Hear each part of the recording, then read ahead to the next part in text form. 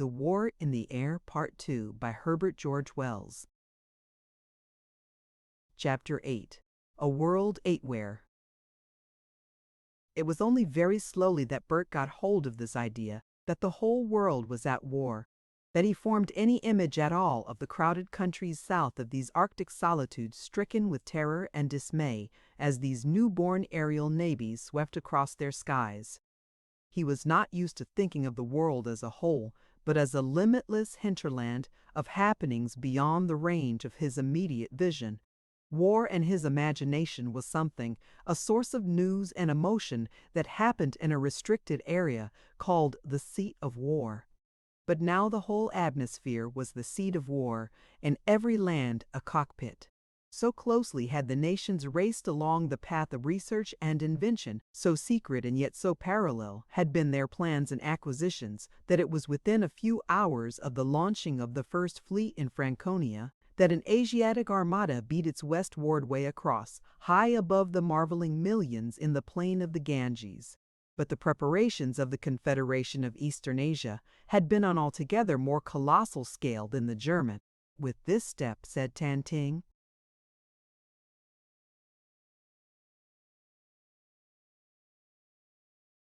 Siang, we overtake and pass the West. We recover the peace of the world that these barbarians have destroyed. Their secrecy and swiftness and inventions had far surpassed those of the Germans, and where the Germans had had 100 men at work, the Asiatics had 10,000. There came to their great aeronautic parks at Chinsuifu and Xingyan, by the mono-rails that now lace the whole surface of China, a limitless supply of skilled and able workmen far above the average European in industrial efficiency. The news of the German world surprise simply quickened their efforts. At the time of the bombardment of New York, it is doubtful if the Germans had 300 airships altogether in the world. The score of Asiatic fleets flying east and west and south must have numbered several thousand. Moreover, the Asiatics had a real fighting flying machine, the Niace as they were called, a light but quite efficient weapon, infinitely superior to the German Drachenflieger. Like that, it was a one-man machine, but it was built very lightly of steel and cane and chemical silk, with a transverse engine and a flapping side wing. The aeronaut carried a gun, firing explosive bullets loaded with oxygen, and in addition, and true to the best tradition of Japan, a sword. Mostly they were Japanese, and it is characteristic that from the first it was contemplated that the aeronaut should be a swordsman. The wings of these flyers had bat-like hooks forward, by which they were to cling to their antagonist's gas chambers while boarding him. These light-flying machines were carried with the fleets and also sent overland or by sea to the front with the men. They were capable of flights of from 200 to 500 miles according to the wind. So hard upon the uprush of the first German air fleet, these Asiatic swarms took to the atmosphere. Instantly, every organized government in the world was frantically and vehemently building airships and whatever approach to a flying machine its inventors had discovered. There was no time for diplomacy.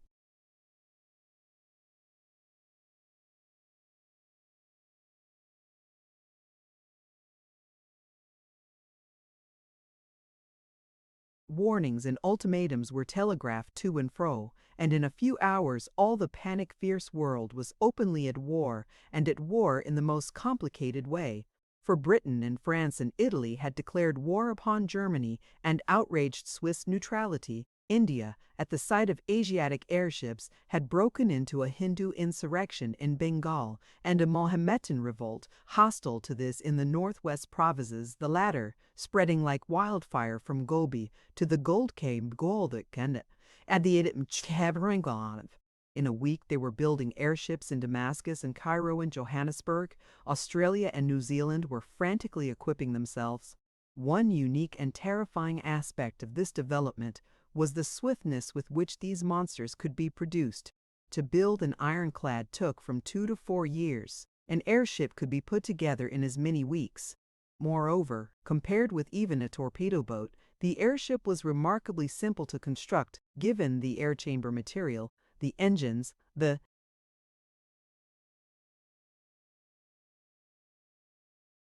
gas plant, and the design, it was really not more complicated and far easier than an ordinary wooden boat had been 100 years before.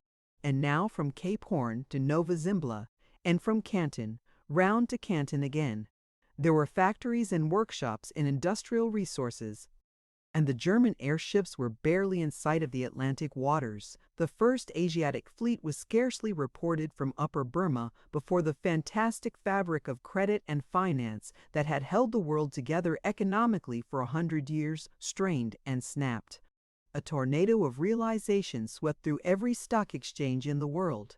Banks stopped payment, business shrank and ceased.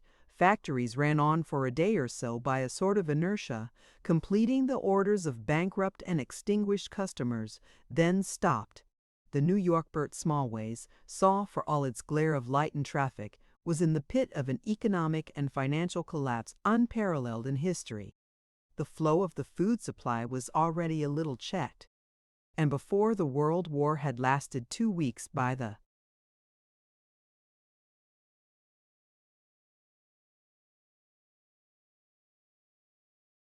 time, that is, that mass was rigged in Labrador, there was not a city or town in the world outside China, however far from the actual centers of destruction, where police and government were not adopting special emergency methods to deal with a want of food and a glut of unemployed people.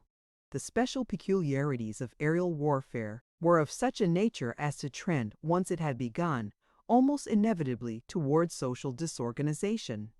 The first of these peculiarities was brought home to the Germans in their attack upon New York. The immense power of destruction an airship has over the thing below, and its relative inability to occupy or police or guard or garrison a surrendered position, necessarily, in the face of urban populations in a state of economic disorganization and infuriated and starving, this led to violent and destructive collisions, and infuriated and starving, this led to violent and destructive collisions, and even where the air fleet inactive above, there would be civil conflict.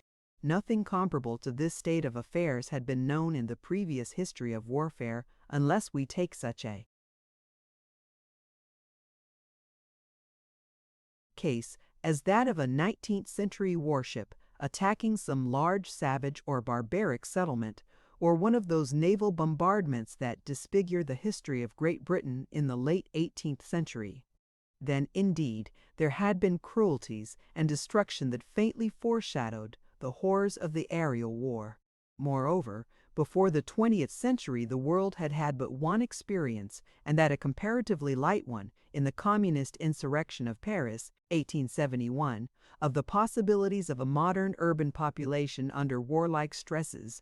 A second peculiarity of airship war as it first came to the world, that also made for social collapse, was the ineffectiveness of the early airships against each other.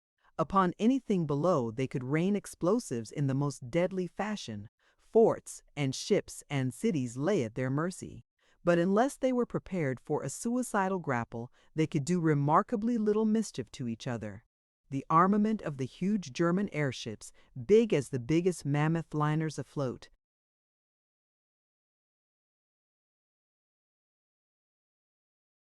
was one machine gun that could easily have been packed up on a couple of mules. In addition, when it became evident that the air must be fought for, the air sailors were provided with rifles with explosive bullets of oxygen or inflammable substance. But no airship at any time ever carried as much in the way of guns and armor as the smallest gunboat on the Navy list had been accustomed to do. Consequently, when these monsters met in battle, they maneuvered for the upper place, or grappled and fought like junks, throwing grenades fighting hand in an inherently maddening. The risks of a collapse and fall on either side came near to balancing in every case the chances of victory. As a consequence, and after their first experiences of battle, one finds a growing tendency on the part of the air fleet admirals to evade joining battle, and to seek rather the moral advantage of a destructive counterattack. And if the airships were too ineffective, the early Drachenflieger were either too unstable, like the German, or too light, like the Japanese, to produce immediately.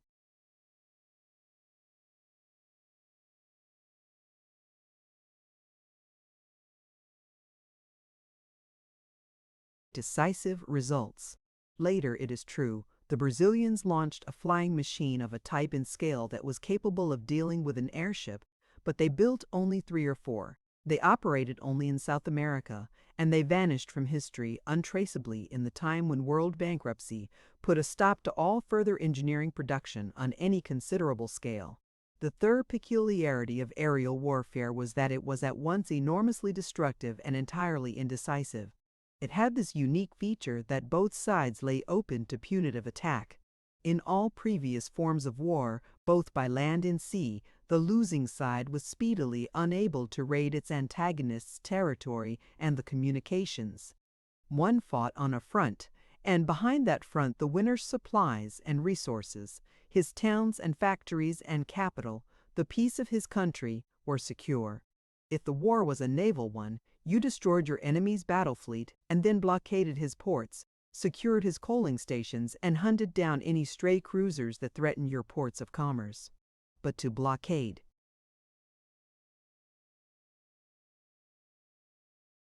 and watch a coastline is one thing. To blockade and watch the whole surface of a country is another. And cruisers and privateers are things that take long to make, that cannot be packed up and hidden and carried unostentatiously from point to point. In aerial war, the stronger side, even supposing it destroyed the main battle fleet of the weaker, had then either to patrol and watch, or destroy every possible point at which he might produce another and perhaps a novel and more deadly form of flyer. It meant darkening his air with airships. It meant building them by the 1,000 and making aeronauts by the 100,000. A small, uninnated airship could be hidden in a railway shed, in a village street, in a wood. A flying machine is even less conspicuous.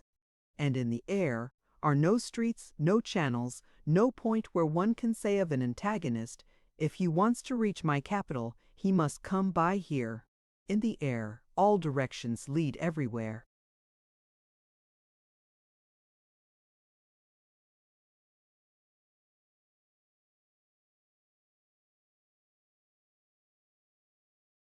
Consequently, it was impossible to end a war by any of the established methods.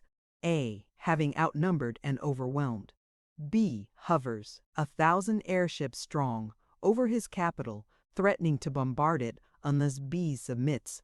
B. Replies by wireless telegraphy that he is now in the act of bombarding the chief manufacturing city of A by means of 3 raider airships. A. Denounces B's raiders as pirates and so forth, bombards B's capital, and sets off to hunt down B's airships, while B, in a state of passionate emotion and heroic unconquerableness, sets to work amidst his ruins, making fresh airships and explosives for the benefit of A. The war became perforce a universal guerrilla war, a war inextricably involving civilians and homes, and all the apparatus of social life. These aspects of aerial fighting took the world by surprise. There had been no foresight to deduce these consequences. If there had been, the world would have arranged for a universal peace conference in 1900. But mechanical invention had gone faster than intellectual and social organization, and the world with its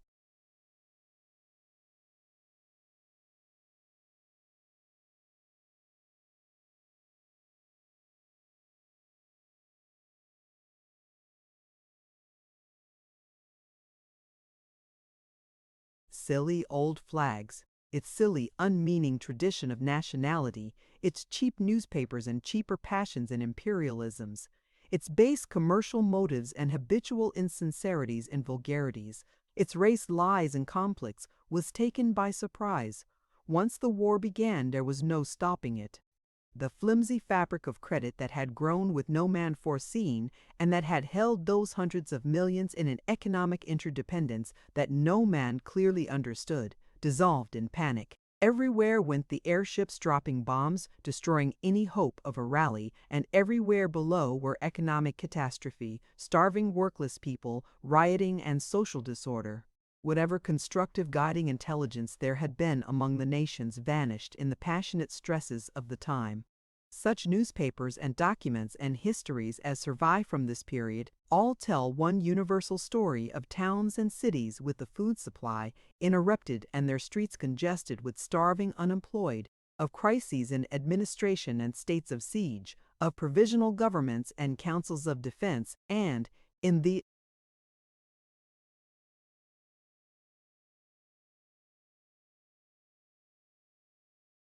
cases of India and Egypt, insurrectionary committees taking charge of the rearming of the population, of the making of batteries and gun pits, of the vehement manufacture of airships and flying machines.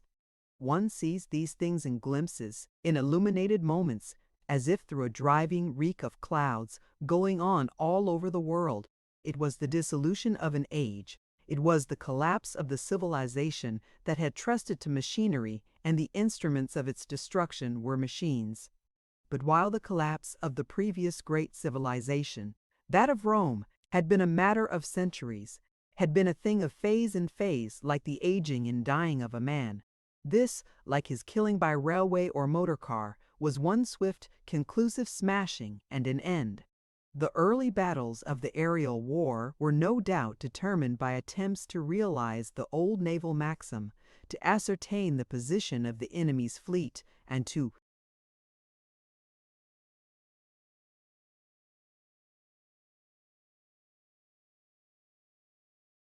destroy it.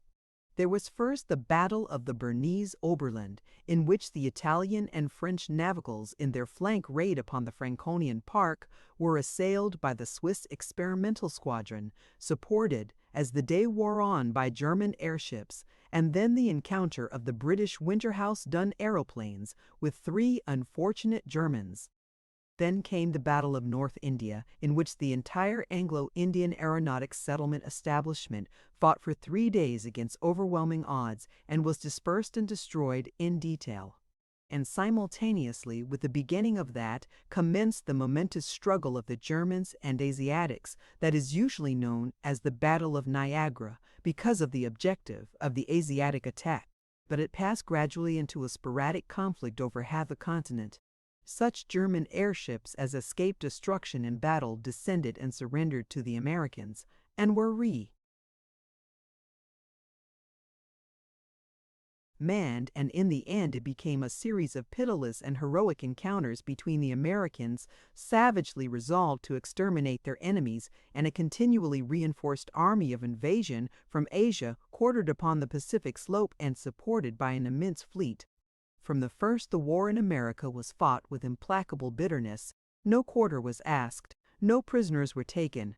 With ferocious and magnificent energy the Americans constructed and launched ship after ship to battle and perish against the Asiatic multitudes. All other affairs were subordinate to this war. The whole population was presently living or dying for it. Presently, as I shall tell, the white men found in the Butteridge machine a weapon that could meet and fight the flying machines of the Asiatic swordsmen. The Asiatic invasion of America completely effaced the German-American conflict. It vanishes from history. At first it had seemed to promise quite sufficient tragedy in itself, beginning as it did in unforgettable massacre. After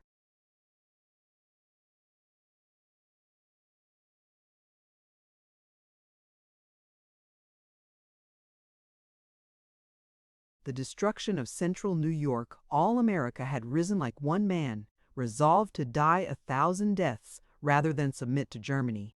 The Germans grimly resolved upon beating the Americans into submission, and, following out the plans developed by the Prince, had seized Niagara in order to avail themselves of its enormous power works, expelled all its inhabitants, and made a desert of its environs as far as Buffalo. They had also, directly Great Britain and France declare war, wrecked the country upon the Canadian side for nearly 10 miles inland. They began to bring up men and material from the fleet off the East Coast, straying out to and fro like bees getting honey. It was then that the Asiatic forces appeared, and it was in their attack upon this German base at Niagara that the air fleets of East and West first met and the greater issue became clear. One conspicuous peculiarity of the early aerial fighting arose from the profound secrecy with which the airships had been prepared. each power had had but the dimmest inkling of the schemes of its rivals and even experiments.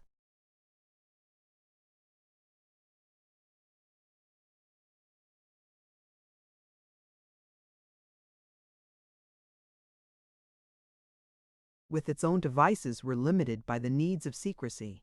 None of the designers of airships and airplanes had known clearly what their inventions might have to fight. Many had not imagined they would have to fight anything whatever in the air, and had planned them only for the dropping of explosives. Such had been the German idea. The only weapon for fighting another airship with which the Franconian fleet had been provided was the machine gun forward. Only after the fight over New York were the men given short rifles with detonating bullets. Theoretically, the Drachenflieger were to have been the fighting weapon. They were declared to be aerial torpedo boats, and the aeronaut was supposed to swoop close to his antagonist and cast his bombs as he whirled past. But indeed these contrivances were hopelessly unstable. Not 1/3 in any engagement succeeded in getting back to the mother airship. The rest were either smashed up or grounded. The Allied Chino-Japanese fleet made the same distinction as the Germans between airships and fighting machines, heavier than air, but the type in both cases was entirely different from the Occidental models, and it is eloquent of the vigor with which these great peoples took up and bettered the European methods of scientific research in almost every particular, the invention of Asiatic engineers. Chief among these, it is worth remarking, was Mohini K. Chatterjee, a political exile who had formerly served in the British Indian Aeronautic Park at Lahore. The German airship was fish-shaped, with a blunted head. The Asiatic airship was also fish-shaped, but not so much on the lines of a cod or goby as of a ray or sole. It had a wide, flat underside, unbroken by windows or any opening except along the middle line. Its cabins occupied its axis, with a sort of bridge deck above, and the gas chambers gave the whole affair the shape of a gypsy's hoop tent, except that it was much flatter. The German airship was essentially a navigable balloon, very much lighter than air. The Asiatic airship was very little.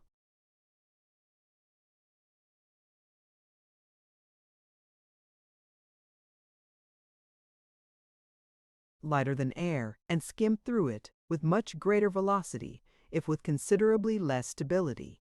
They carried fore and aft guns, the latter much the larger, throwing inflammatory shells, and in addition they had nests for riflemen on both the upper and the underside. Light as this armament was in comparison with the smallest gunboat that ever sailed, it was sufficient for them to outfight as well as outfly the German monster airships. In action, they flew to get behind or over the Germans. They even dashed underneath, avoiding only passing immediately beneath the magazine, and then, as soon as they had crossed, let fly with their rear gun and sent flares or oxygen shells into the antagonist's gas chambers. It was not in their airships, but, as I have said, in their flying machines proper that the strength of the Asiatics lay. Next only to the Butteridge machine, these were certainly the most efficient, heavier than air flyers that had ever appeared. They were the invention of a Japanese artist, and they differed in type extremely from the box-kite quality of the German Drachenflieger. They had curiously curved, flexible side wings, more like bent butterflies' wings than anything else, and made of a substance like celluloid and of brightly painted silk, and they had a long hummingbird tail. At the forward corner of the wings were hooks, rather like the claws of a bat, by which the machine could catch and hang and tear the walls of an airship's gas chamber. The solitary rider sat between the wings above a transverse explosive engine.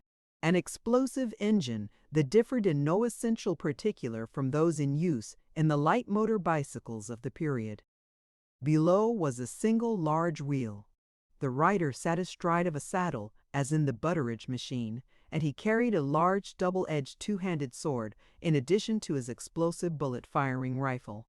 One sets down these particulars and compares the points of the American and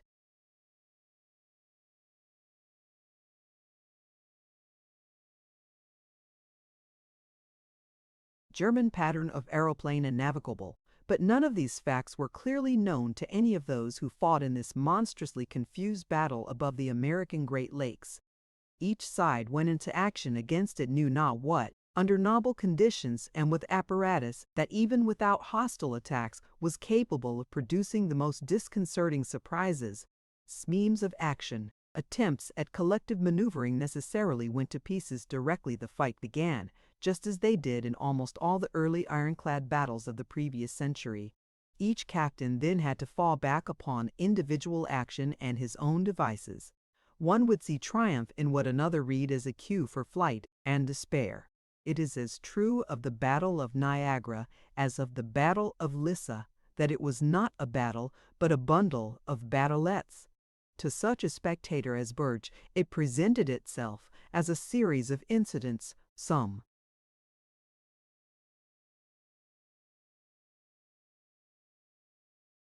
immense, some trivial, but collectively incoherent. He never had a sense of any plain issue joined, of any point struggled for and won or lost.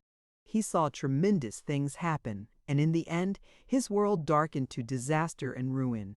He saw the battle from the ground, from Prospect Park and from Goat Island, whither he fled. But the manner in which he came to be on the ground needs explaining. The prince had resumed command of his fleet through wireless telegraphy long before the Zeppelin had located his encampment in Labrador. By his direction, the German air fleet, whose advanced scouts had been in contact with the Japanese over the Rocky Mountains, had concentrated upon Niagara and awaited his arrival. He had rejoined his command early in the morning of the 12th, and Bert had his first prospect of the gorge of Niagara while he was doing net drill outside the middle gas chamber at sunrise. The Zeppelin was flying very high at the time, and far below he saw the water in the gorge, marbled with froth, and then away to the west, the great crescent of the Canadian Fall, shining, flickering, and foaming in the level sunlight, and sending up a deep, incessant, thudding rumble to the sky. The air fleet was keeping station in an enormous crescent, with its horns pointing southwestward, a long array of shining monsters, with tails rotating slowly, and German ensigns now trailing from their bellies aft of their Marconi pendants. Niagara City was still largely standing then, albeit its streets were empty of all life. Its bridges were intact, its hotels and restaurants still flying flags and inviting sky signs, its power stations running.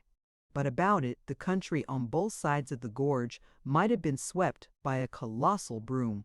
Everything that could possibly give cover to an attack upon the German position at Niagara had been leveled as ruthlessly as machinery and explosives could contrive. Houses blown up and burnt, woods burnt, fences and crops destroyed. The monorails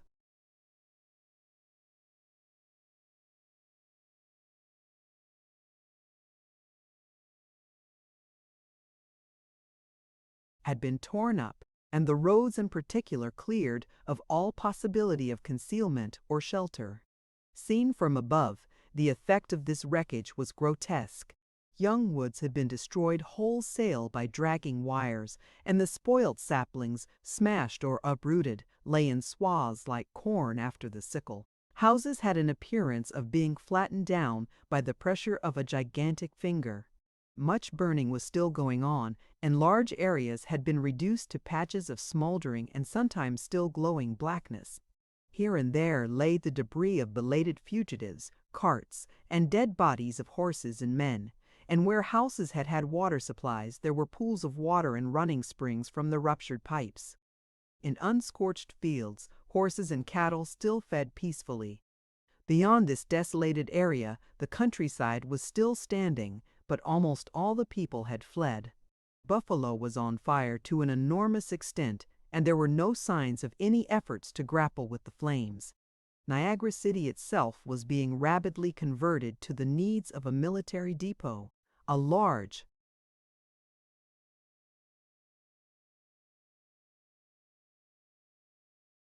number of skilled engineers had already been brought from the fleet, and were busily at work adapting the exterior industry apparatus of the place to the purposes of an aeronautic park.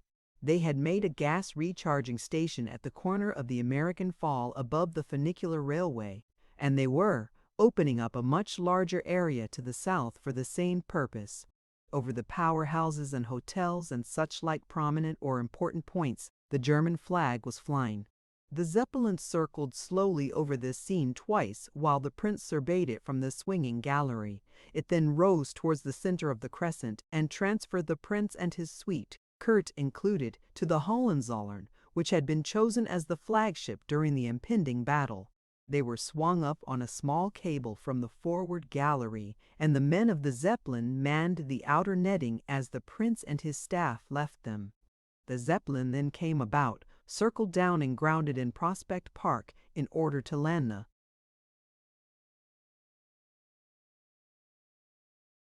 wounded and take aboard explosives.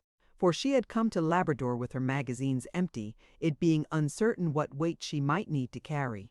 She also replenished the hydrogen in one of her forward chambers which had leaked. Bert was detailed as a bearer and helped carry the wounded one by one into the nearest of the large hotels that faced the Canadian shore. The hotel was quite empty except that there were 2 trained American nurses and a Negro porter and 3 or 4 Germans awaiting them. Bert went with the Zeppelin's doctor into the main street of the place, and they broke into a drug shop and obtained various things of which they stood in need. As they returned, they found an officer and 2 men making a rough inventory of the available material in the various stores. Except for them, the wide main street of the town was quite deserted. The people had been given 3 hours to clear out, and everybody, it seemed, had done so. At one corner, a dead man lay against the wall shot. 2 or 3 dogs were visible up the empty vista, but towards its river end, the passage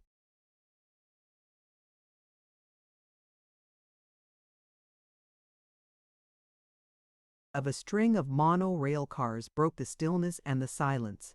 They were loaded with hose and were passing to the train full of workers who were converting Prospect Park into an airship da. Bert pushed a case of medicine balanced on a bicycle taken from an adjacent shop to the hotel, and then he was sent to load bombs into the Zeppelin magazine, a duty that called for elaborate care. From this job he was presently called off by the captain of the Zeppelin, who sent him with a note to the officer in charge of the Anglo-American Power Company, for the field telephone had still to be adjusted. Bert received his instructions in German, whose meaning he guessed, and saluted and took the note, not caring to betray his ignorance of the language. He started off with a bright air of knowing his way, and turned a corner or so, and was only beginning to suspect that he did not know where he was going when his attention was recalled to the sky by the report of a gun from the Hohenzollern and celestial cheering.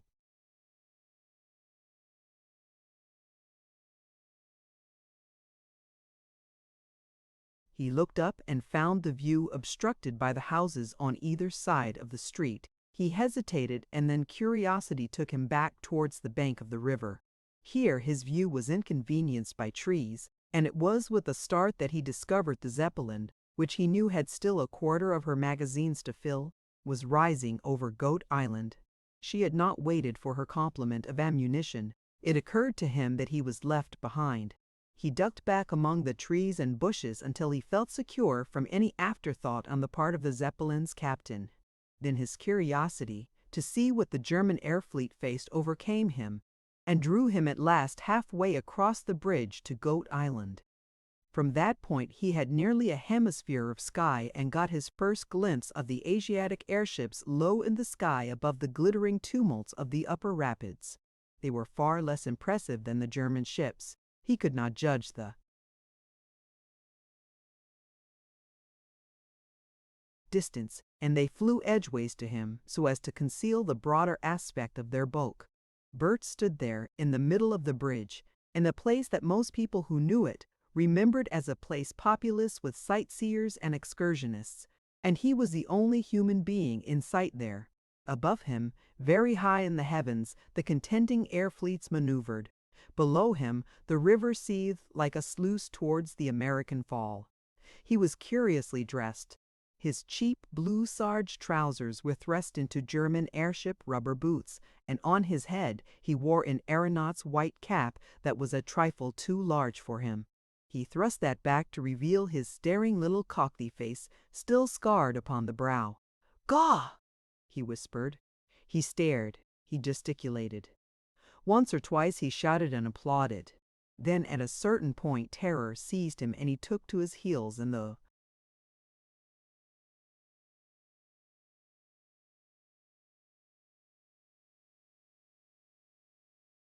direction of Goat Island. For a time after they were in sight of each other, neither fleet attempted to engage. The Germans numbered 67 great airships, and they maintained the crescent formation at a height of nearly 4,000 feet.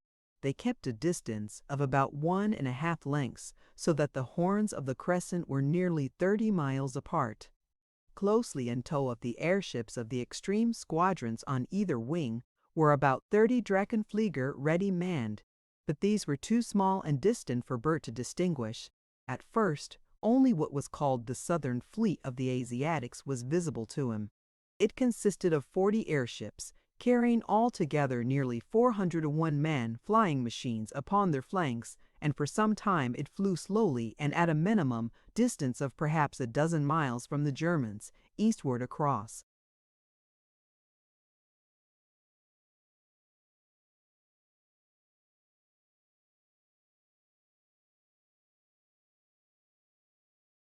Their front. At first Bert could distinguish only the greater bulks. Then he perceived the one-man machines as a multitude of very small objects drifting like motes in the sunshine about and beneath the larger shapes. Bert saw nothing then of the second fleet of the Asiatics, though probably that was coming into sight of the Germans at the time, in the northwest. The air was very still, the sky almost without a cloud, and the German fleet had risen to an immense height, so that the airships seemed no longer of any considerable size. Both ends of their crescent showed plainly. As they beat southward, they passed slowly between Bert and the sunlight, and became black outlines of themselves. The Drachenflieger appeared as little flecks of black on either wing of this aerial armada. The two fleets seemed in no hurry to engage.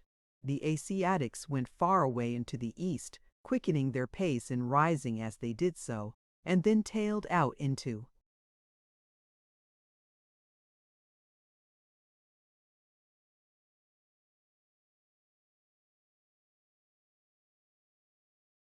a long column and came flying back, rising towards the German left. The squadrons of the latter came about, facing this oblique advance, and suddenly little flickerings and a faint crepitating sound told that they had opened fire. For a time no effect was visible to the watcher on the bridge. Then, like a handful of snowflakes, the Drachenflieger swooped to the attack, and a multitude of red specks whirled up to meet them. It was to Bert's sense not only enormously remote, but singularly inhuman. Not 4 hours since he had been on one of those very airships, and yet they seemed to him now not gas bags carrying men, but strange sentient creatures that moved about and did things with a purpose of their own. The flight of the Asiatic and German flying machines joined and dropped earthward became like a handful of white and red rose petals flung from a distant window, grew larger until Bert could see the overturned ones spinning through the air and were hidden by great volumes of dark smoke that were rising in the direction of Buffalo. For a time they all were hidden, then two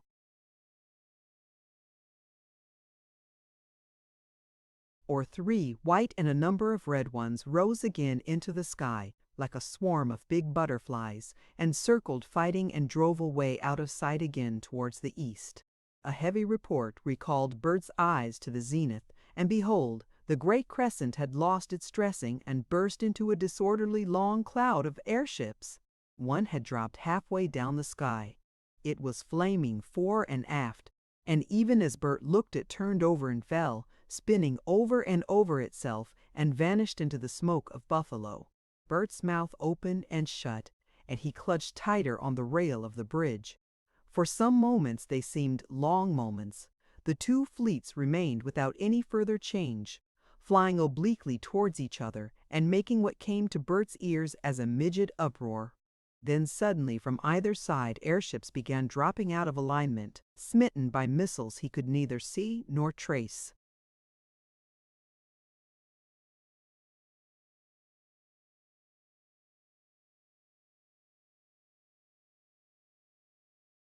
the string of Asiatic ships swung round and either charged into or over it was difficult to say from below the shattered line of the Germans, who seemed to open out to give way to them. Some sort of maneuvering began, but Bert could not grasp its import. The left of the battle became a confused dance of airships. For some minutes up there, the two crossing lines of ships looked so close, it seemed like a hand-to-hand scuffle in the sky. Then they broke up into groups and duels. The descent of German airships towards the lower sky increased. One of them flared down and vanished far away in the north. Two dropped with something twisted and crippled in their movements. Then a group of antagonists came down from the zenith in an eddying conflict, two Asiatics against one German, and were presently joined by another and drove away eastward all together, with others dropping out of the German line to join them. One Asiatic either rammed or collided with a still more gigantic German, and the two went spinning to destruction together. The northern squadron of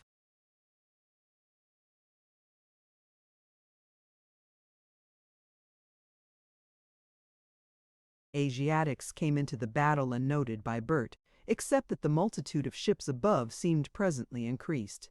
In a little while the fight was utter confusion, drifting on the whole to the southwest against the wind. It became more and more a series of group encounters.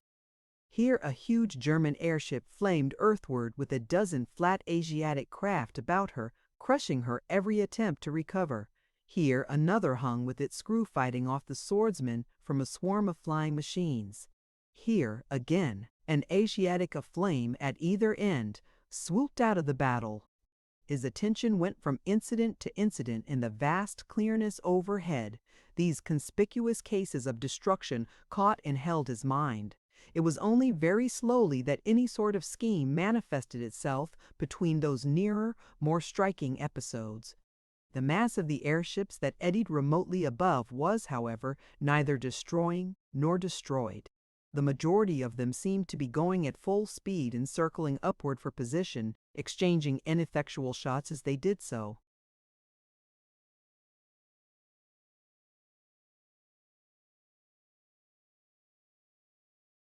Very little ramming was essayed after the first tragic downfall of rammer and rammed, and whatever attempts at boarding were made were invisible to Bert. There seemed, however, a steady attempt to isolate antagonists, to cut them off from their fellows and bear them down, causing a perpetual sailing back and interlacing of these shoaling bulks. The greater numbers of the Asiatics and their swifter heeling movements gave them the effect of persistently attacking the Germans. Overhead, and evidently endeavoring to keep itself in touch with the works of Niagara, a body of German airships drew itself together into a compact phalanx, and the Asiatics became more and more intent upon breaking this up. He was grotesquely reminded of fish in a fish pond struggling for crumbs. He could see puny puffs of smoke and the flash of bombs, but never a sound came down to him. A flapping shadow passed for a moment between Bert and the sun and was followed by another. A whirring of engines, click, clock, clitter clock, smote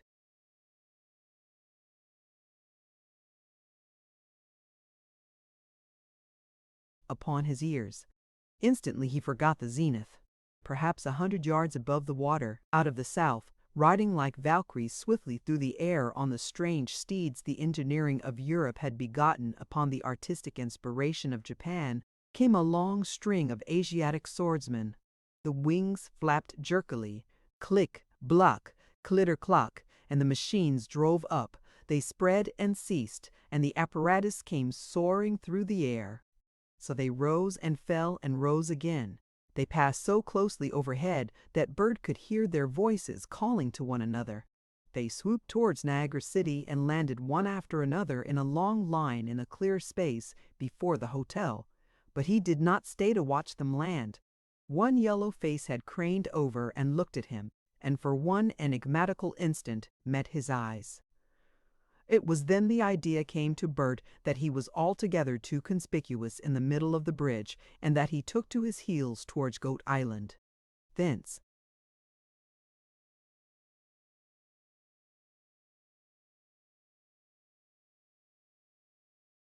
dodging about among the trees with perhaps an excessive self-consciousness, he watched the rest of the struggle. When Bert's sense of security was sufficiently restored for him to watch the battle again, he perceived that a brisk little fight was in progress between the Asiatic aeronauts and the German engineers for the possession of Niagara City. It was the first time in the whole course of the war that he had seen anything resembling fighting as he had studied it in the illustrated papers of his youth. It seemed to him almost as though things were coming right. He saw men carrying rifles and taking cover and running briskly from point to point in a loose attacking formation. The first batch of aeronauts had probably been under the impression that the city was deserted.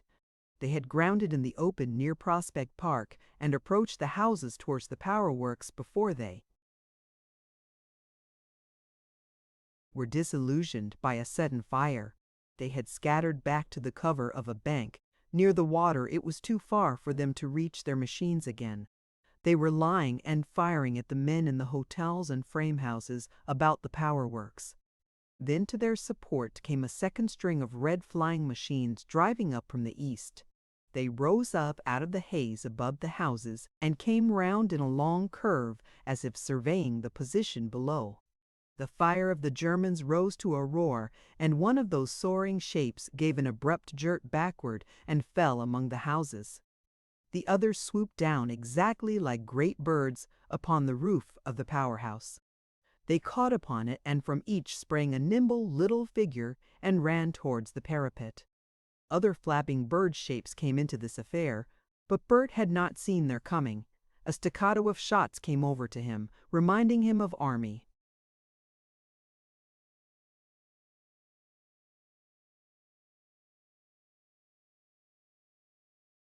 maneuvers, of newspaper descriptions of fights, of all that was entirely correct in his conception of warfare. He saw quite a number of Germans running from the outlying houses towards the powerhouse. Two fell. One lay still, but the other wriggled and made efforts for a time. The hotel that was used as a hospital, and to which he had helped carry the wounded men from the Zeppelin earlier in the day, suddenly ran up the Geneva flag. The town that had seemed so quiet had evidently been concealing a considerable number of Germans, and they were now concentrating to hold the central powerhouse. He wondered what ammunition they might have. More and more of the Asiatic flying machines came into the conflict. They had disposed of the unfortunate German Drachenflieger and were now aiming at the incipient aeronautic park, the electric gas generators, and repair stations which formed the German base. Some landed, and their aeronauts took cover and became energetic infantry soldiers. Others hovered above the fight, their men ever and again firing shots down at some chance exposure below.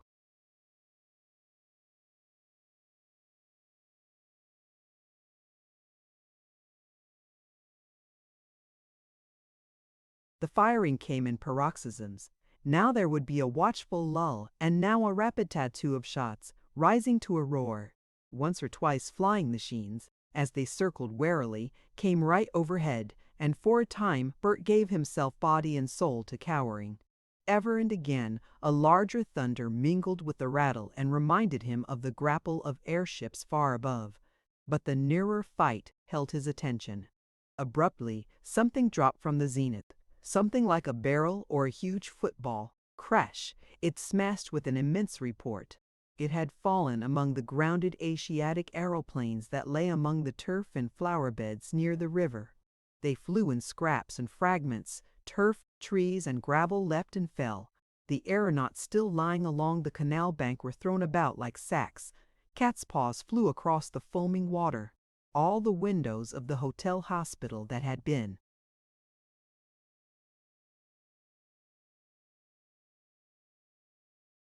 shiningly reflecting blue sky and airships the moment before became vast black stars. Bang! A second followed. Bert looked up and was filled with a sense of a number of monstrous bodies swooping down, coming down on the whole affair like a flight of bellying blankets, like a string of vast dish covers. The central tangle of the battle above was circling down as if to come into touch with the powerhouse fight. He got a new effect of airships altogether, as vast things coming down upon him, growing swiftly larger and larger and more overwhelming, until the houses over the way seemed small, the American rapids narrow, the bridge flimsy, the combatants infinitesimal. As they came down, they became audible as a complex of shootings and vast creakings and groanings and beatings and throbbings and shouts and shots and shots. The four shortened black eagles at the four ends of the Germans had an effect of actual combat of flying feathers. Some of these fighting airships came within 500 feet of the ground. Bert could see men on the lower galleries of the Germans firing rifles, could see.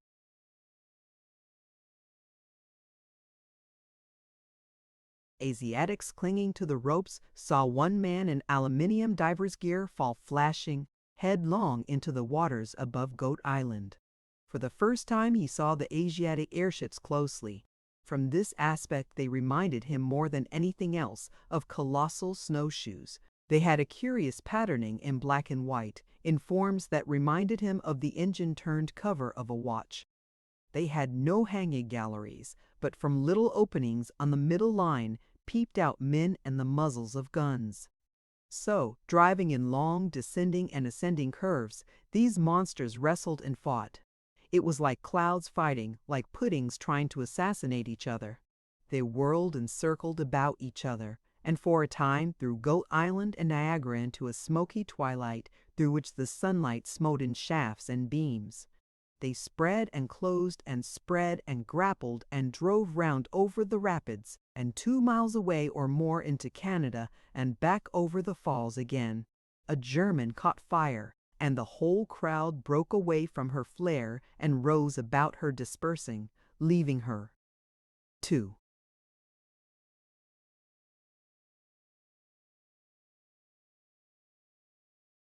Drop towards Canada and blow up as she dropped.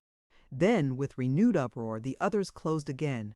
Once from the men in Niagara City came a sound like an ant-hill cheering. Another German burnt, and one badly deflated by the prow of an antagonist flopped out of action southward. It became more and more evident that the Germans were getting the worst of the unequal fight. More and more obviously were they being persecuted. Less and less did they seem to fight with any object other than escape. The Asiatics swept by them and above them, ripped their bladders, set them alight, picked off their dimly seen men in diving clothes who struggled against fire and tear with fire extinguishers and silk ribbons in the inner netting. They answered only with ineffectual shots. Thence the battle circled back over Niagara, and then suddenly the Germans, as if at a preconcerted signal, broke and dispersed, going east, west, north, and south in open and confused flight. The Asiatics, as they realized this, rose to fly above them and after them. Only one little knot of 4 Germans and perhaps a dozen Asiatics remained fighting about the Hohenzollern and the Prince as he circled in a last attempt to save Niagara. Round they swooped once again over the Canadian Fall, over the waste of waters eastward, until they were distant and small, and then round and back, hurrying, bounding, swooping towards the one gaping spectator. The whole struggling mass approached very swiftly, growing rapidly larger and coming out black and featureless against the afternoon sun and above the blinding welter of the upper rapids. It grew like a storm cloud until once more it darkened the sky. The flat Asiatic airships kept high above the Germans and behind them, and fired unanswered bullets into their gas chambers, and upon their flanks the one-man flying machines hovered and alighted like a swarm of attacking bees. Nearer they came, and nearer, filling the lower heaven. 2 of the Germans swooped and rose again, but the Hohenzollern had suffered too.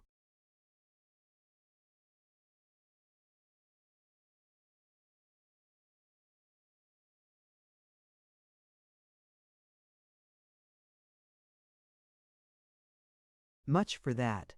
She lifted weakly, turned sharply as if to get out of the battle, burst into flames fore and aft, swept down to the water, splashed into it obliquely, and rolled over and came downstream, rolling and smashing and writhing like a thing alive, halting and then coming on again, with her torn and bent propeller still beating the air. The bursting flames spluttered out again in clouds of steam. It was a disaster gigantic in its dimensions.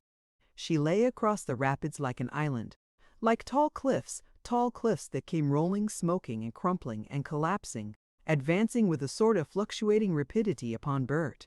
One Asiatic airship. It looked to Bert from below like 300 yards of pavement, whirled back and circled 2 or 3 times over that great overthrow, and half a dozen crimson flying machines danced for a moment like great midges in the sunlight before they swept on after their fellows. The rest of the fight had already gone over the island, a wild crescendo of shots and yells and smashing uproar. It was hidden from Bert now by the trees of the island and,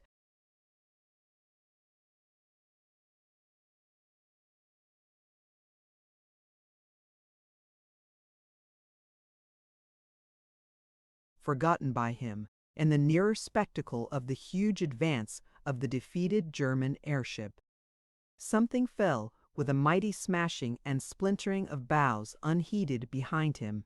It seemed for a time that the Hohenzollern must needs break her back upon the parting of the waters, and then for a time her propeller flopped and frothed in the river and thrust the mass of buckling, crumpled wreckage towards the American shore.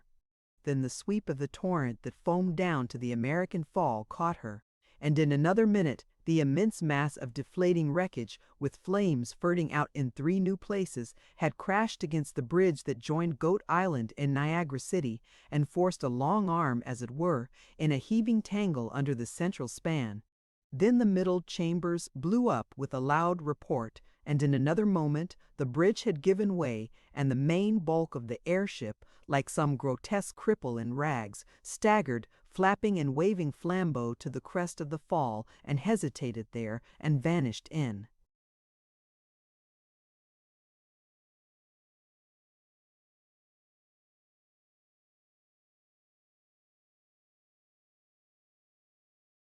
A desperate suicidal leap.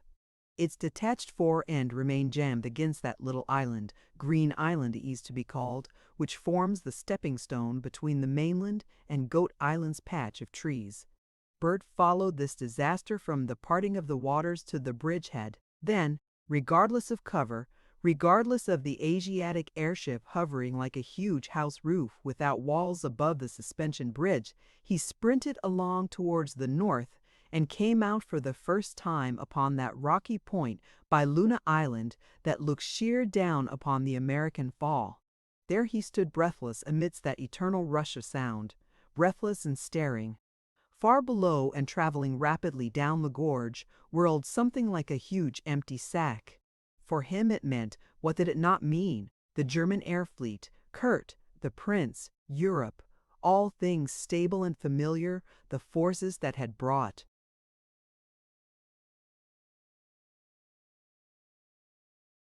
him, the forces that had seemed indisputably victorious. And it whipped down the rapids like an empty sack and left the visible world to Asia, to yellow people beyond Christendom, to all that was terrible and strange.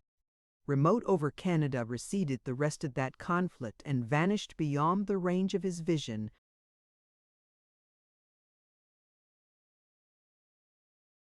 Chapter 9. On Goate's Land. The whack of a bullet on the rocks beside him reminded him that he was a visible object, and wearing at least portions of a German uniform. It drove him into the trees again, and for a time he dodged and dropped and sought cover like a chick hiding among reeds from imaginary hawks. "Beaten," he whispered. "Beaten and done for. Chinese. Yellow chaps chasing 'em." At last he came to rest in a clump of bushes near a locked-up and deserted refreshment shed within view of the American side. They made a sort of hole and harbor for him. They met completely overhead. He looked across the rapids, but the firing had ceased now altogether, and everything seemed quiet. The Asiatic aeroplane had moved from its former position above the suspension bridge, was motionless now above Niagara City, shadowing all that district about the powerhouse which had been the scene of the land fight. The monster had an air of quiet and assured predominance, and from its stern it trailed, serene and ornamental, a long streaming flag, the red, black, and yellow of the Great Alliance, the sunrise, and the dragon. Beyond, to the east, at a much higher level, hung the second consort, and Bert, presently gathering courage, wriggled out and craned his neck to find another still airship against the sunset in the south. "Gaw," he said, beaten and chased. My God! The fighting, it seemed at first, was quite over in Niagara City, though a German flag was still flying from one shattered house. A white sheet was hoisted above the powerhouse, and this remained flying all through the events that followed. But presently came a sound of shots, and then German soldiers running. They disappeared among the houses, and then came two engineers in blue shirts and trousers hotly pursued by three Japanese swordsmen. The foremost of the two fugitives was a shapely man and ran lightly and well. The second was a Priam. Sturdy little man, and rather fat. He ran comically in leaps and bounds, with his plump arms bent up by his side and his head thrown back. The pursuers ran with uniforms in dark thin metal and leather headdresses. The little man stumbled, and Bert gasped, realizing a new horror in war. The foremost swordsman won 3 strides on him and was near enough to slash at him and miss as he spurted. A dozen yards they ran, and then the swordsman slashed again, and Bert could hear across the waters a little sound like the moo of an elfin cow as the fat little man fell forward. Slash went the swordsman, and slash at something on the ground that tried to save itself with ineffectual hands. "Oh, I can't," cried Bert, near blubbering and staring with starting eyes. The swordsman slashed a 4th time and went on as his fellows came up after the better runner. The hindmost swordsman stopped and turned back. He had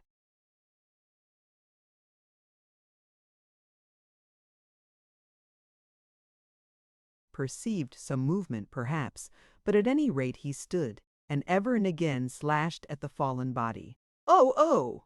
groaned Bert at every slash, and shrank closer into the bushes and became very still. Presently came a sound of shots from the town, and then everything was quiet, everything, even the hospital. He saw presently little figures sheathing swords come out from the houses and walk to the debris of the flying machines the bomb had destroyed. Others appeared wheeling undamaged aeroplanes upon their wheels, as men might wheel bicycles, and sprang into the saddles and flapped into the air. A string of 3 airships appeared far away in the east and flew towards the zenith. The one that hung low above Niagara City came still lower and dropped a rope ladder to pick up men from the powerhouse. For a long time he watched the further happenings in Niagara City as a rabbit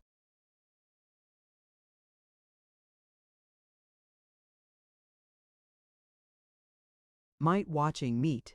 He saw men going from building to building to set fire to them, as he presently realized, and he heard a series of dull detonations from the wheel pit of the powerhouse. Some similar business went on among the works on the Canadian side. Meanwhile, more and more airships appeared, and many more flying machines, until at last it seemed to him nearly a third of the Asiatic fleet had reassembled. He watched them from his bush, cramped but immovable, watched them gather and range themselves and signal and pick up men, until at last they sailed away towards the glowing sunset, going to the great Asiatic rendezvous above the oil wells of Cleveland. They dwindled and passed away, leaving him alone, so far as he could tell, the only living man in a world of ruin and strange loneliness, almost beyond describing. He watched them recede and vanish. He stood gaping after them. "Gaw," he said at last, like one who rouses himself from a trance.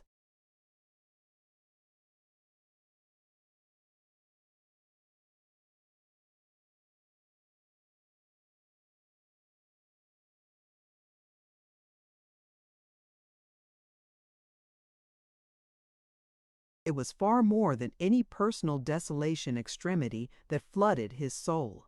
It seemed to him, indeed, that this must be the sunset of his race. He did not at first envisage his own plight in definite and comprehensible terms. Things happened to him so much of late, his own efforts had counted for so little, that he had become passive and planless. His last scheme had been to go round the coast of England as a desert dervish, giving refined entertainment to his fellow creatures. Fate had quashed that. Fate had seen fit to direct him to other destinies, had hurried him from point to point, and dropped him at last upon this little wedge of rock between the cataracts. It did not instantly occur to him that now it was his turn to play. He had a singular feeling that all must end as a dream ends, that presently surely he would be back in the world of Grubb and Edna and Bun Hill, that this roar, this glittering presence of incessant water,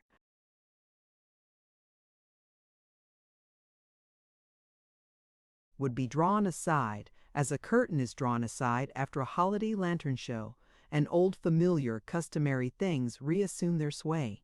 It would be interesting to tell people how he had seen Niagara. And then Kurt's words came into his head. People torn away from the people they care for, homes smashed, creatures full of life and memories and peculiar little gifts torn to pieces, starved and spoiled. He wondered, half incredulous, if that was indeed true. It was so hard to realize it. Out beyond there, was it possible that Tom and Jessica were also in some dire extremity? That the little greengrocer's shop was no longer standing open, with Jessica serving respectfully, warming Tom's ear and sharp asides, or punctually sending out the goods? He tried to think what day of the week it was, and found he had lost his reckoning. Perhaps it was Sunday. If so, were they going to church, or were they?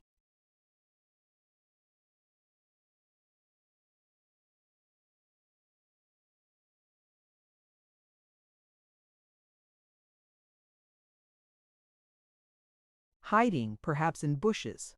What had happened to the landlord, the butcher, and to Butteridge and all those people on Dymchurch Beach?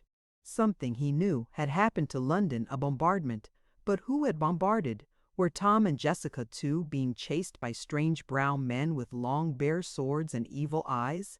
He thought of various possible aspects of affliction, but presently one phase ousted all the others. Were they getting much to eat? The question haunted him, obsessed him. If one was very hungry, would one eat rats? It dawned upon him that a peculiar misery that oppressed him was not so much anxiety and patriotic sorrow as hunger. Of course he was hungry. He reflected and turned his steps towards the little refreshment shed that stood near the end of the ruined bridge. Ought to be something. He strolled round it once or twice and then attacked the shutters with his pocket knife, reinforced presently by a wooden stake he found conveniently near. At last he got a shutter to give and tore it back and stuck in his head. Grub, he remarked, anyhow. Leastways, he got at the inside fastening of the shutter and had presently this establishment open for his exploration. He found several sealed bottles of sterilized milk, much mineral water, 2 tins of biscuits in a crock of very stale cakes, cigarettes in great quantity but very dry, some rather dry oranges, nuts, some tins of canned meat and fruit, and plates and knives and forks, and glasses sufficient for several score of people. There was also a zinc locker, but he was unable to negotiate the padlock of this. "Shan't starve," said Bert, "for a bit, anyhow."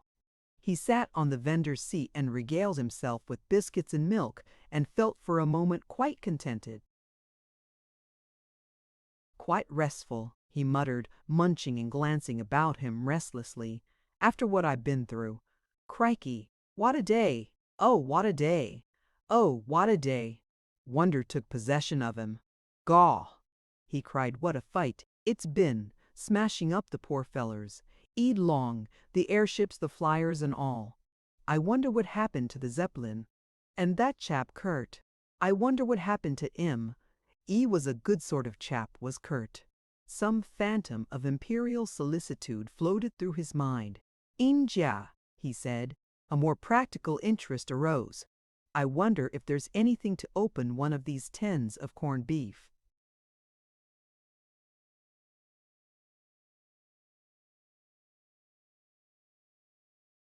After he had feasted, Bert lit a cigarette and sat meditative for a time. "Wonder where Grubb is," he said. "I do wonder that. Wonder if any of 'em wonder about me." He reverted to his own circumstances. Dessay, I shall have to stop on this island for some time. He tried to feel at his ease and secure, but presently the indefinable restlessness of the social animal in solitude distressed him. He began to want to look over his shoulder and, as a corrective, roused himself to explore the rest of the island. It was only very slowly that he began to realize the peculiarities of his position, to perceive that the breaking down of the arch between Green Island and the mainland had cut him off completely from the world. Indeed, it was only when he came back to where the fore end of the Hohenzollern lay like a stranded ship and was contemplating the shattered bridge that this dawned upon him.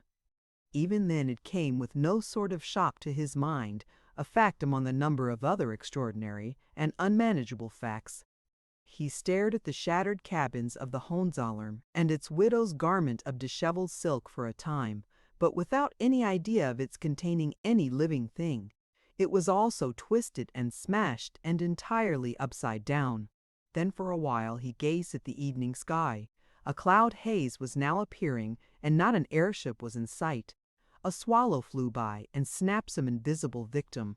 Like a dream, he repeated. Then for a time the rapids held his mind. Roaring. It keeps on roaring and splashing always and always. Keeps on.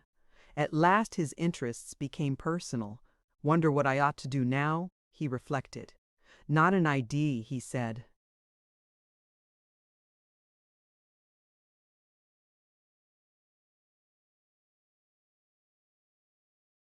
He was chiefly conscious that a fortnight ago he had been in Bun Hill with no idea of travel in his mind, and that now he was between the Falls of Niagara amidst the devastation and ruins of the greatest air fight in the world, and that in the interval he had been across France, Belgium, Germany, England, Ireland, and a number of other countries. It was an interesting thought and suitable for conversation, but of no great practical utility. Wonder, oh, I can get orf this, he said. Wonder if there is a way out. If not, rummy. Further reflection decided I believe I got myself in a bit of a 'ole coming over that bridge. In ow got me out of the way of them chimpanzee chaps. Wouldn't they've taken 'em long to cut me throat? No. Still, he resolved to return to the point of Luna Island. For a long time he stood without stirring, scrutinizing the Canadian shore and the wreckage of hotels and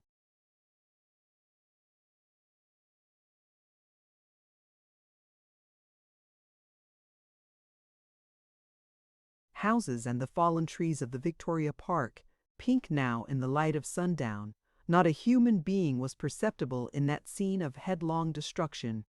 Then he came back to the American side of the island, crossed close to the crumpled aluminium wreckage of the Hohenzollern to Green Islet, and scrutinized the hopeless breach in the further bridge and the water that boiled beneath it. Towards Buffalo there was still much smoke, and near the position of the Niagara railway station the houses were burning vigorously. Everything was deserted now, everything was still. One little abandoned thing lay on a transverse path between town and road, a crumpled heap of clothes with sprawling limbs. "Avail look round," said Bert, and taking a path that ran through the middle of the island he presently discovered the wreckage of the two Asiatic aeroplanes that had fallen out of the struggle that ended the Hohenzollern. With the first he found the wreckage of an aeronaut too.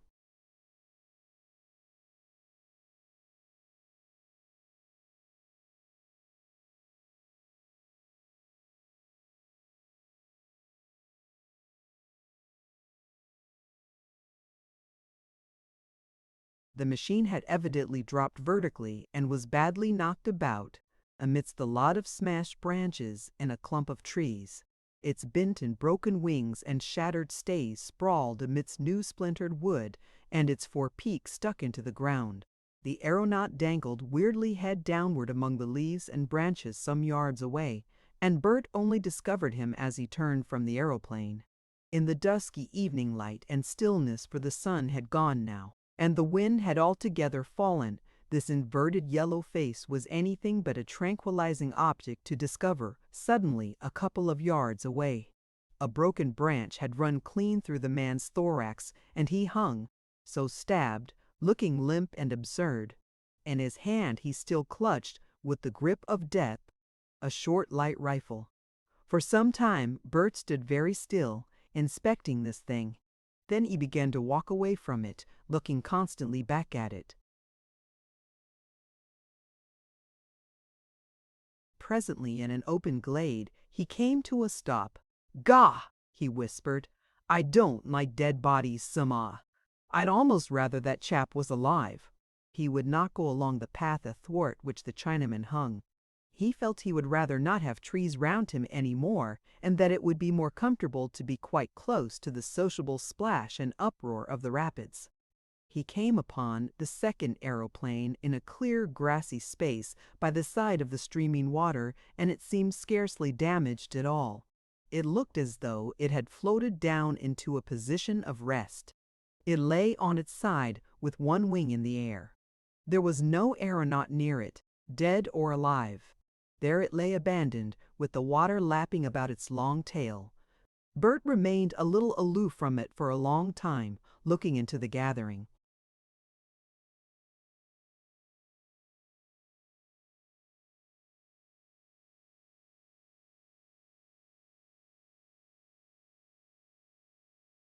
Shadows among the trees, in the expectation of another Chinaman alive or dead. Then very cautiously he approached the machine and stood regarding its widespread vans, its big steering wheel and empty saddle. He did not venture to touch it. "I wish that other chap wasn't there," he said. "I do wish he wasn't there." He saw a few yards away something bobbing about in an eddy that spun within a projecting head of rock. As it went round it seemed to draw him unwillingly towards it. What could it be? "Blow," said Bert. "It's another of 'em." It held him. He told himself that it was the other aeronaut that had been shot in the fight and fallen out of the saddle as he strove to land. He tried to go away. And then it occurred to him that he might get a branch or something and push this rotating object out into the stream. That would leave him with only one dead body to worry about. Perhaps he might get along with one. He hesitated, and then with a certain emotion forced himself to do this. He went towards the bushes and cut himself a wand, and returned to the rocks and clambered out to a corner between the eddy and the stream. By that time the sunset was over, and the bats were abroad, and he was wet with perspiration. He prodded the floating blue-clad thing with his wand, failed, tried again successfully as it came round, and as it went out into the stream it turned over. The light gleamed on golden hair, and it was Kurt. He was Kurt, white and dead and very calm. There was no mistaking him. There was still plenty of light for that. The stream took him, and he seemed to compose himself in its swift grip as one who stretches himself to rest. White-faced he was now, and all the color gone out of him. A feeling of infinite distress swept over Bert as the body swept out of sight towards the fall. "Kurt!" he cried. "Kurt! I didn't mean to!" "Kurt, don't leave me 'ere. Don't leave me." Loneliness and desolation overwhelmed him. He gave way. He stood on the rock in the evening light, weeping and wailing passionately like a child. It was as though some link that had held him to all these things had broken and gone. He was afraid like a child in a lonely room, shamelessly afraid. The twilight was closing about him. The trees were full now of strange shadows. All the things about him became strange and unfamiliar with that subtle queerness one feels oftenest in dreams. "Oh God, I can't stand this," he said, and crept back from the rocks to the grass and crouched down, and suddenly, wild sorrow for the death of Kurt, Kurt the brave, Kurt the kindly, came to his.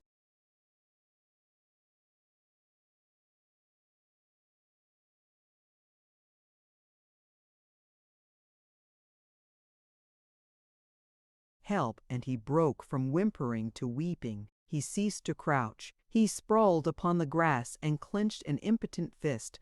"This war," he cried, "this blarsted foolery of a war." "Oh, Kurt, "Lieutenant Kurt, I done," he said. "I done. I've it all I want, and more than I want. The world's all rot, and there ain't no sense in it. The night's coming. If E comes after me, can't come after me, E can't. If E comes after me, I'll throw myself into the water." Presently he was talking again in a low undertone. "There ain't nothing to be afraid of, really. It's just imagination. Poor old Kurt, he thought it would happen. Prevision like, he never gave me that letter. Or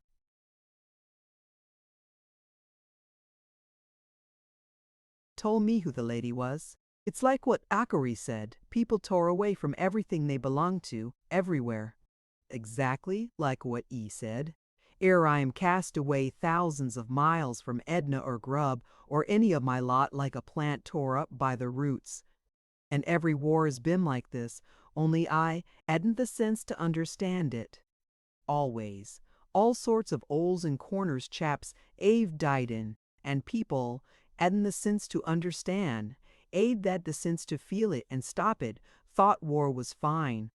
My God. Dear old Edna, she was a fair bit of all right, she was. That time we had a boat at Kingston, I bet I'll see her again yet. Won't be my fault if I don't." Suddenly, on the very verge of this heroic resolution, Bert became rigid with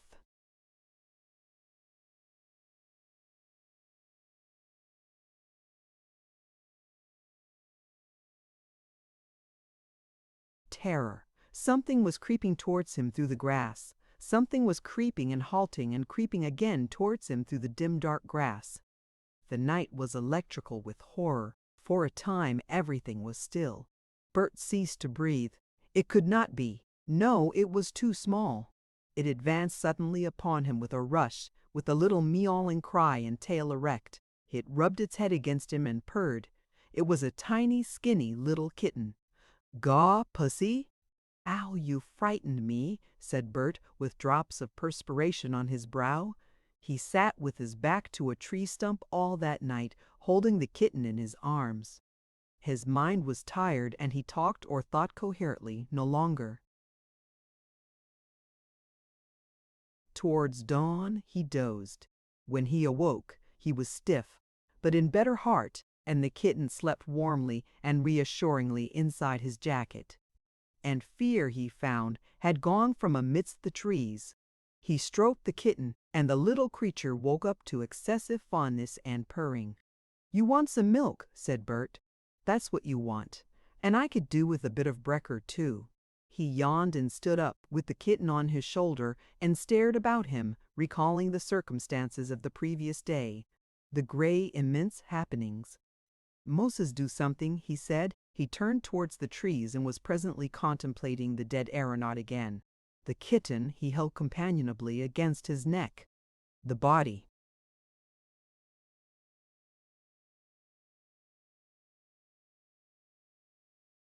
Was horrible, but not nearly so horrible as it had been at twilight, and now the limbs were limber, and the gun had slipped to the ground and lay half hidden in the grass. "I suppose we ought to bury him, Kitty," said Bert, and looked helplessly at the rocky soil about him. "We got to stay on the island with him." It was some time before he could turn away and go on towards that provision shed. "Brekker first," he said, anyhow, stroking the kitten on his shoulder. She rubbed his cheek affectionately with her furry little face and presently nibbled at his ear. "Want some milk, eh?" he said, and turned his back on the dead man as though he mattered nothing. He was puzzled to find the door of the shed open, though he had closed and latched it very carefully overnight, and he found also some dirty plates he had not noticed before on the bench. He discovered that the hinges of the tin locker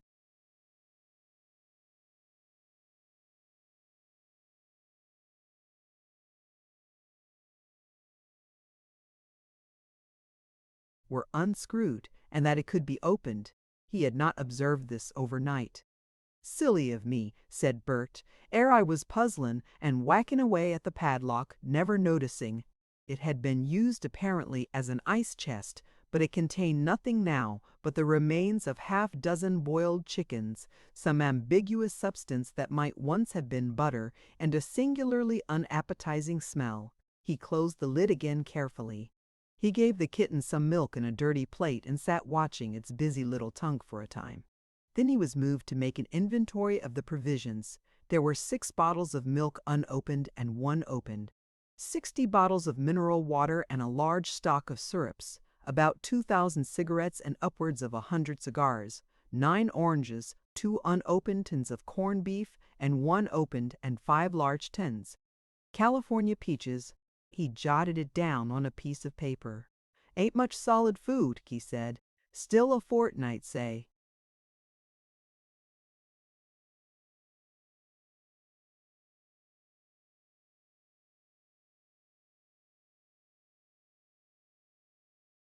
Anything might happen in a fortnight. He gave the kitten a small second helping and a scrap of beef, and then went down with the little creature running after him, tail erect and in high spirits, to look at the remains of the Hohenzollern.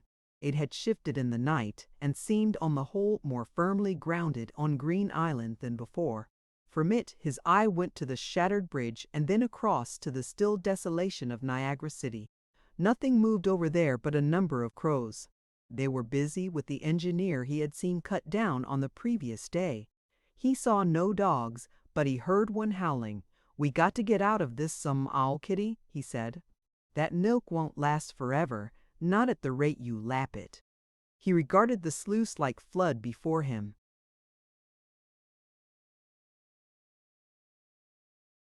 "Plenty of water," he said. "Won't be drink we shall want." He decided to make a careful exploration of the island.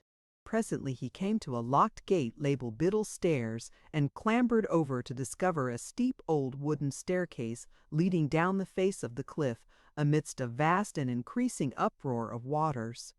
He left the kitten above and descended these, and discovered with a thrill of hope a path leading among the rocks at the foot of the roaring downrush of the Center Fall. Perhaps this was a sort of way. It led him only to the choking and deafening experience of the Cave of the Winds, and after he had spent a quarter of an hour in a partially stupefied condition, flattened between solid rock and nearly a solid waterfall, he decided that this was after all no practicable route to Canada, and retraced his steps. As he reascended the Biddle Stairs, he heard what he decided at last must be a sort of echo, a sound of someone walking about on the gravel paths above. When he got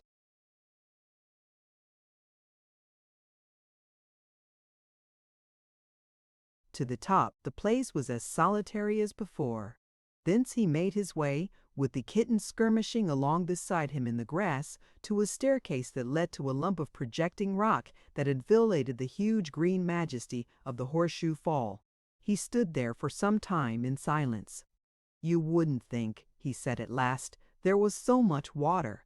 This roaring and splashing, it gets on one's nerves at last. Sounds like people talking. Sounds like people going about. Sounds like anything you fancy." He retired up the staircase again. "I suppose I shall keep on going round this blessed island," he said drearily. "Round and round and round." He found himself presently beside the less damaged Asiatic aeroplane again. He stared at it, and the kitten smelt it. "Broke," he said. He looked up with a convulsive start.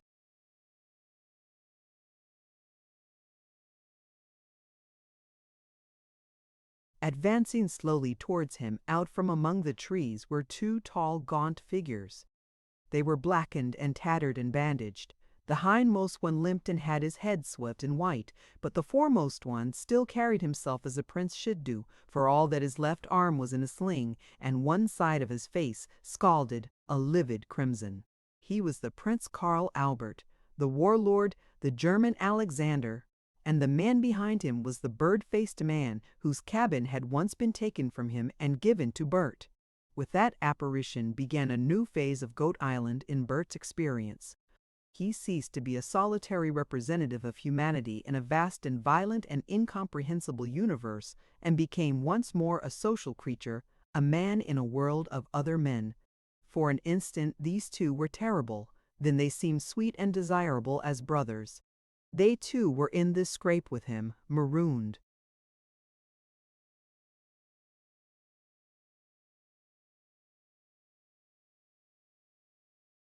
and puzzled. He wanted extremely to hear exactly what had happened to them. What mattered it if one was a prince and both were foreign soldiers, if neither perhaps had adequate English? His native Cockney freedom flowed too generously for him to think of that, and surely the Asiatic fleets had purged all such trivial differences. "Oh, lol," he said. "Ow, did you get air?" "It is the Englishman who brought us the Butteridge machine," said the bird-faced officer in German, and then in a tone of horror as Bert advanced, "Salute!" And again louder, "Salute!" "Gow," said Bert, and stopped with a second comment under his breath. He stared and saluted awkwardly and became at once a masked defensive thing with whom cooperation was impossible. For a time these two perfected modern aristocrats stood regarding the difficult problem of the Anglo-Saxon citizen, that ambiguous citizen who, obeying some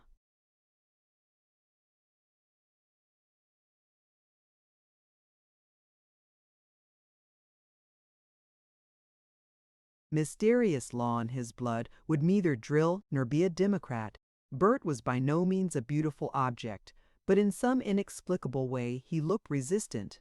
He wore his cheap suit of sarge, now showing many signs of wear, and its loose fit made him seem sturdier than he was. Above his disengaging face was a white German cap that was altogether too big for him, and his trousers were crumpled up his legs and their ends tucked into the rubber high-lows of a deceased German aeronaut. He looked an inferior, though by no means an easy inferior, and instinctively they hated him. The prince pointed to the flying machine and said something in broken English that Bert took for German and failed to understand. He intimated as much. "Dummer Curl," said the bird-faced officer from among his bandages. The prince pointed again with his undamaged hand. "You verstehen, die Strackenflieger."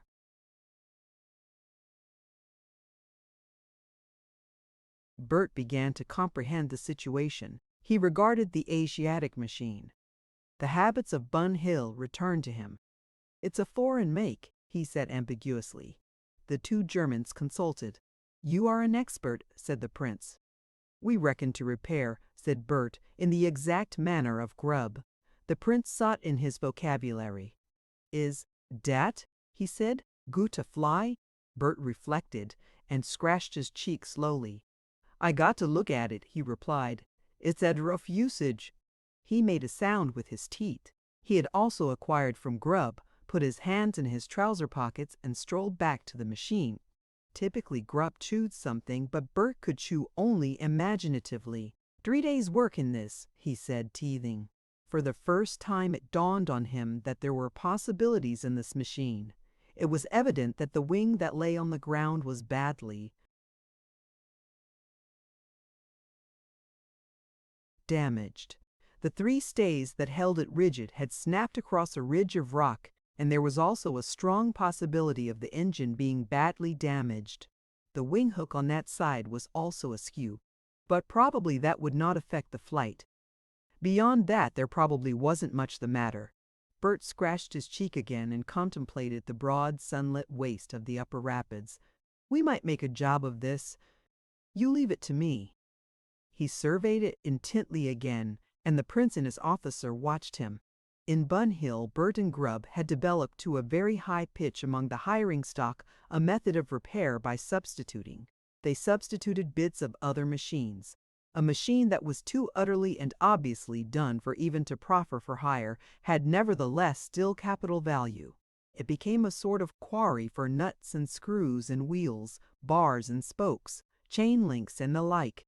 A mine of ill-fitting parts to replace the defects of machines still current. And back among the trees was a second Asiatic aeroplane.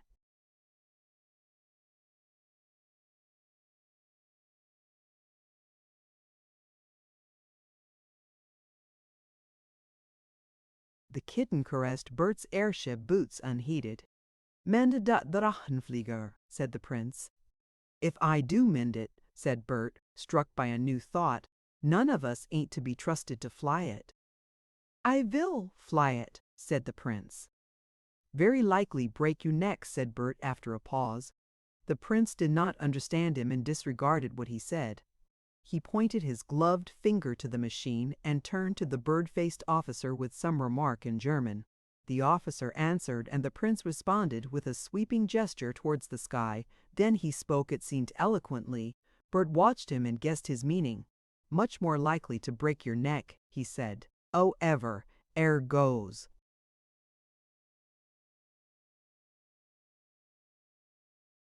He began to pry about the saddle and engine of the Drachenflieger in search for tools. Also, he wanted some black, oily stuff for his hands and face. For the first rule in the art of repairing, as it was known to the firm of Grubb and Smallways, was to get your hands and face thoroughly and conclusively blackened. Also, he took off his jacket and waistcoat and put his cap carefully to the back of his head in order to facilitate scratching. The prince and the officer seemed disposed to watch him, but he succeeded in making it clear to them that this would inconvenience him and that he had to puzzle out a bit before he could get to work. They thought him over, but his shop experience had given him something of the authoritative way of the expert with common men. And at last they went away. Thereupon he went straight to the second aeroplane, got the aeronaut's gun and ammunition and hid them in a clump of nettles close at hand.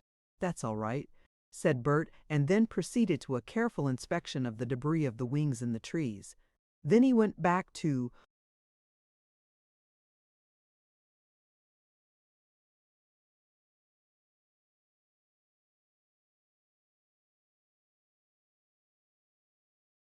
the first aeroplane to compare the two. The Bun Hill method was quite possibly practicable if there was nothing hopeless or incomprehensible in the engine. The Germans returned presently to find him already generously smutty, and touching and testing knobs and screws and levers with an expression of profound sagacity. When the bird-faced officer addressed a remark to him, he waved him aside with, "Non comprong, shut it. It's no good." Then he had an idea. "Dead chap back there wants buryin'," he said, jerking a thumb over his shoulder. With the appearance of these two men, Bert's whole universe had changed again. A curtain fell before the immense and terrible desolation that had overwhelmed him. He was in a world of three people, a minute human world that nevertheless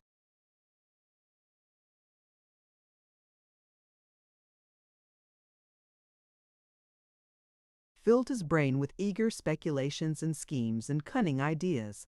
What were they thinking of? What did they think of him? What did they mean to do?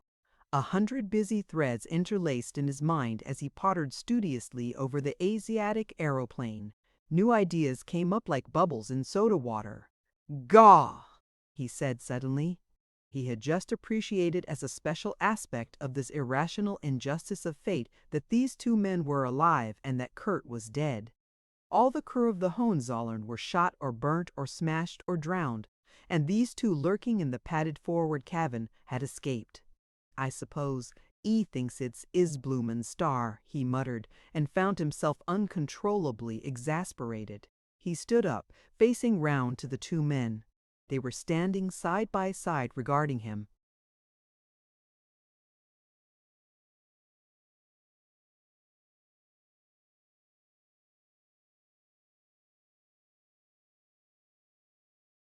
"It's no good," he said, "starin' at me.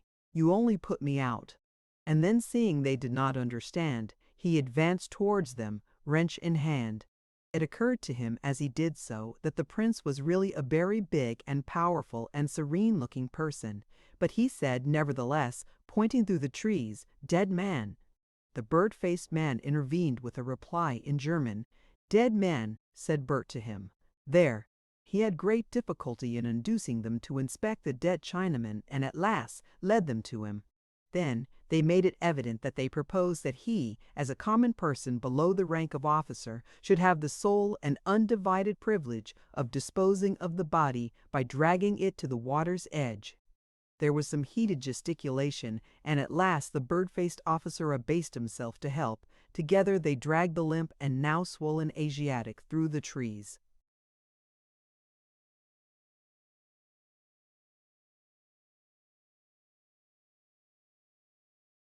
And after a rest or so, for he trailed very heavily, dumped him into the westward rapid. Bert returned to his expert investigation of the flying machine at last with aching arms and in a state of gloomy rebellion. "Brasted cheek," he said. "One 'd think I was one of 'is beastly German slaves, prancing beggar." And then he fell speculating what would happen when the flying machine was repaired, if it could be repaired. The two Germans went away again, and after some reflection Bert removed several nuts, resumed his jacket and vest, pocketed those nuts and his tools, and hid the set of tools from the second aeroplane in the fork of a tree. "Right-o," he said as he jumped down after the last of these precautions. The prince and his companion reappeared as he returned to the machine by the water's edge. The prince surveyed his progress for a time and then went towards the parting of the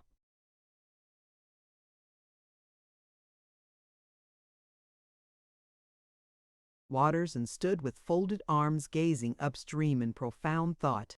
The bird-faced officer came up to Bert, heavy with the sentence in English. "Go," he said with a helping gesture, "and eat." When Bert got to the refreshment shed, he found all the food had vanished except one measured ration of corned beef and 3 biscuits. He regarded this with open eyes and mouth. The kitten appeared from under the vendor's seat with an ingratiating purr. "Of course," said Bert. "Why, where's your milk?" He accumulated wrath for a moment or so, then seized the plate in one hand and the biscuits in another, and went in search of the prince, breathing vile words anent grub and his intimate interior. He approached without saluting.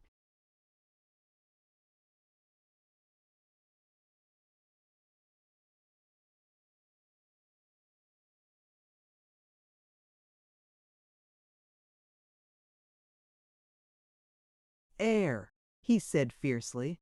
"What the devil's this?" An entirely unsatisfactory altercation followed. Bert expounded the Bunhill theory of the relations of grub to efficiency in English. The bird-faced man replied with points about nations and discipline in German.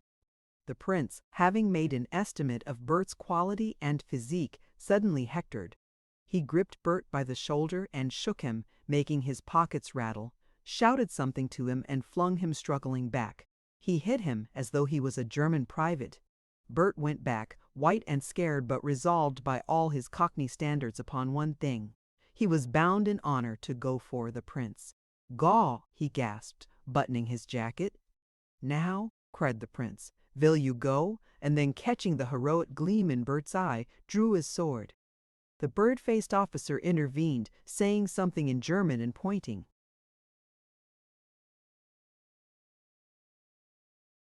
Skyward, far away in the southwest, appeared a Japanese airship coming fast toward them. Their conflict ended at that. The prince was first to grasp the situation and lead the retreat.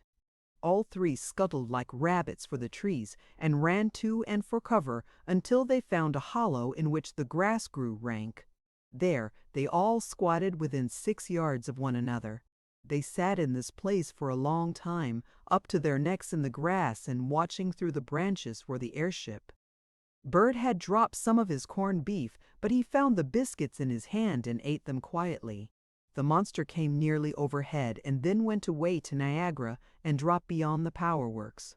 When it was near, they all kept silence, and then presently they fell into an argument that was robbed perhaps of immediate explosive effect only by their failure to understand one another.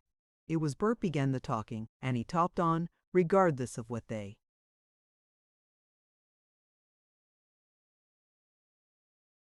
understood or failed to understand, but his voice must have conveyed his cantankerous intentions. "You want that machine done," he said first. "You better keep your 'ands off me." They disregarded that, and he repeated it. Then he expanded his idea, and the spirit of speech took hold of him. "You think you got hold of a chap you can kick in it like you do your private soldiers. You're jolly well mistaken. See, I've 'ad about enough of you and your antics. I've been thinking you over, you and your war and your empire and all the rot of it. Rot it is. It's you Germans made all the trouble in Europe, first and last. And all for nothing. Just silly prancing. Just because you got the uniforms and flags. I didn't want to 'ave anything to do with you. I just didn't care a ing at all about you. Then you get old of me, steal me practically, and there I am.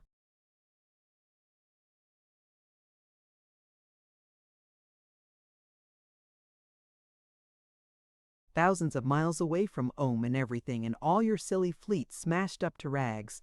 And you want to go on prancing now, not if I know it. Look at the mischief you done. Look at the way you smashed up New York, the people you killed, the stuff you wasted. Can't you learn, dumber curl? Said the bird-faced man suddenly in a tone of concentrated malignancy, glaring under his bandages. Esel. That's German for silly ass, I know. But who's the silly ass, him or me? When I was a kid, I used to read penny dreadfuls about avian adventures and being a great commander and all that rot. I stowed it. But what's a got in his head? Rot about Napoleon, rot about Alexander, rot about his blessed family, and Emin Gord and David and all that. Anyone who wasn't a dressed-up silly fool of a prince could have told all this was going to happen. There was us in Europe all at 6s and 7s with our silly flags and our silly newspapers ragging us up against each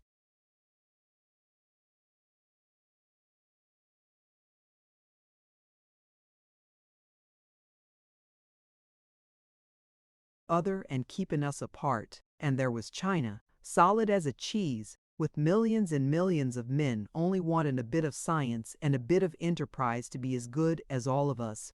You thought they couldn't get at you, and then they got flying machines, and biff, here we are. Why, when they didn't go on making guns and armies in China, we went and poked 'em up until they did. They 'ad to give us this lickin' they've give us. We wouldn't be happy until they did, and as I say, here we are. The bird-faced officer shouted to him to be quiet, and then began a conversation with the prince. British citizen, said Bert, you ain't obliged to listen, but I ain't obliged to shut up.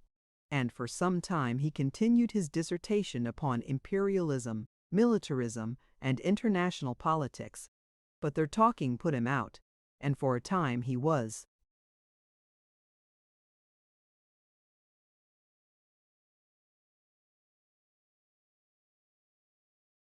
certainly merely repeating abusive terms. Prance and ninnycompoops and the like, old terms and new. Then suddenly he remembered his essential grievance. Oh, Vever, look, Harry.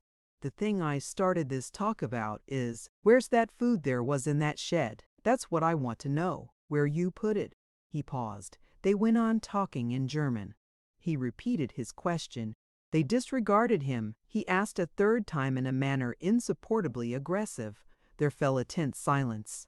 For some seconds the three regarded one another. The prince eyed Bert steadfastly, and Bert quailed under his eye. Slowly the prince rose to his feet, and the bird-faced officer jerked up beside him.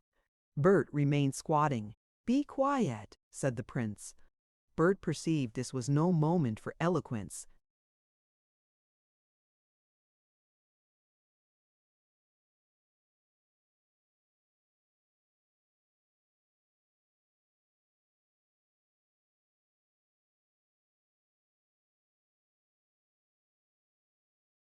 The two Germans regarded him as he crouched there.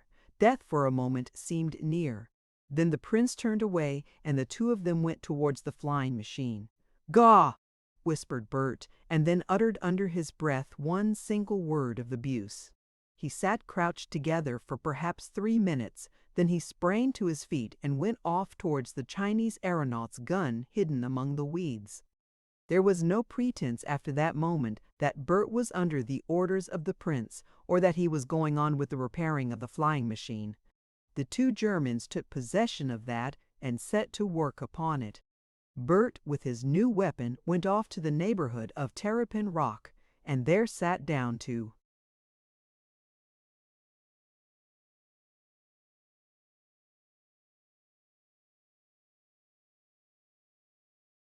examine it. It was a short rifle with a big cartridge and a nearly full magazine. He took out the cartridges carefully, and then tried the trigger and fittings until he felt sure he had the use of it. He reloaded carefully. Then he remembered he was hungry and went off, gun under his arm, to hunt and about the refreshment shed. He had the sense to perceive that he must not show himself with the gun to the prince and his companion. So long as they thought him unarmed, they would leave him alone, but there was no knowing what the Napoleonic person might do if he saw Bert's weapon. Also, he did not go near them because he knew that within himself boiled a reservoir of rage and fear that he wanted to shoot these two men. He wanted to shoot them, and he thought that to shoot them would be a quite horrible thing to do. The two sides of his inconsistent civilization warred within him. Near the shed, the kitten turned up again, obviously keen for milk. This greatly enhanced his own angry sense of hunger. He began to talk as he hunted about.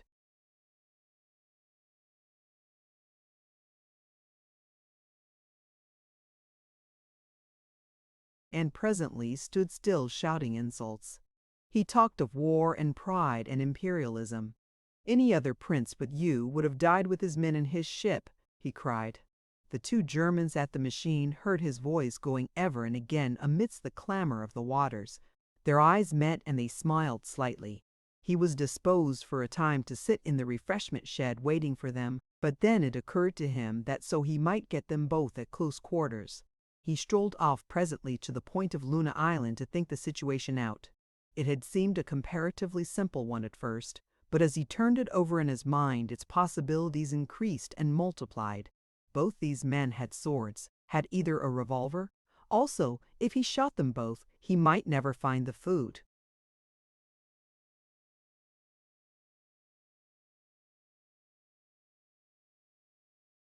So far, he had been going about with this gun under his arm and a sense of lordly security in his mind. But what if they saw the gun and decided to ambush him?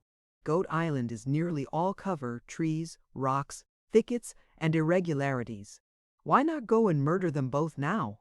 I can't, said Bert, dismissing that. I got to be worked up. But it was a mistake to get right away from them. That suddenly became clear. He ought to keep them under observation, ought to scout them. Then he would be able to see what they were doing, whether either of them had a revolver, where they had hidden the food. He would be better able to determine what they meant to do to him.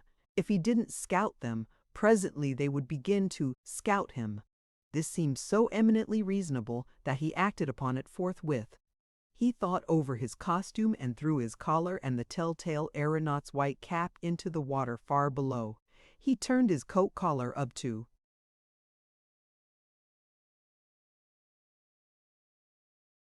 hide any gleam of his dirty shirt.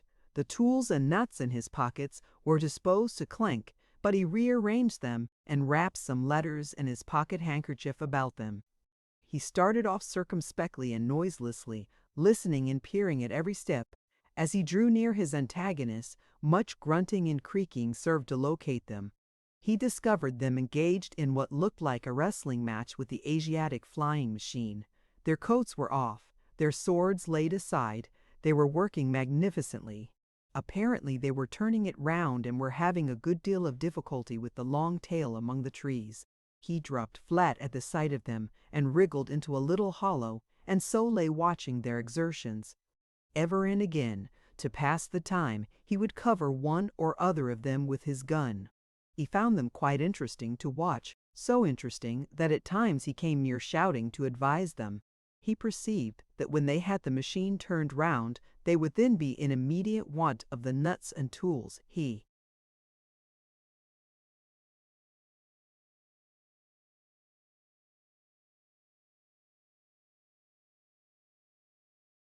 carried. Then they would come after him. They would certainly conclude he had them or had hidden them. Should he hide his gun and do a deal for food with these tools? He felt he would not be able to part with the gun again now he had once felt its reassuring company. The kitten turned up again and made a great fuss with him and licked and bit his ear. The sun clambered to midday, and once that morning he saw, though the Germans did not, an Asiatic airship very far to the south, going swiftly eastward. At last the flying machine was turned and stood poised on its wheel, with its hooks pointing up the rapids. The two officers wiped their faces, resumed jackets and swords, spoke and bore themselves like men who congratulated themselves on a good laborious morning. Then they went off briskly towards the refreshment shed, the prince leading. Bert became active in pursuit, but he found it impossible to stalk them quickly enough and silently enough to discover the hiding place of the food. He found them when he came into sight of them again, seated with their backs against the shed, plates on knee, and a tin of corned beef and a plateful of biscuits between them. They seemed in fairly good spirits, and once the prince laughed. At this vision of eating Bert's plans gave way. Fierce hunger carried him. He appeared before them suddenly at a distance of perhaps 20 yards, gun in hand. "Hands up," he said in a hard, ferocious voice. The prince hesitated, and then up went 2 pairs of hands. The gun had surprised them both completely. "Stand up," said Bert. "Drop that fork." They obeyed again. "What next?" said Bert to himself. "Orf stage, I suppose. That way," he said.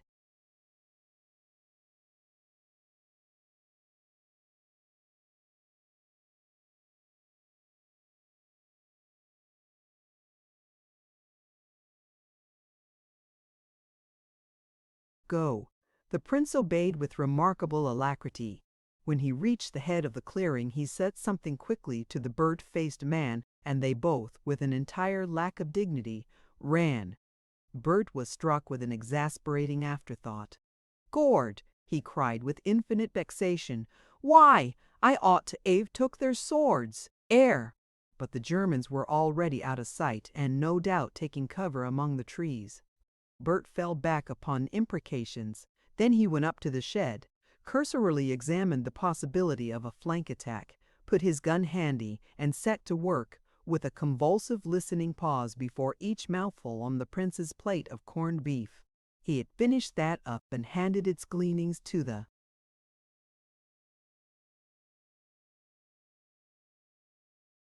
kitten, and he was falling to on the second plateful when the plate broke in his hand.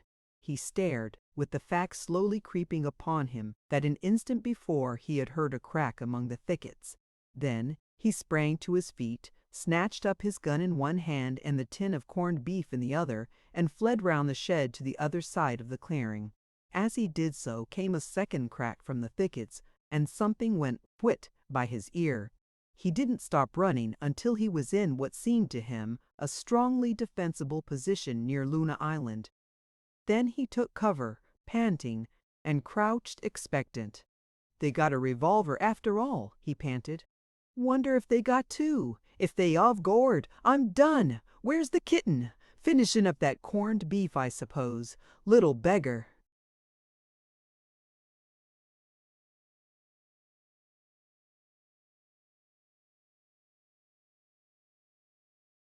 So it was that war began upon Goat Island. It lasted a day and a night, the longest day and the longest night in Bert's life. He had to lie close and listen and watch. Also, he had to scheme what he should do. It was clear now that he had to kill these 2 men if he could, and that if they could, they would kill him. The prize was first food and then the flying machine and the doubtful privilege of trying to ride it. If one failed, one would certainly be killed. If one succeeded, one would get away somewhere over there. For a time, Bert tried to imagine what it was like over there.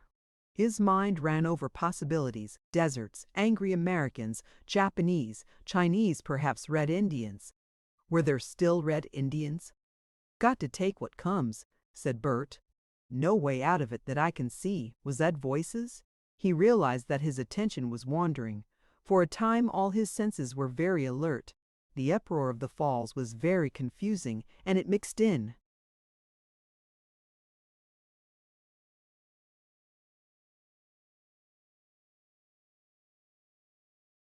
all sorts of sounds, like feet walking, like voices talking, like shouts and cries. "Silly great cataract," said Bert. "There ain't no sense in it fallin' and fallin'." Never mind that now. What were the Germans doing? Would they go back to the flying machine?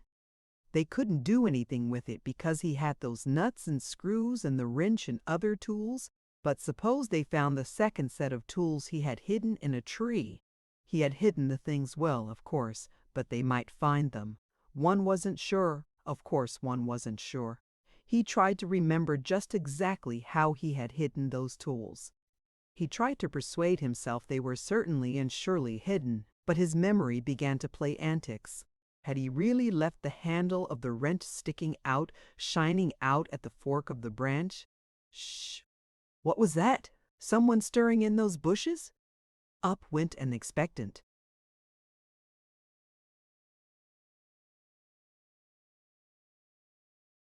Muzzle. No, where was the kitten? No, it was just imagination, not even the kitten.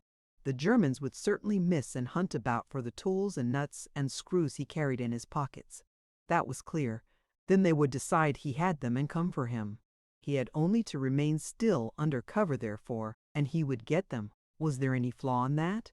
Would they take off more removable parts of the flying machine and then lie up for him? No, they wouldn't do that, because they were 2 to 1. They would have no apprehension of his getting off in the flying machine, and no sound reason for supposing he would approach it, and so they would do nothing to damage or disable it. That he decided was clear, but suppose they lay up for him by the food? Well, that they wouldn't do, because they would know he had this corned beef. There was enough in this can to last, with moderation, several days. Of course they might try to tire him out instead of attacking him.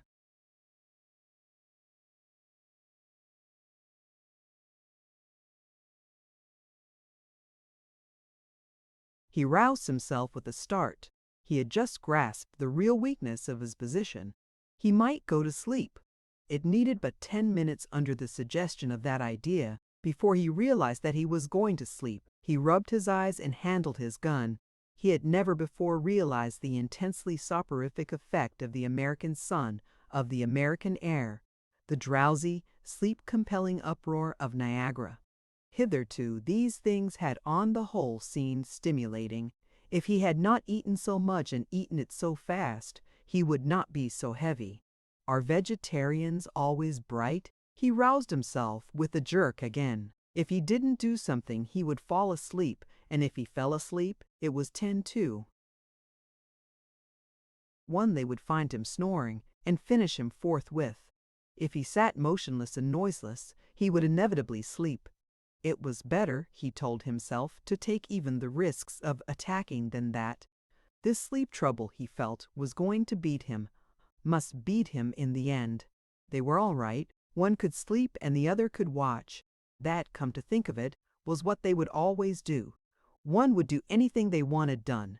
The other would lie under cover near at hand, ready to shoot. They might even trap him like that. One might act as a decoy. That set him thinking of decoys. What a fool he had been to throw his cap away. It would have been invaluable on a stick, especially at night. He found himself wishing for a drink. He settled that for a time by putting a pebble in his mouth. And then the sleep craving returned. It became clear to him he must attack. Like many great generals before him,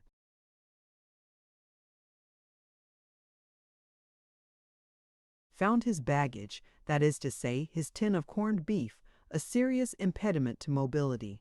At last he decided to put the beef loose in his pocket and abandon the tin. It was not perhaps an ideal arrangement, but one must make sacrifices when one is campaigning. He crawled perhaps 10 yards, and then for a time the possibilities of the situation paralyzed him. The afternoon was still. The roar of the cataract simply threw up that immense stillness in relief. He was doing his best to contrive the death of 2 better men than himself. Also, they were doing their best to contrive his. What behind this silence were they doing? Suppose he came upon them suddenly and fired and missed. He crawled and halted listening and crawled again until nightfall, and no.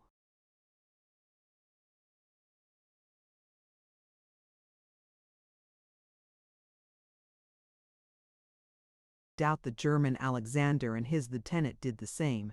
A large-scale map of Goat Island, marked with red and blue lines, to show these strategic movements, would no doubt have displayed much interlacing.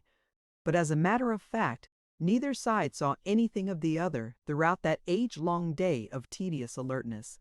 Bert never knew how near he got to them, nor how far he kept from them. Night found him no longer sleepy, but athirst and near the American Fall. He was inspired by the idea that his antagonists might be in the wreckage of the Hohenzollern cabins that was jammed against Green Island. He became enterprising, broke from any attempt to conceal himself, and went across the little bridge at the double. He found nobody. It was his first visit to these huge fragments of airships, and for a time he explored them curiously in the dim light. He discovered the forward cabin was nearly intact, with its door slanting downward and a corner under water. He crept in, drank, and then was struck by the brilliant idea of shutting the door and sleeping on it.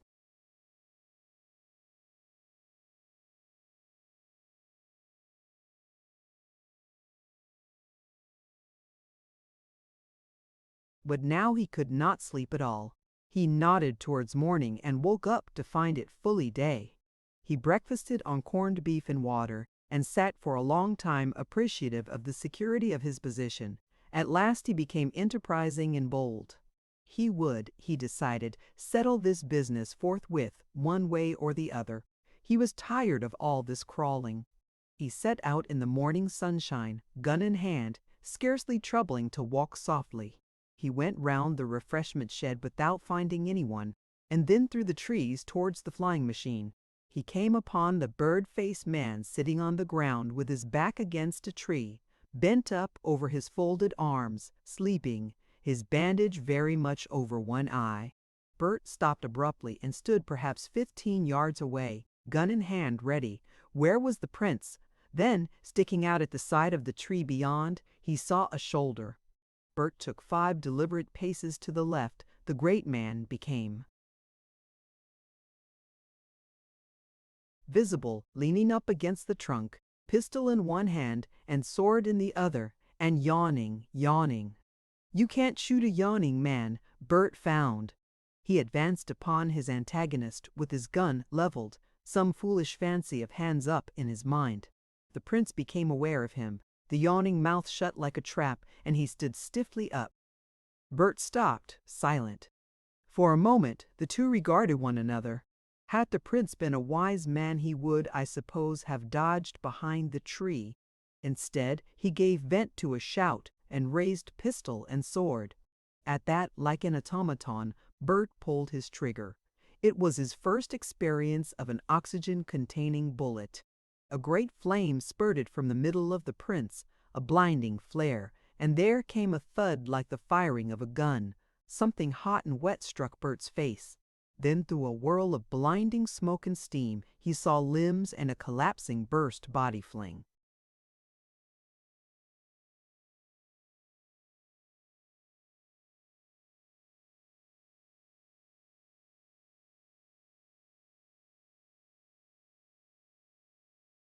Themselves to earth.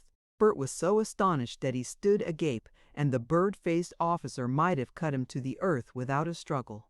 But instead the bird-faced officer was running away through the undergrowth, dodging as he went.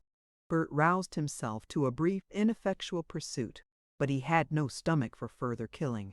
He returned to the mangled, scattered thing that had so recently been the great Prince Karl Albert.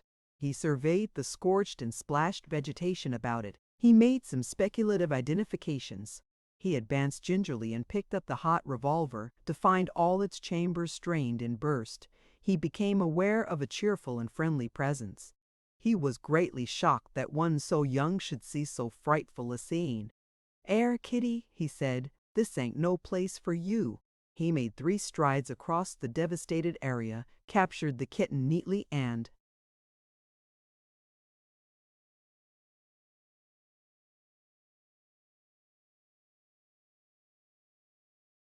went his way towards the shed with her purring loudly on his shoulder. "You don't seem to mind," he said. For a time he fussed about the shed and at last discovered the rest of the provisions hidden in the roof. "Seems 'ard," he said as he administered a saucerful of milk. "When you get 3 men in a 'ole like this, they can't work together." But 'im and 'is princing was just a bit too thick. Gaw, he reflected, sitting on the counter and eating. What a thing life is! Ere am I seen is picture, eared his name since I was a kid in frocks. Prince Karl Albert. And if anyone 'ad told me I was going to blow 'em to smithereens there, I shouldn't 'ave believed it, Kitty. That chap at Margit ought to 'ave told me about it. All 'e told me was that I got a weak chest.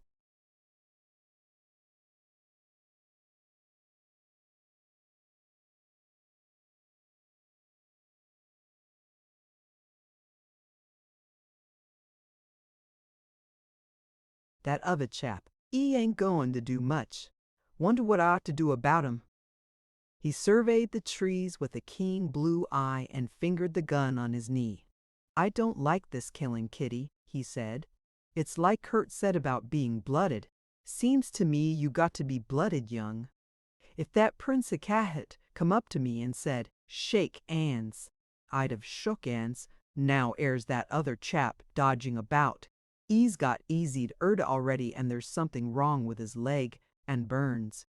Golly, it isn't 3 weeks ago I first set eyes on 'im, and then 'e was smart and set up 'ands full of airbrushes and things and swearing at me. A regular gentleman.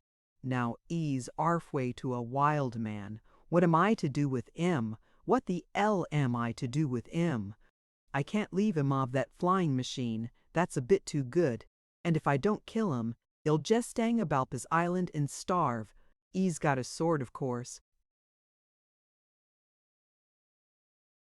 He resumed his philosophizing after he had lit a cigarette. War's a silly game, Kitty. It's a silly game. We common people, we were fools. We thought those big people knew what they were up to and they didn't. Look at that chap. He ate all Germany bandim and what as he made of it? Smeshin' and blunderin' and destroyin'. And there he is, just a mess of blood and boots and things. Just an 'orrid splash. Prince Karl Albert.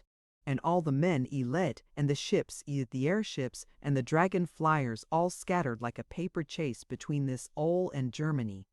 And fighting going on and burnin' and killin' had he started. War without end all over the world. I suppose I shall lave to kill that other chap. I suppose I must. But it ain't at all the sort of job I fancy, Kitty. For a time, he hunted about the island amidst the uproar of the waterfall, looking for the wounded officer, and at last he started in out of some bushes.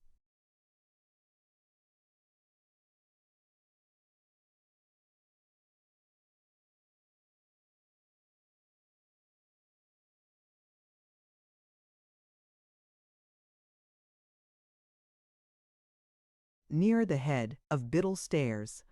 But as he saw the bent and bandaged figure in limping flight before him, he found his cockney softness too much for him again. He could neither shoot nor pursue. "I carn't," he said. "That's flat. I'ven't the guts for it. Ill ave to go." He turned his steps towards the flying machine. He never saw the bird-faced officer again, nor any further evidence of his presence. Towards evening he grew fearful of ambushes and hunted vigorously for an hour or so, but in vain. He slept in a good defensible position at the extremity of the rocky point that runs out to the Canadian Fall, and in the night he woke in panic terror and fired his gun. But it was nothing. He slept no more that night. In the morning he became curiously concerned for the vanished man and hunted for him as one might for an erring brother. "If I knew some German," he said, "I'd 'oller. It's just not knowing German does."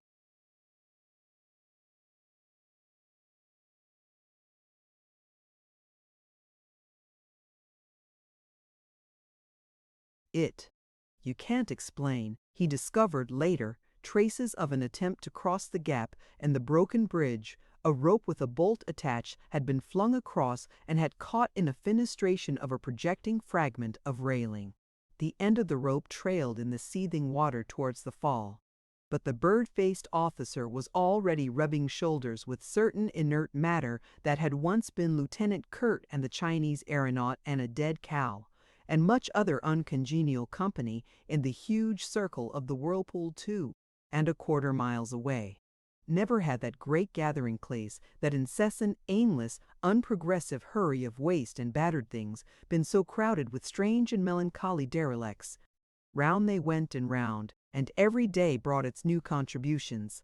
Luckless brutes, shattered fragments of boat and flying machine, endless citizens from the cities upon shores of the Great Lakes above. Much came from Cleveland.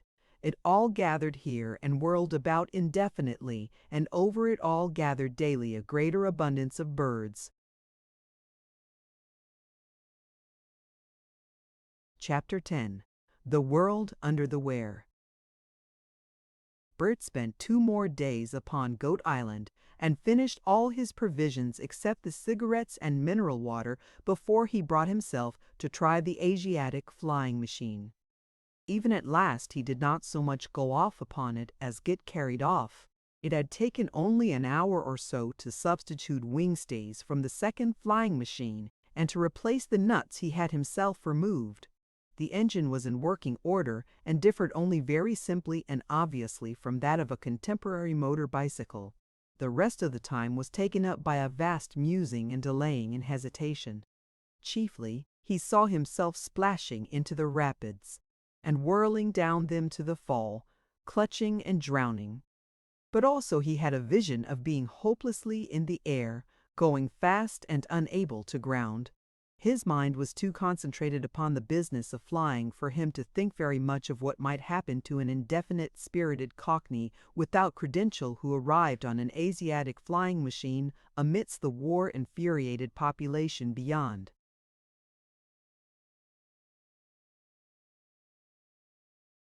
He still had a lingering solicitude for the bird-faced officer. He had a haunting fancy he might be lying disabled or badly smashed in some way in some nook or cranny of the island, and it was only after a most exhaustive search that he abandoned that distressing idea. If I found 'im, he reasoned the while, what could I do with 'im? You can't blow a chap's brains out when 'e's down, and I don't see 'ow else I can 'elp 'im. Then the kitten bothered his highly developed sense of social responsibility. If I leave her, she'll starve. Ought to catch mice for herself. Are there mice? Birds? She's too young. She's like me. She's a bit too civilized. Finally, he stuck her in his side pocket and she became greatly interested in the memories of corned beef she found there. With her in his pocket, he seated himself in the saddle of the flying machine.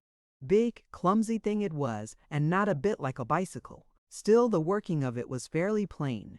You set the engine.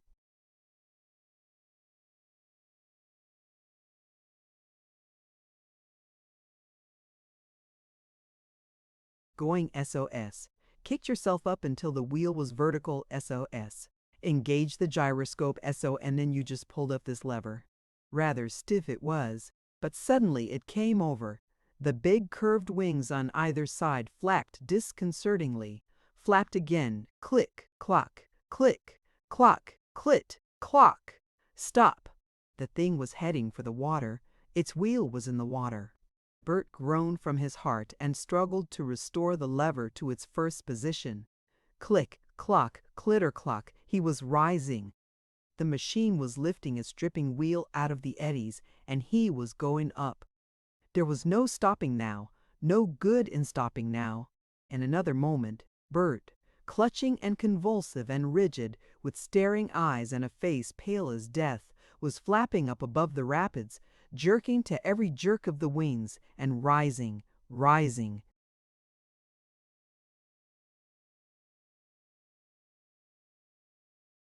There was no comparison in dignity and comfort between a flying machine and a balloon. Except in its moments of descent, the balloon was a vehicle of faultless urbanity. This was a buck-jumping mule, a mule that jumped up and never came down again. Click, clock, click, quack. With each beat of the strangely shaped wings it jumped Bert upward and caught him neatly again, half a second later on the saddle. And while in ballooning there is no wind, since the balloon is a part of the wind, flying is a wild, perpetual creation of and plunging into wind. It was a wind that above all things sought to blind him, to force him to close his eyes. It occurred to him presently to twist his knees and legs inward and grip with them, or surely he would have been bumped into two clumsy halves. And he was going up, 100 yards high, 200, 300, over the streaming, frothing wilderness of water. Below, up, up, up. That was all right, but how presently would one go horizontally? He tried to think if these things did go horizontally. No, they flapped up and then they soared down. For a time he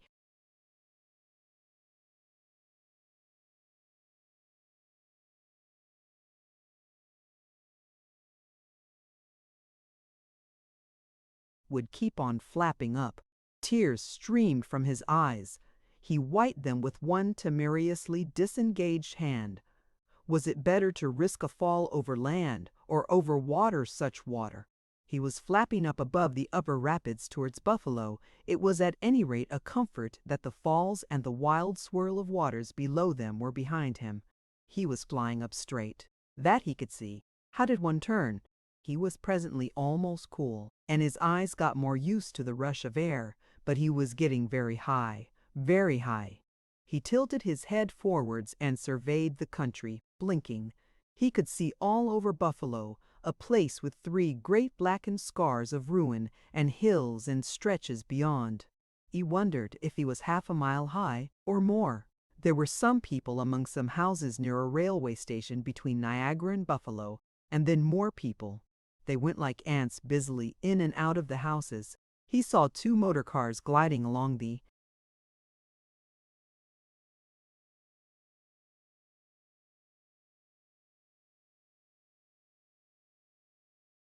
road towards Niagara City. Then, far away in the south, he saw a great Asiatic airship going eastward. "Oh, Gord!" he said, and became earnest in his ineffectual attempts to alter his direction. But that airship took no notice of him, and he continued to ascend convulsively. The world got more and more extensive and mape-like. Click, clock, clitter clock. Above him and very near to him now was a hazy stratum of cloud. He determined to disengage the wing clutch. He did so. The lever resisted his strength for a time, then over it came, and instantly the tail of the machine cocked up and the wings became rigidly spread. Instantly everything was swift and smooth and silent. He was gliding rapidly down the air against a wild gale of wind, his eyes 3/4 shut. A little lever that had hitherto been obdurate now confessed itself mobile. He turned it over gently to the right, and whirroo, the left wing had in some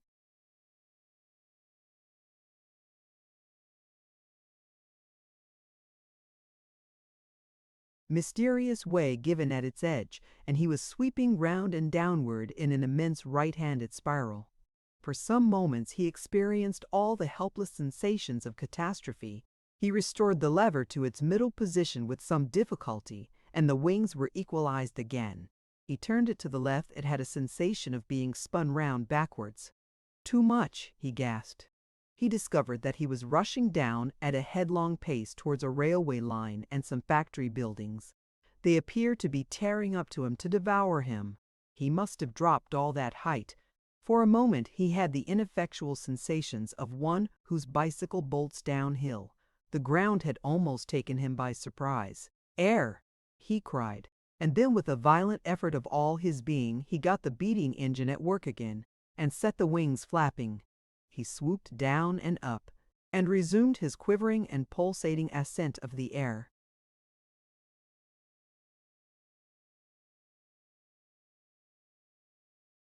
He went high again until he had a wide view of the pleasant upland country of western New York State, and then made a long coast down, and so up again, and then a coast. Then, as he came swooping 1/4 of a mile above a village, he saw people running about, running away evidently in relation to his hawk-like passage. He got an idea that he had been shot at. "Up," he said, and attacked that lever again. It came over with remarkable docility, and suddenly the wings seemed to give way in the middle. But the engine was still. It had stopped. He flung the lever back rather by instinct than design. What to do? Much happened in a few seconds, but also his mind was quick. He thought very quickly. He couldn't get up again. He was gliding down the air. He would have to hit something. He was traveling at the rate of perhaps 30 miles an hour down, down.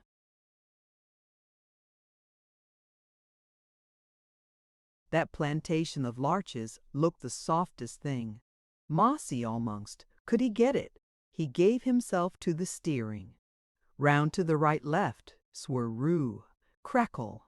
He was gliding over the tops of the trees, plowing through them, tumbling into a cloud of green sharp leaves and black twigs. There was a sudden snapping and he fell off the saddle forward, a thud and a crashing of branches. Some twigs hit him smartly in the face. He was between a tree stem and the saddle, with his leg over the steering lever and, so far as he could realize, not hurt. He tried to alter his position and free his leg, and found himself slipping and dropping through branches with everything giving way beneath him. He clutched and bound himself in the lower branches of a tree beneath the flying machine. The air was full of a pleasant resinous smell. He stared for a moment motionless, and then very carefully clambered down branch by branch to the soft needle-covered ground below.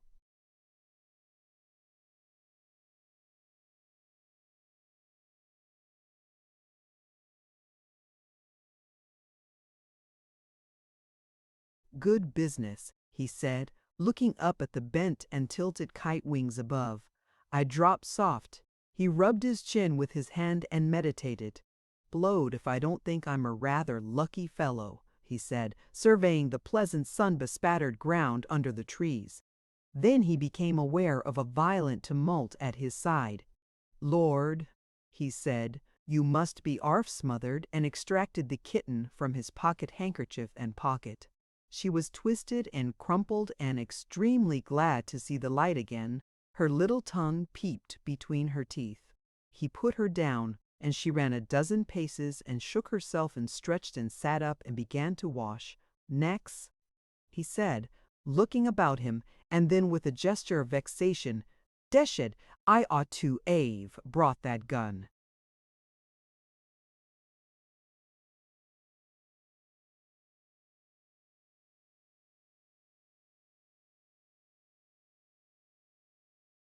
He had rested it against a tree when he had seated himself in the flying machine saddle. He was puzzled for a time by the immense peacefulness in the quality of the world, and then he perceived that the roar of the cataract was no longer in his ears. He had no very clear idea of what sort of people he might come upon in this country. It was, he knew, America. Americans, he had always understood, were the citizens of a great and powerful nation, dry and humorous in their manner, addicted to the use of the bowie knife and revolver, and in the habit of talking through the nose like Norfolkshire, and saying, "allow" and "reckon" and "calculate," after the manner of the people who live on the New Forest side of Hampshire. Also, they were very rich, had rocking chairs, and put their feet at.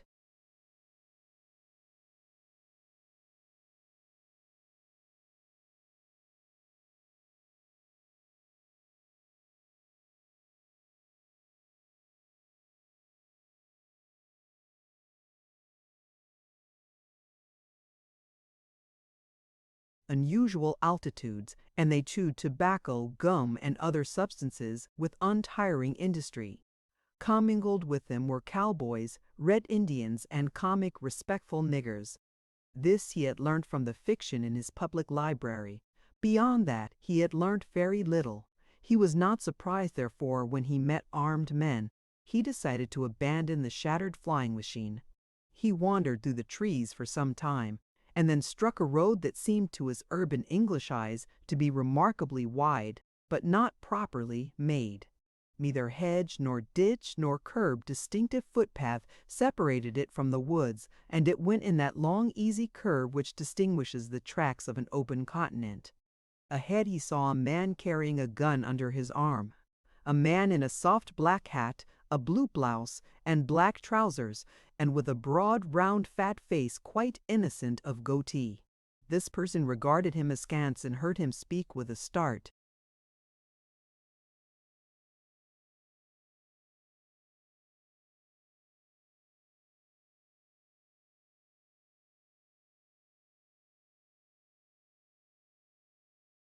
"Can you tell me whereabouts I am at all?" asked Bert. The man regarded him, and more particularly his rubber boots, with sinister suspicion. Then he replied in a strange outlandish tongue that was, as a matter of fact, Czech. He ended suddenly at the sight of Bert's blank face with, "Don't spike English." "Oh," said Bert. He reflected gravely for a moment, and then went his way. "Thanks," he said as an afterthought. The man regarded his back for a moment, was struck with an idea, began an abortive gesture, sighed, gave it up, and went on also with a depressed countenance. Presently Bert came to a big wooden house standing casually among the trees. It looked a bleak, bare box of a house to him. No creeper grew on it, no hedge nor wall nor fence parted it off from the woods about it. He stopped before the steps.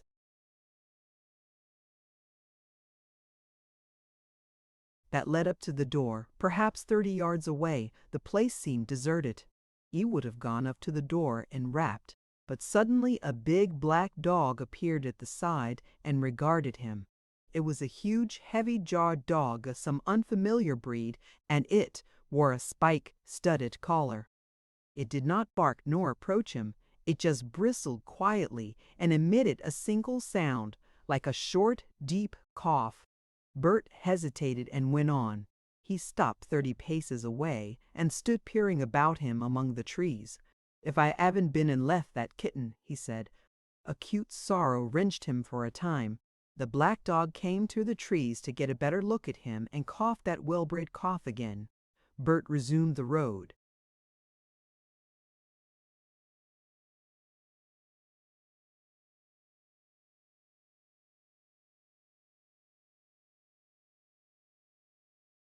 "She'll do all right," he said. "She'll catch things." "She'll do all right," he said presently, without conviction.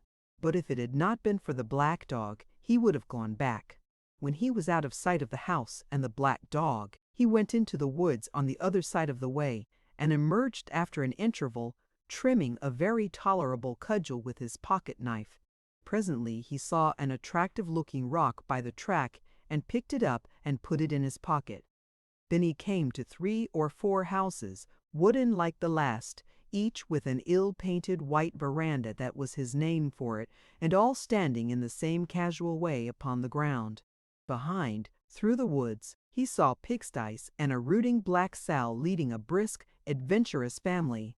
A wild-looking woman with slow black eyes and disheveled black hair sat upon the steps of one of the houses nursing a baby, but at the sight of Bert she got up and went inside, and he heard her bolting the door. Then a boy appeared among the pigsties, but he would not understand Bert's hail. "I suppose it is America," said Bert. The houses became more frequent down the road, and he passed 2 other extremely wild and dirty-looking men without addressing them. One carried a gun and the other a hatchet, and they scrutinized him and his cudgel scornfully. Then he struck a crossroad with a monorail at its side, and there was a notice board at the corner with "Wait here for the cars." "That's all right anyhow," said Bert.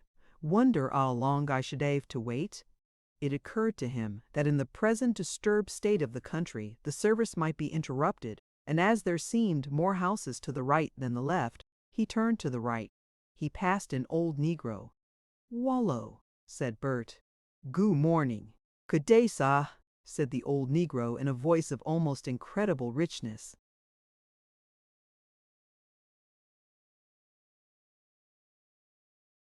"What's the name of this place?" asked Bert. "Tenuta, sah," said the negro. "Thanks," said Bert.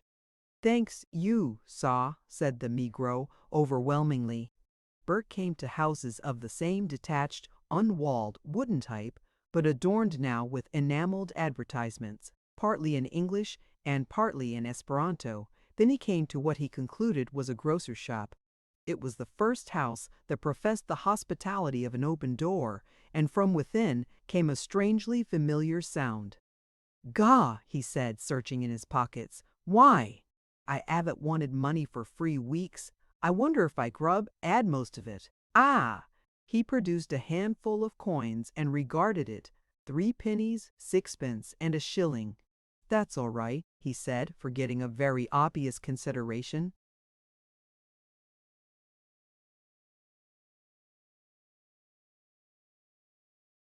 He approached the door, and as he did so, a compactly built, gray-faced man in shirt-sleeves appeared in it and scrutinized him and his cudgel.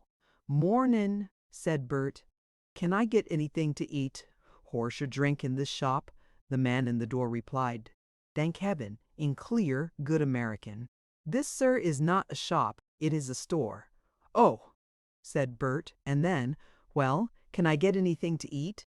"You can," said the American, in a tone of confident encouragement, and led the way inside. The shop seemed to him by his Bun Hill standards extremely roomy, well lit and unencumbered. There was a long counter to the left of him, with drawers and miscellaneous commodities ranged behind it, a number of chairs, several tables, and 2 spittoons to the right, various barrels, cheeses, and bacon up the time.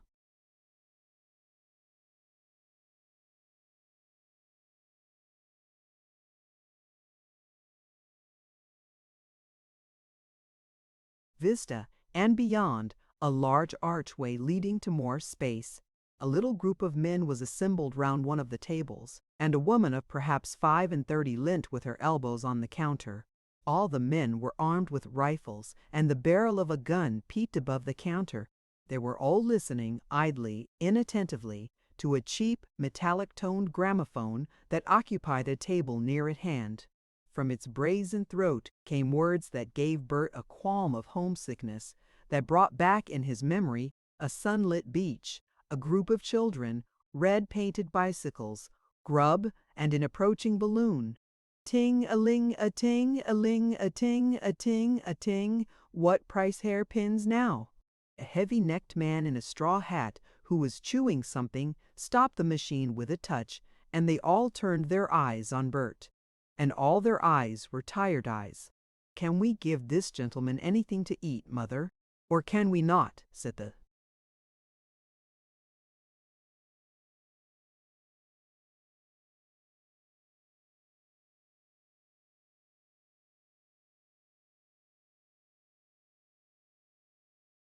proprietor. "He can have what he likes," said the woman at the counter, without moving, right up from a cracker to a square meal. She struggled with a yawn after the manner of one who has been up all night. "I want a meal," said Bert, "but I 'aven't very much money. I don't want to give more'n a shillin'." "More'n a what?" said the proprietor sharply. "More'n a shillin'," said Bert with a sudden disagreeable realization coming into his mind. "Yes," said the proprietor, startled for a moment from his courtly bearing. "But what in hell is a shilling?" "He means a quarter," said a wise-looking, lank young man in riding gaiters. Bert, trying to conceal his consternation, produced a coin. "That's a shilling," he said.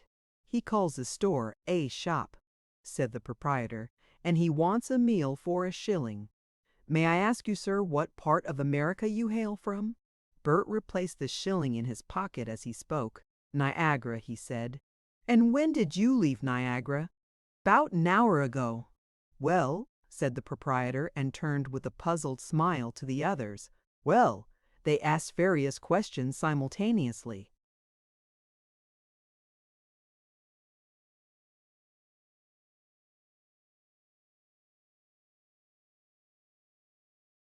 Bert selected 1 or 2 for reply. "You see," he said, "I've been with the German air fleet. I got caught up by them, sort of by accident, and brought over here." "From England?" "Yes, from England. Way of Germany. I was in a great battle with them Asiatics, and I got left on a little island between the falls." "Goat Island?" "I don't know what it was called. But anyhow, I found a flying machine and made a sort of fly with it and got here." 2 men stood up with incredulous eyes on him. "Where's the flying machine?" they asked. "Outside? It's back in the woods here, 'bout 'arf a mile away."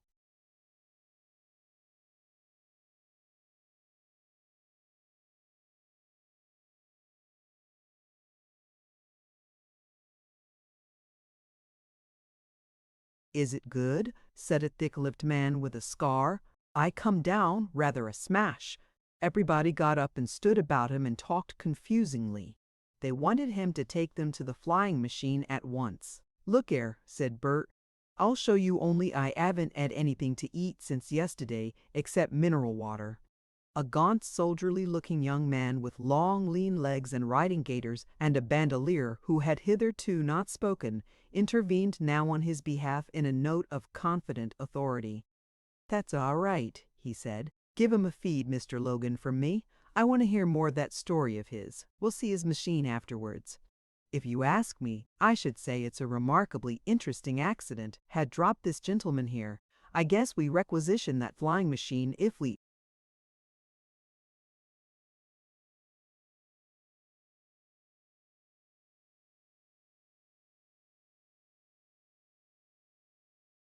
find it for local defense." So Bert fell on his feet again and sat eating cold meat and good bread and mustard and drinking very good beer and telling in the roughest outline and with the omissions and inaccuracies of statement natural to his type of mind, the simple story of his adventures. He told how he and a gentleman friend had been visiting the seaside for their health, how a chap came along in a balloon and fell out as he fell in, how he had drifted to Franconia, how the Germans had seemed to mistake him for someone and had took him prisoner and brought him to New York, how he had been to Labrador and back, how he had been to Labrador and back, how he had got to Goat Island and found himself there alone. He omitted the matter of the prince and the Butteridge aspect of the affair, not out of any deep deceitfulness, but because he felt the inadequacy of his narrative powers. He wanted everything to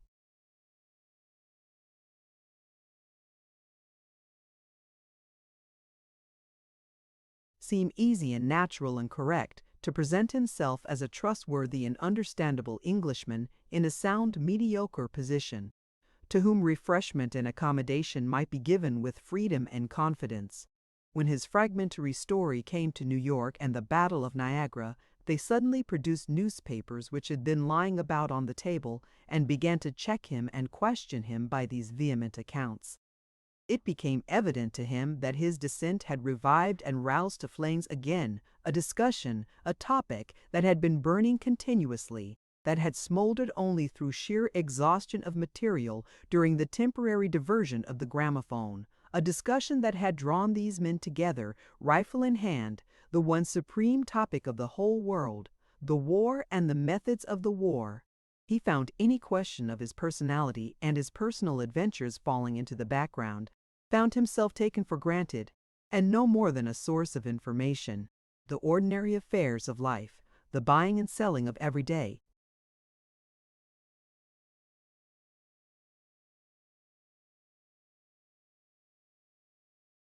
necessities, the cultivation of the ground, the tending of beasts, was going on, as it were, by force of routine, as the common duties of life go on in a house whose master lies under the knife of some supreme operation. The overruling interest was furnished by those great Asiatic airships that went upon incalculable missions across the sky, the crimson-clad swordsmen who might come fluttering down demanding petrol, or food, or news. These men were asking, all the continent was asking, what are we to do? What can we try? How can we get at them? Bert fell into his place as an item, ceased even in his own thoughts to be a central and independent thing. After he had eaten and drunken his fill, and sighed and stretched, and told them how good the food seemed to him, he lit a cigarette they gave him and led the way, with some doubts and trouble, to the flying machine amidst the larches. It became manifest that the gaunt young man, whose name, it seemed, was Laurier, was a leader both by position and natural aptitude. He knew the names and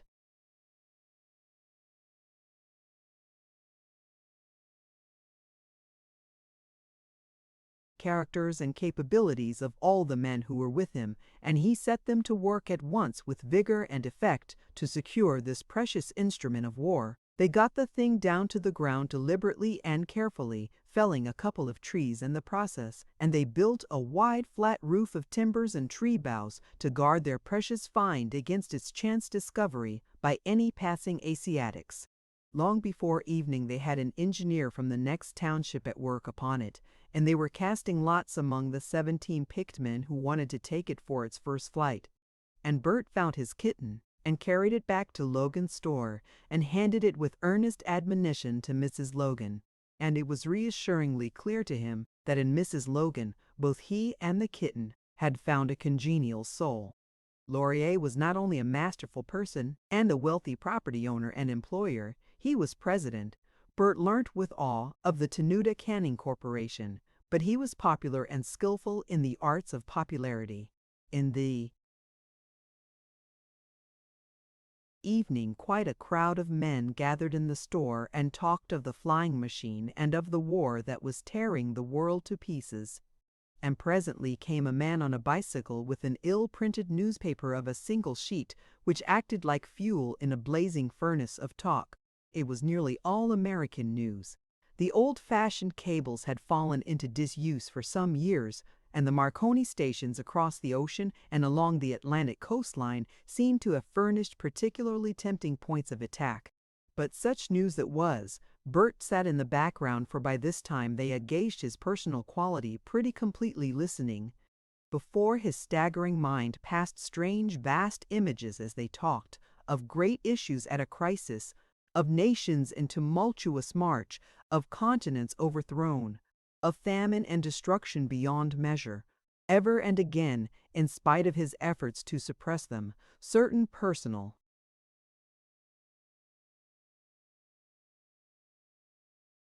impressions would scamper across the weltering confusion: the horrible mess of the exploded prince, the Chinese aeronaut upside down, the limping and bandaged bird-faced officer blundering along in miserable and hopeless flight.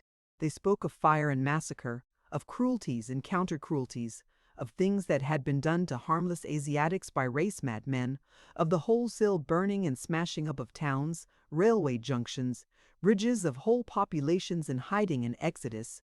"Every ship they've got is in the Pacific," he heard one man exclaim.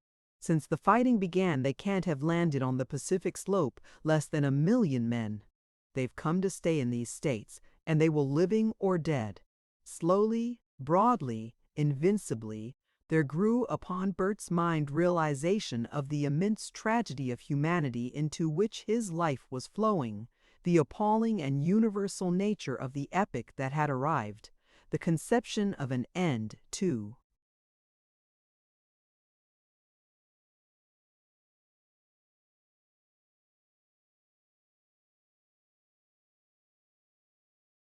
Security and order and habit. The whole world was at war, and it could not get back to peace. It might never recover peace. He had thought the things he had seen had been exceptional, conclusive things, that the besieging of New York and the Battle of the Atlantic were epoch-making events between long years of security, and they had been but the first warning impacts of universal cataclysm. Each day destruction and hate and disaster grew, the fissures widened between man and man, new regions of the fabric of civilization crumbled and gave way. Below, the armies grew and the people perished. Above, the airships and airplanes fought and fled, raining destruction. It is difficult, perhaps, for the broad-minded and long-perspectived reader to understand how incredible the breaking down of the scientific civilization seemed to those who actually lived at this time, who in their own persons went down in that debacle. Progress had marched as it seemed invincible about the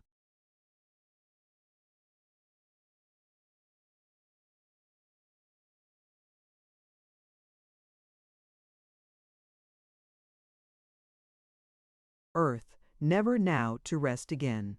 For 300 years and more, the long, steadily accelerated diastole of Europeanized civilization had been in progress. Towns had been multiplying, populations increasing, values rising, new countries developing, thought, literature, knowledge unfolding and spreading. It seemed but a part of the process that every year the instruments of war were vaster and more powerful, and that armies and explosives outgrew all other growing things. 300 years of diastole, and then came the swift and unexpected systole, like the closing of a fist. They could not understand it was systole. They could not think of it as anything but a jolt, a hitch, a mere oscillatory indication of the swiftness of their progress.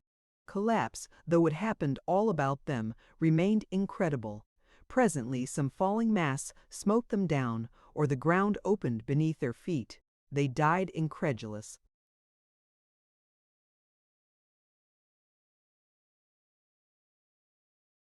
These men in the store made a minute, remote group under this immense canopy of disaster. They turned from one little aspect to another. What chiefly concerned them was defense against Asiatic raiders swooping for petrol or to destroy weapons or communications. Everywhere levies were being formed at that time to defend the plant of the railroads day and night in the hope that communication would speedily be restored. The land war was still far away. A man with a flat voice distinguished himself by a display of knowledge and cunning. He told them all with confidence just what had been wrong with the German Drachenflieger and the American aeroplanes, just what advantage the Japanese flyers possessed. He launched out into a romantic description of the Butteridge machine and riveted Bert's attention. "I see that," said Bert, and was smitten silent by a thought. The man with the flat voice talked on, without heeding him, of the strange irony of Butteridge's death. At that Bert had a little twinge of relief. He would never meet Butteridge again. It appeared Butteridge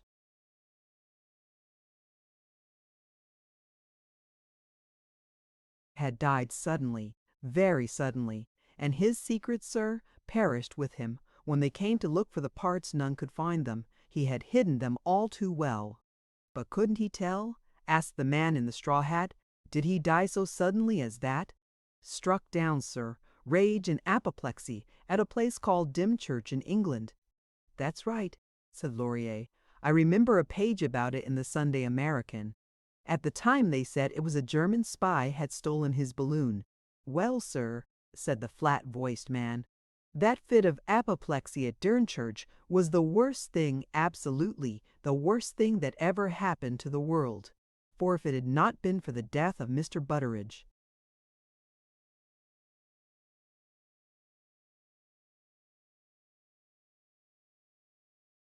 no one knows his secret, not a soul. It's gone.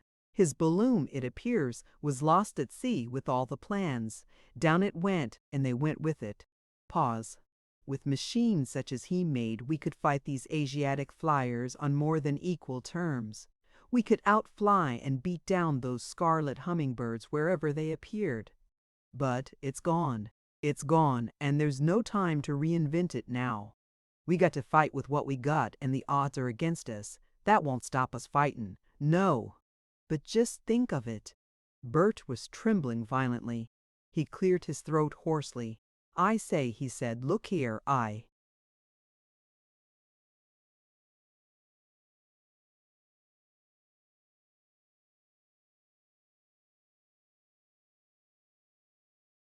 Nobody regarded him. The man with the flat voice was opening a new branch of the subject. I allow, he began.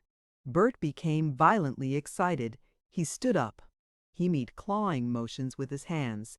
I say, he exclaimed, Mr. Laurier, look, ere I want about that Butteridge machine. Mr. Laurier, sitting on an adjacent table with a magnificent gesture, arrested the discourse of the flat-voiced man. What's he saying? Said he.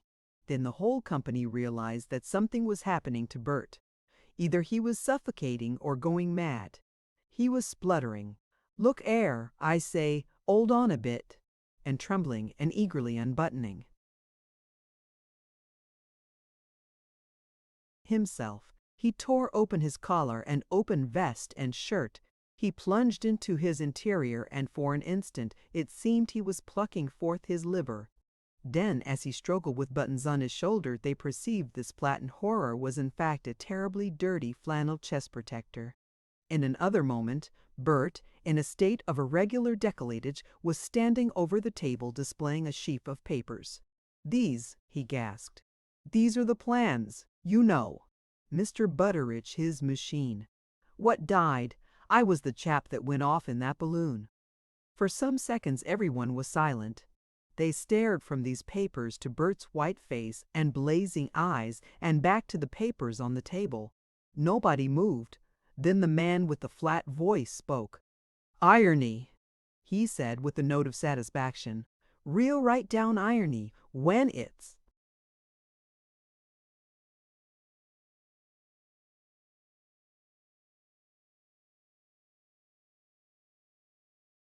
too late to think of making 'em any more. They would all no doubt have been eager to hear Bert's story over again, but it was at this point that Loria showed his quality. "No, sir," he said, and slid from off his table. He impounded the dispersing Butteridge plans with one comprehensive sweep of his arm, rescuing them even from the expository finger marks of the man with the flat voice, and handed them to Bert. "Put those back," he said, "where you had 'em. We have a journey before us." Bert took them. "War?" said the man in the straw hat. "Why, sir, we are going to find a president of these states and give these plans over to him. I decline to believe, sir, we are too late." "Where is the president?" asked Bert weakly in that pause that followed. "Logan," said Laurier, disregarding that feeble inquiry, "you must help us in this." It seemed only a matter of a few minutes before Bert and Laurier and the storekeeper were examining a number of bicycles that were stowed in the hinder room of the store. Bert didn't like any of them very much. They had wood rims, and an experience of wood rims in the English climate had taught him to hate them. That, however, and one or two other objections to an immediate start were overruled by Laurier. "But where is the president?" Bert repeated as they stood behind Logan while he pumped up a deflated tire.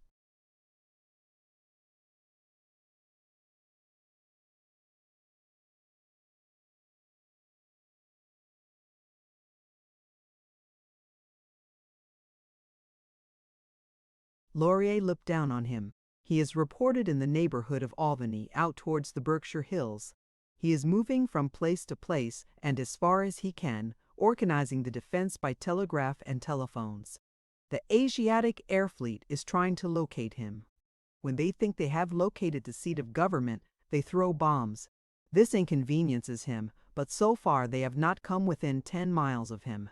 The Asiatic Air Fleet is at present scattered all over the eastern states, seeking out and destroying gasworks and whatever seems conducive to the building of airships or the transport of troops. Our retaliatory measures are slight in the extreme. But with these machines, sir, this ride of ours will count among the historical rides of the world." He came near to striking an attitude. "We shan't get to him tonight?" asked Bert. "No, sir," said Laurier. "We shall have to ride some days, sure."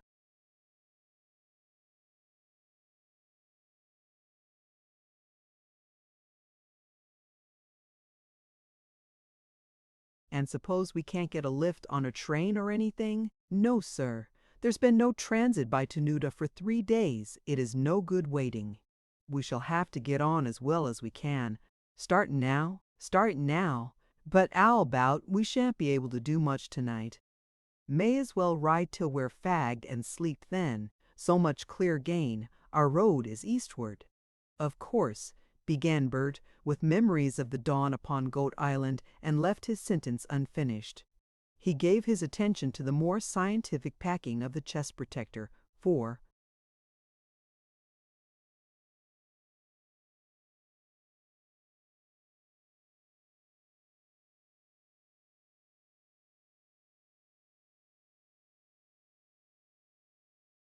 several of the plans flapped beyond his vest. For a week, Bert led a life of mixed sensations. Amidst these fatigue in the legs predominated.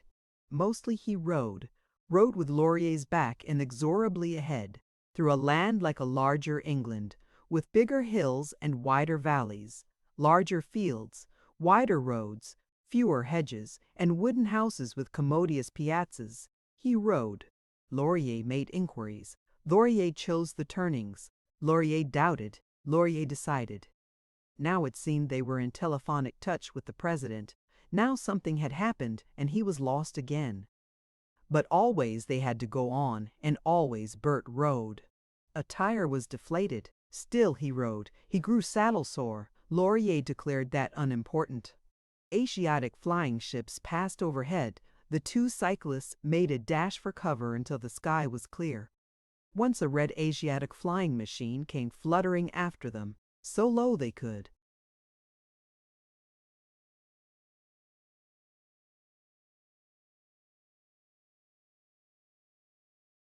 distinguish the aeronaut's head. He followed them for a mile. Now they came to regions of panic, now to regions of destruction. Here people were fighting for food. Here they seemed hardly stirred from the countryside routine. They spent a day in a deserted and damaged Albany. The Asiatics had descended and cut every wire and made a cinder heap of the junction, and our travelers pushed on eastward. They passed 100 half-heated incidents, and always Bert was toiling after Laurier's indefatigable back. Things struck upon Bert's attention and perplexed him, and then he passed on with unanswered questionings fading from his mind. He saw a large house on fire on a hillside to the right, and no man heeding it. They came to a narrow railroad bridge and presently to a mono-rail train standing in the track on its safety feet. It was a remarkably sumptuous train, the last word Transcontinental Express, and the passengers were all playing cards.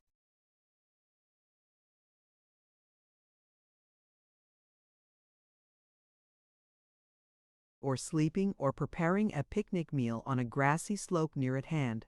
They had been there 6 days.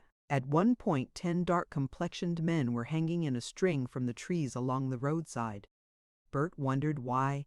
At one peaceful-looking village where they stopped off to get Bert's tire mended and bound beer and biscuits, they were approached by an extremely dirty little boy without boots, who spoke as follows: "Daisy been hanging a chink in dose woods." "Hanging a Chinaman?" said Laurier. "Sure, der sluice got him rubber in der railroad sheds." "Oh."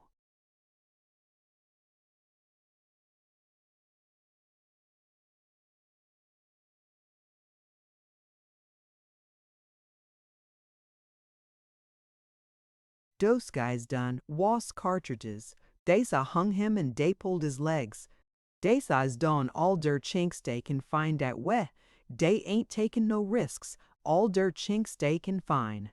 Neither Bert nor Laurier made any reply, and presently, after a little skillful expectoration, the young gentleman was attracted by the appearance of two of his friends down the road and shuffled off, whooping weirdly. That afternoon, they almost ran over a man shot through the body and partly decomposed, lying near the middle of the road, just outside Albany. He must have been lying there for some days. Beyond Albany, they came upon a motor car with the tire burst, and a young woman sitting absolutely passive beside the driver's seat. An old man was under the car trying to effect some impossible repairs. Beyond, sitting with a rifle across his knees, with his back to the car and staring into the woods, was a young man.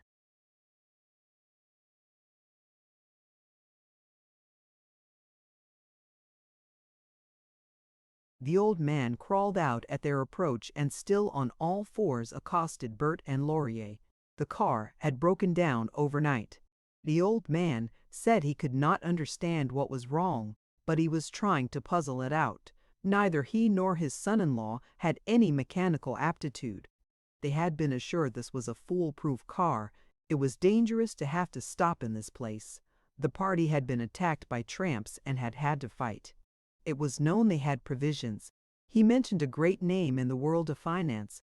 Would Laurier and Bert stop and help him? He proposed it first, hopefully, then urgently, at last in tears and terror. "No," said Laurier, inexorable. "We must go on. We have something more than a woman to save. We have to save America." The girl never stirred. And once they passed a madman singing.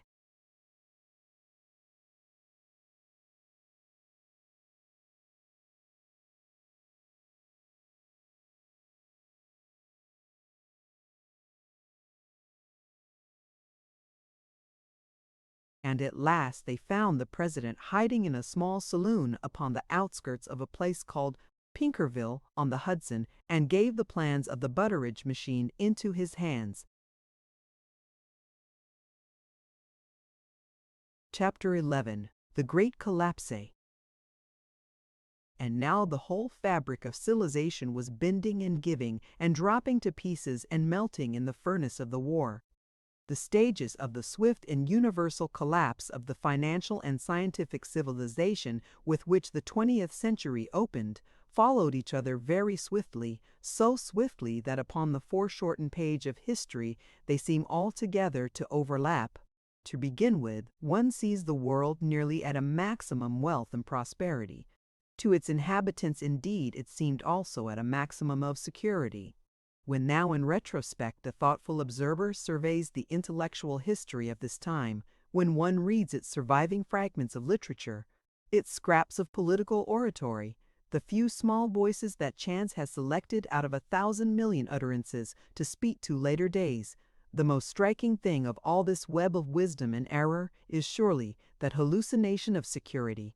To men living in our present world state, orderly, scientific, and secured, nothing seems so precarious, so giddily dangerous, as the fabric of the social order with which the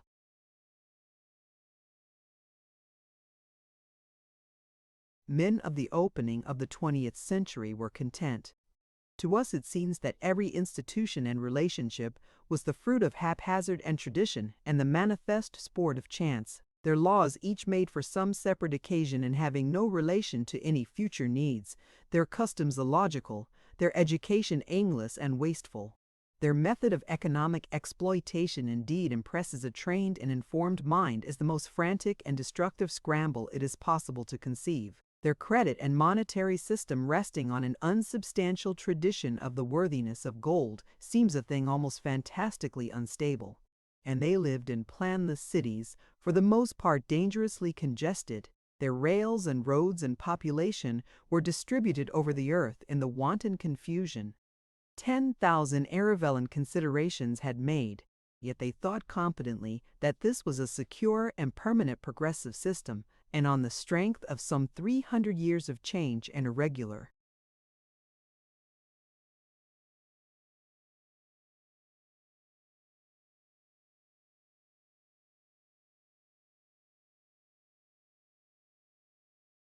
Improvement, answered the doubter with, things always have gone well. We'll worry through. But when we contrast the state of man in the opening of the 20th century with the condition of any previous period in his history, then perhaps we may begin to understand something of that blind confidence.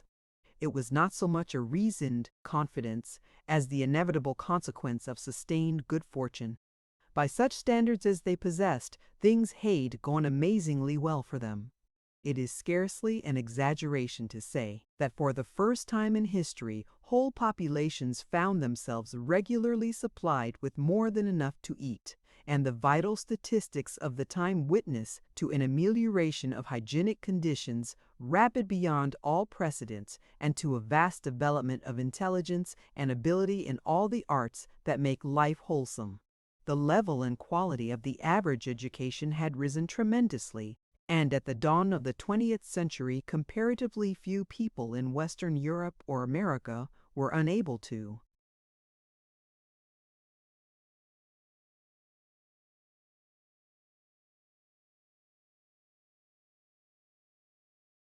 read or write. Never before had there been such reading masses. There was wide social security. A common man might travel safely over 3/4 of the habitable globe, could go round the earth at a cost of less than the annual earnings of a skilled artisan. Compared with the liberality and comfort of the ordinary life of the time, the order of the Roman Empire under the Antonines was local and limited. And every year, every month, came some new increment to human achievement. A new country opened up, new minds, new scientific discoveries, a new machine. For those 300 years, indeed, the movement of the world seemed wholly beneficial to mankind. Men said, indeed, that moral organization was not keeping pace with physical progress, but few attached any meaning to these phrases, the understanding of which lies at the basis of our present safety. Sustaining and constructive forces did indeed for a time more than balance the malign drift of chance and the natural ignorance, prejudice, blind passion, and envy.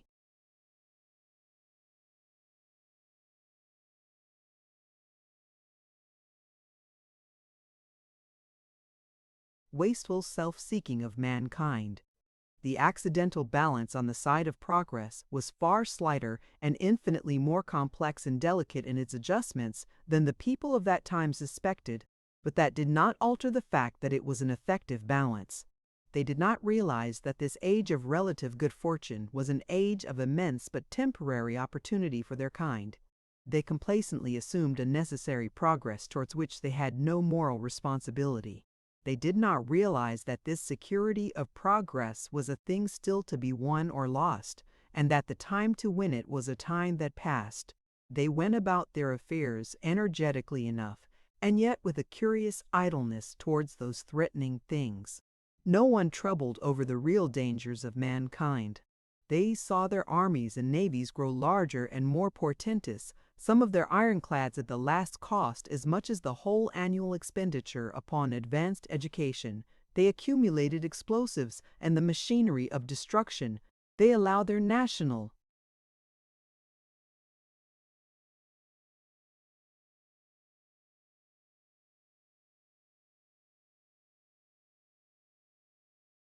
traditions and jealousies to accumulate. They contemplated a steady enhancement of race hostility as the races drew closer without concern or understanding, and they permitted the growth in their midst of an evil-spirited press, mercenary and unscrupulous, incapable of good and powerful for evil. The state had practically no control over the press at all. Quite heedlessly, they allowed this torch paper to lie at the door of their war magazine for any spark to fire.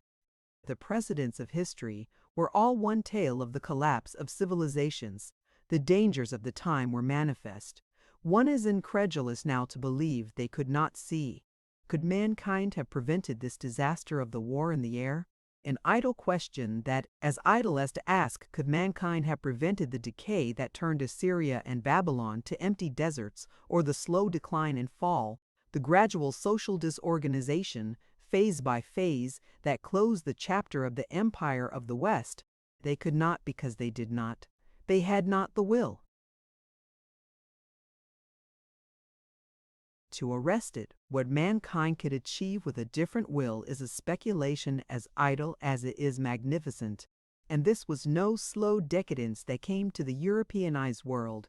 Those other civilizations rotted and crumbled down. The Europeanized civilization was, as it were, blown up. Within the space of 5 years it was altogether disintegrated and destroyed. Up to the very eve of the war in the air, one sees a spacious spectacle of incessant advance, a worldwide security, enormous areas with highly organized industry and settled populations, gigantic cities spreading gigantically, the seas and oceans dotted with shipping, the land netted with rails and open ways. Then suddenly, the German air fleets sweep across the scene, and we are in the beginning of the end. This story has already told of the swift rush upon New York of the first German air fleet and of the wild, inevitable orgy of inconclusive destruction that ensued. Behind it, a second air fleet was already swelling at its gasometers when England and France and Spain and Italy showed their hands. None of these countries had prepared for aeronautic warfare on the magnificent scale of the Germans, but each guarded secrets. Each in a measure was making ready, and a common dread of German vigor in that aggressive spirit Prince Karl Albert embodied had long been drawing these powers together in secret anticipation of some such attack. This rendered their prompt cooperation possible, and they certainly cooperated promptly. The second aerial power in Europe at this time was France. The British, nervous for their Asiatic empire and sensible of the immense moral effect of the airship upon half-educated populations, had placed their aeronautic parks in North India and were able to play but a subordinate part in the European conflict. Still, even in England they had 9 or 10 big navigables, 20 or 30 smaller ones, and a variety of experimental aeroplanes. Before the fleet of Prince Karl Albert had crossed England, while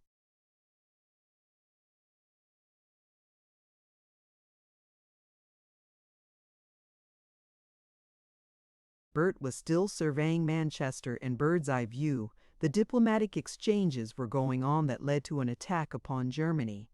a heterogeneous collection of navigable balloons of all sizes and types gathered over the Bernese Oberlin, crushed and burnt the 25 Swiss airships that unexpectedly resisted this concentration in the Battle of the Alps, and then, leaving the alpine glaciers and valleys strewn with strange wreckage, divided into two fleets and set itself to terrorize Berlin and destroy the Franconian Park, seeking to do this before the Second Air Fleet could be inflated. Both over Berlin and Franconia, the assailants with their modern explosives effected great damage before they were driven off. In Franconia, 12 fully distended and 5 partially filled and manned giants were able to make head against, and at last, with the help of a squadron of Drachenflieger from Hamburg, defeat and pursue the attack and to relieve Berlin, and the Germans were straining every nerve to get an overwhelming fleet in the air, and were all ready.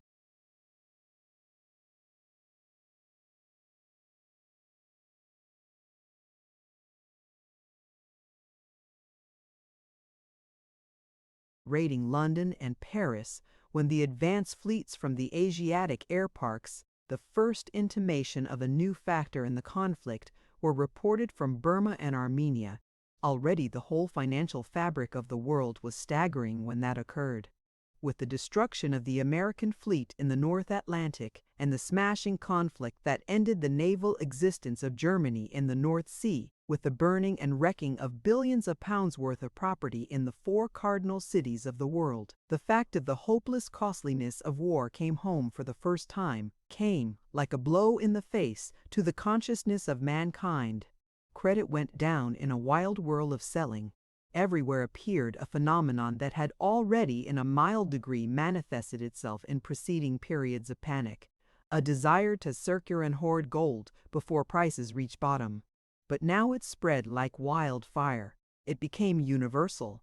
Above was visible conflict and destruction. Below, something was happening far more deadly.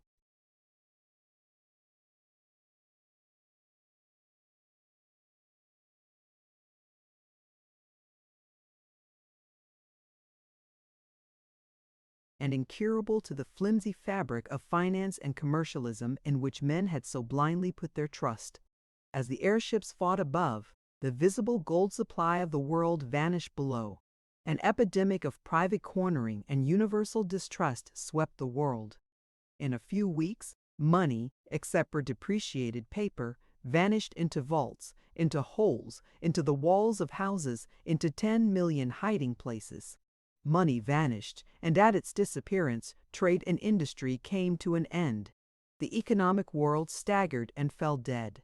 It was like the stroke of some disease. It was like the water vanishing out of the blood of a living creature. It was a sudden universal coagulation of intercourse, and as the credit system, that had been the living fortress of the scientific civilization, reeled and fell upon the millions it had held together in economic relationship, as these people, perplexed and helpless, faced this marvel of credit, utterly destroyed, the airships of Asia, countless and relentless, poured across the heaven, was tweeted yurt, the page of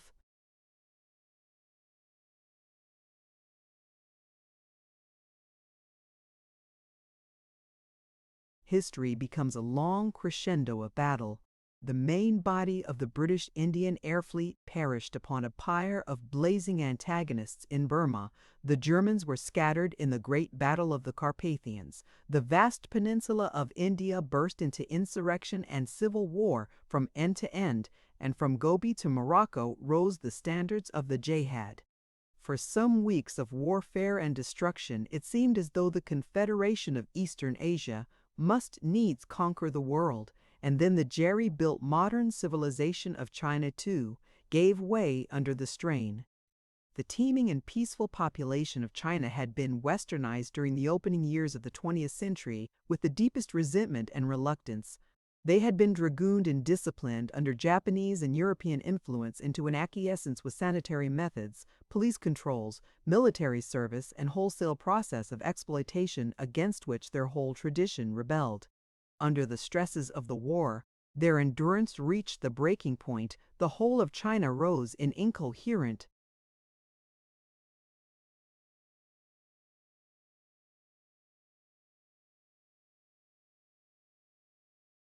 revolts, and the practical destruction of the central government at Pekin by a handful of British and German airships that had escaped from the main battles rendered that revolt invincible. In Yokohama appeared barricades, the Black Flag, and the Social Revolution. With that, the whole world became a welter of conflict, so that a universal social collapse followed, as it were a logical consequence, upon worldwide war. Wherever there were great populations, great masses of people found themselves without work, without money, and unable to get food. Famine was in every working-class quarter in the world within 3 weeks of the beginning of the war. Within a month there was not a city anywhere in which the ordinary law and social procedure had not been replaced by some form of emergency control, in which firearms and military executions were not being used to keep order and prevent violence. And still in the poorer quarters, and in the populous districts, and even here and there already among those who had been wealthy, famine spread.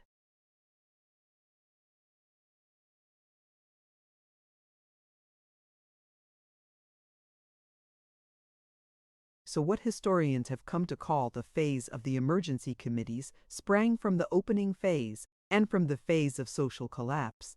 Then followed a period of vehement and passionate conflict against disintegration. Everywhere the struggle to keep order and to keep fighting went on. And at the same time the character of the war altered through the replacement of the huge gas-filled airships by flying machines as the instruments of war. So soon as the big fleet engagements were over, the Asiatics endeavored to establish in close proximity to the more vulnerable points of the countries against which they were acting, fortified centers from which flying machine raids could be made. For a time they had everything their own way in this, and then, as this story has told, the lost secret of the Butteridge machine came to light, and the conflict became equalized and less conclusive than ever. For these small flying machines, ineffectual for any large expedition or conclusive attack, were horribly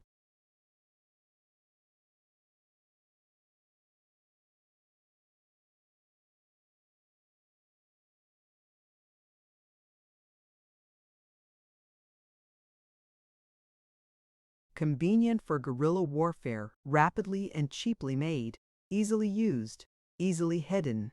The design of them was hastily copied and printed in Pinkerville and scattered broadcast over the United States, and copies were sent to Europe and there reproduced. Every man, every town, every parish that could was exhorted to make and use them. In a little while they were being constructed not only by governments and local authorities, but by robber bands, by insurgent committees, by every type of private person. The peculiar social destructiveness of the Butteridge machine lay in its complete simplicity. It was nearly as simple as a motor bicycle. The broad outlines of the earlier stages of the war disappeared under its influence. The spacious antagonism of nations and empires and races vanished in a seething mass of detailed conflict. The world passed at a stride from a unity and simplicity broader than that of the Roman Empire at its best, to a social fragmentation as complete as the robber baron period of the Middle Ages.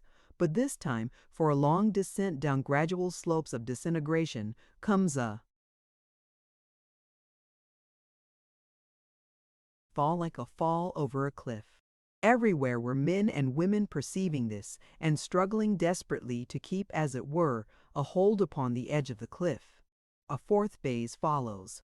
Through the struggle against chaos, in the wake of the famine, came now another old enemy of humanity, the pestilence, the Purple Death. But the war does not pause. The flags still fly. Fresh air fleets rise, new forms of airship, and beneath their swooping struggles the world darkens, scarcely heeded by history. It is not within the design of this book to tell what further story, to tell how the war in the air kept on through the sheer inability of any authorities to meet and agree and end it, until every organized government in the world was as shattered and broken as a heap of china beaten with a stick. With every week of those terrible years, history becomes more detailed and confused, more crowded and uncertain. Not without great and heroic resistance was civilization borne down.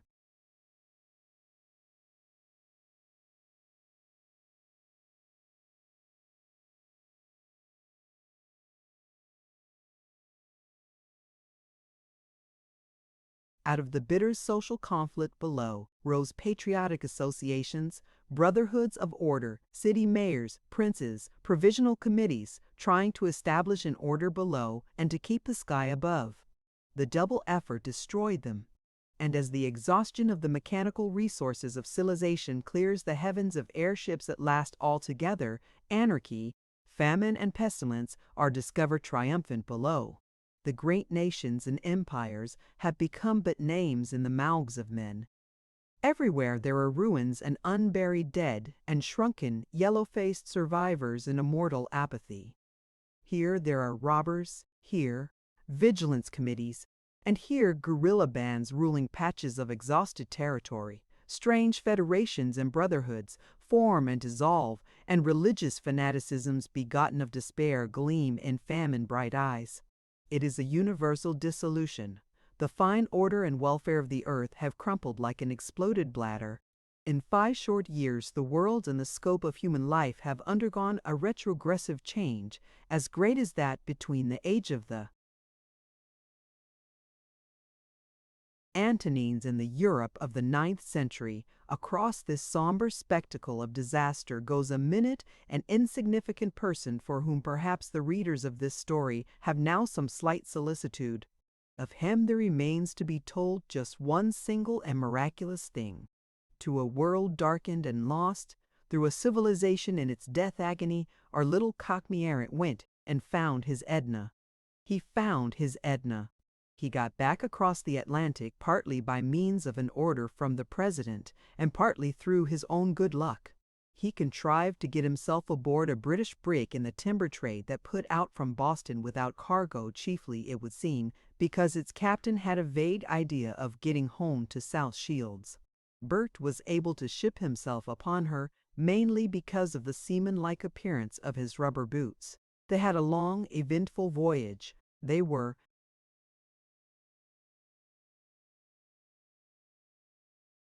chased, or imagined themselves to be chased, for some hours by an Asiatic ironclad which was presently engaged by a British cruiser.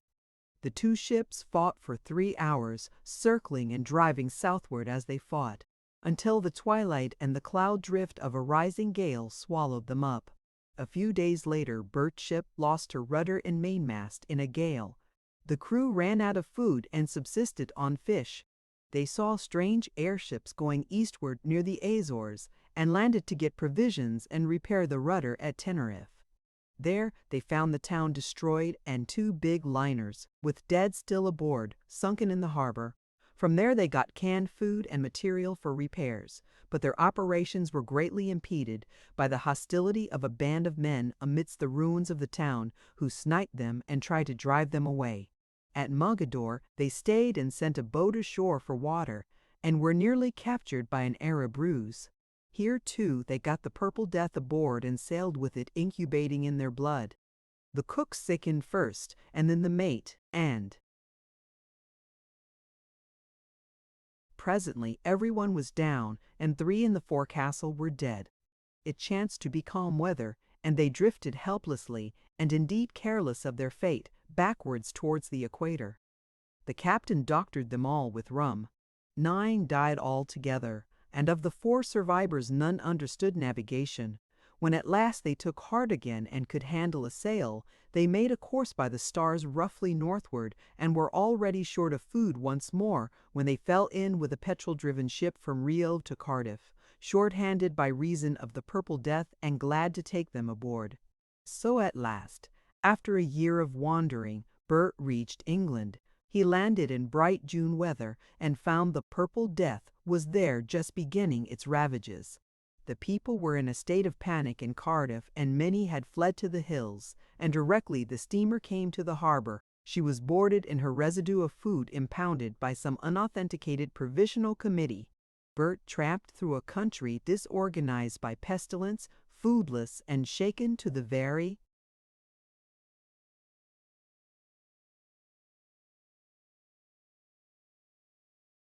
base of its immemorial order. He came near death and starvation many times, and once he was drawn into scenes of violence that might have ended his career. that the Bert Smallways who tramped from Cardiff to London, vaguely going home, vaguely seeking something of his own that had no tangible form but Etna, was a very different person from the desert dervish who was swept out of England in Mr. Butteridge's balloon a year before. He was brown and lean and enduring, steady-eyed and pestilence-salted, and his mouth, which had once hung open, shut now like a steel trap. Across his brow ran a white scar that he had got in a fight on the brig. In Cardiff he had felt the need of new clothes and a weapon, and had, by means that would have shocked him a year ago, secured a flannel shirt, a corduroy suit, and a revolver and 50 cartridges from an abandoned pawnbroker's. He also got some soap, and had his first real wash for 13 months in a stream outside the town. The vigilance bands that had at first shot plunderers very freely were now either entirely dispersed by the plague or busy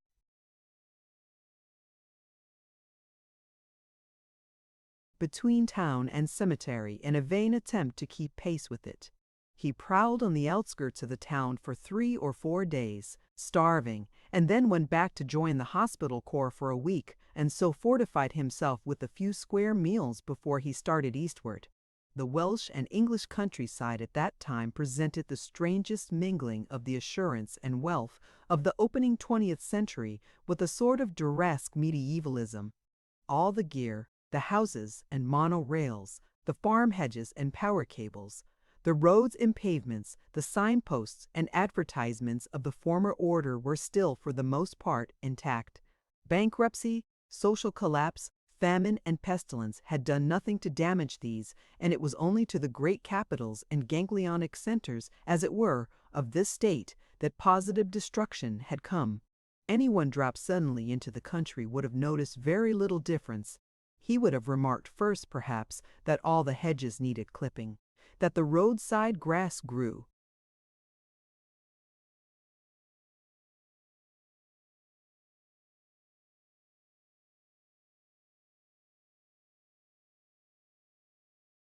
rank, that the road tracks were unusually rain-worn, and that the cottages by the wayside seemed in many cases shut up, that a telephone wire had dropped here, and that a cart stood abandoned by the wayside. But he would still find his hunger whetted by the bright assurance that Wilder's canned peaches were excellent, or that there was nothing so good for the breakfast table as Gobble's sausages. And then suddenly would come the Duresque element, the skeleton of a horse, or some crumpled mass of rags in the ditch, with gaunt extended feet, and a yellow-purple blotched skin and face, or what had been a face, gaunt and glaring and devastated. Then here would be a field that had been plowed and not sown, and here a field of corn carelessly trampled by beasts, and here a hoarding torn down across the road to make a fire. Then presently he would meet a man or a woman, yellow-faced and probably negligently dressed and armed, prowling for food. These people would have the complexions and eyes and expressions of tramps or criminals, and often the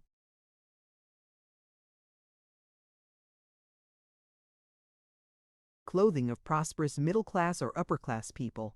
Many of these would be eager for news and willing to give help and even scraps of queer meat or crusts of gray and doughy bread in return for it. They would listen to Bert's story with avidity and attempt to keep him with them for a day or so. The virtual cessation of postal distribution and the collapse of all newspaper enterprise had left an immense and aching gap in the mental life of this time. Men had suddenly lost sight of the ends of the earth and had still to recover the rumor-spreading habits of the Middle Ages. In their eyes, in their bearing, in their talk, was the quality of lost and deoriented souls. As Bert traveled from parish to parish and from district to district, avoiding as far as possible those festering centers of violence and despair, the larger towns, he found the condition of affairs varying widely. In one parish he would find the large house burnt, the vicarage wrecked, evidently in violent conflict for some suspected and perhaps imaginary store of food, unburied dead everywhere, and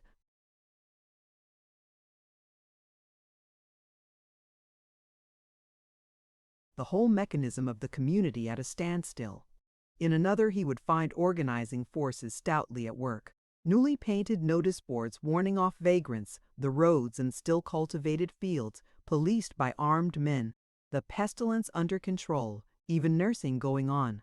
A store of food husbanded, the cattle and sheep well guarded, and a group of 2 or 3 justices, the village doctor or a farmer, dominating the whole place. A reversion, in fact, to the autonomous community of the 15th century. But at any time such a village would be liable to a raid of Asiatics, or Africans, or such like air pirates, demanding petrol and alcohol or provisions. The price of its order was an almost intolerable watchfulness and tension. Then the approach to the confused problems of some larger center of population and the presence of a more intricate conflict would be marked by roughly smeared notices of quarantine or stranger shot, or by a string of decaying plunderers dangling from the telephone poles at the roadside. About.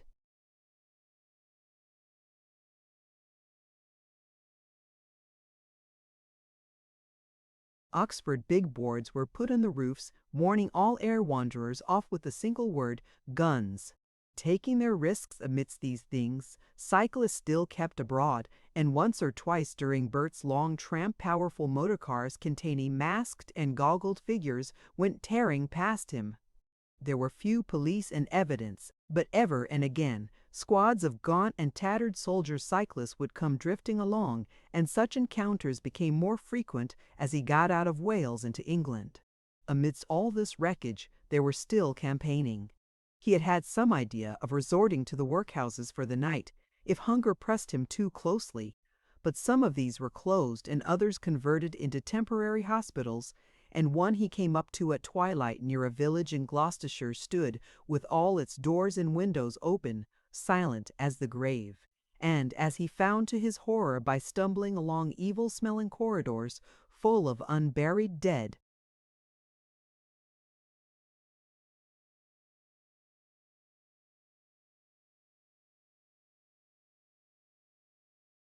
from Gloucestershire, Bert went northward to the British Aeronautic Park outside Birmingham in the hope that he might be taken on and given food, for there the government, or at any rate the War Office, still existed as an energetic fact, concentrated amidst collapse and social disaster upon the effort to keep the British flag still flying in the air, and trying to brisk up mayor and magistrate in a new effort of organization.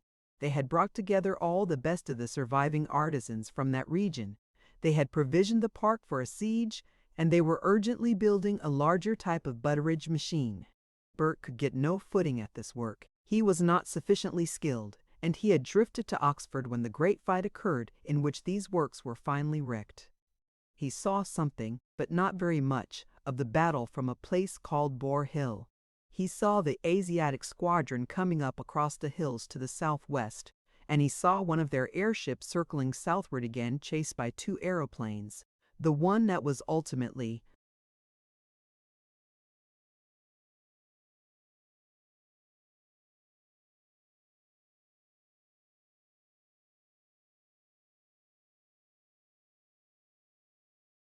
overtaken, wrecked, and burnt at Edge Hill, but he never learnt the issue of the combat as a whole. He crossed the Thames from Eton to Windsor and made his way round the south of London to Bun Hill, and there he found his brother Tom, looking like some dark, defensive animal in the old shop, just recovering from the Purple Death, and Jessica upstairs, delirious and, as it seemed to him, dying grimly. She raved of sending out orders to customers, and scolded Tom perpetually lest he should be late with Mrs. Thompson's potatoes and Mrs. Hopkins' cauliflower, though all business had long since ceased, and Tom had developed a quite uncanny skill in the snaring of rats and sparrows, and the concealment of certain stores of cereals and biscuits from plundered grocers' shops. Tom received his brother with a sort of guarded warmth. "Lor," he said, "it's Bert. I thought you'd be coming back some day, and I'm glad to see you. But I can't arst you to eat anything, because I haven't got anything to eat. Where you been, Bert, all this time?" Bert reassured his brother by a glimpse of a partly eaten Swede and was still telling his story in fragments and parentheses when he discovered behind the counter a yellow and forgotten note addressed to himself. "What's this?" he said, and found it was a year-old note from Edna. "She came 'ere," said Tom, like one who recalls a trivial thing, "arstin' for you, and arstin' us to take her in. That was after the battle and settin' Clapham rise afire. I was for taking her in, but Jessica wouldn't have it, and so she borrowed 5 shillings of me quiet like and went on. I dessay she's told you she had Bert found. She had gone on, she said in her note, to an aunt and uncle who had a brick field near Horsham. And there at last, after another fortnight of adventurous journeying, Bert found her."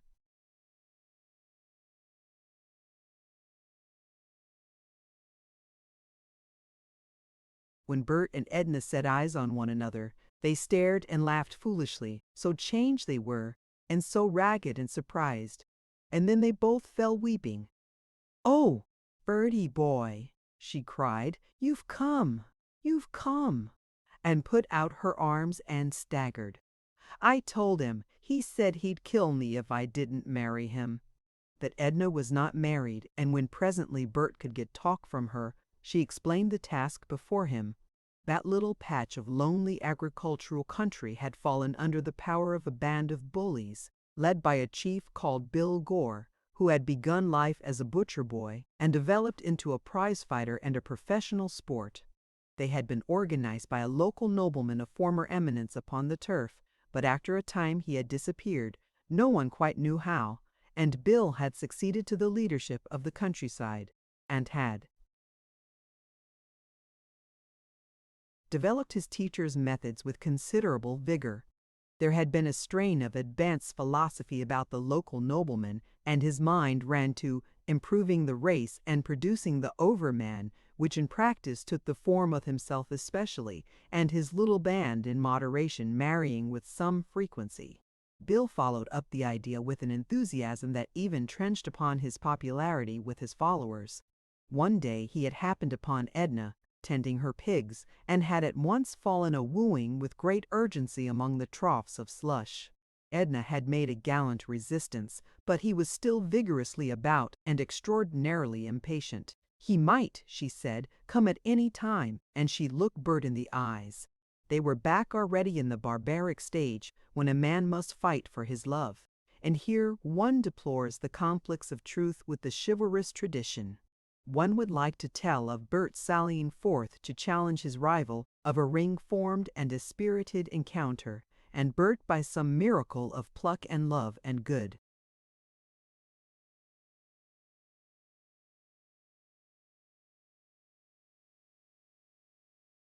Fortune winning, but indeed nothing of the sort occurred. Instead, he reloaded his revolver very carefully, and then sat in the best room of the cottage by the derelict brickfield, looking anxious and perplexed, and listening to talk about Bill and his ways, and thinking. Then suddenly Edna's aunt, with a thrill in her voice, announced the appearance of that individual. He was coming with 2 others of his gang through the garden gate. Bert got up, put the woman aside, and looked out. They presented remarkable figures. They wore a sort of uniform of red golfing jackets and white sweaters, football singlet, and stockings and boots, and each had let his fancy play about his headdress. Bill had a woman's hat full of cock's feathers, and all had wild slouching cowboy brims. Bert sighed and stood up, deeply thoughtful, and Edna watched him, marveling. The women stood quite still. He left the window and went out into the passage rather slowly, and with the careworn expression of a man who gives his mind to a complex and uncertain business. "Edna!" he called, and when she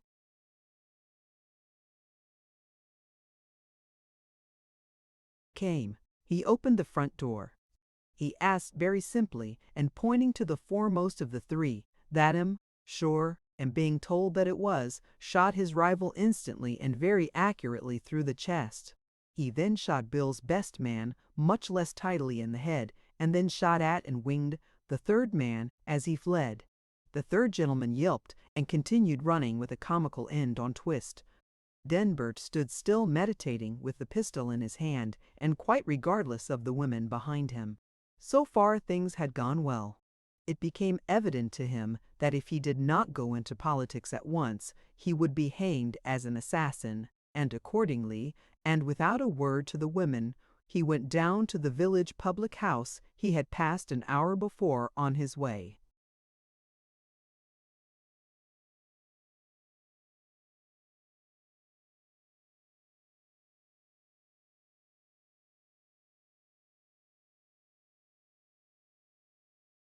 To Edna, entered it from the rear and confronted the little band of ambiguous roughs who were drinking in the taproom and discussing matrimony and Bill's affection in a facetious but envious manner, with a casually held but carefully reloaded revolver and an invitation to join what he called, I regret to say, a vigilance committee. Under his direction. It's wanted about here, and some of us are getting it up. He presented himself as one having friends outside, though indeed he had no friends at all in the world but Edna and her aunt and 2 female cousins. There was a quick but entirely respectful discussion of the situation. They thought him a lunatic who had tramped into this neighborhood ignorant of Bill. They desired to temporize until their leader came. Bill would settle him. Someone spoke of Bill. "Bill's dead, I just shot him," said Bert. "We don't need reckon with him, mint." Ease.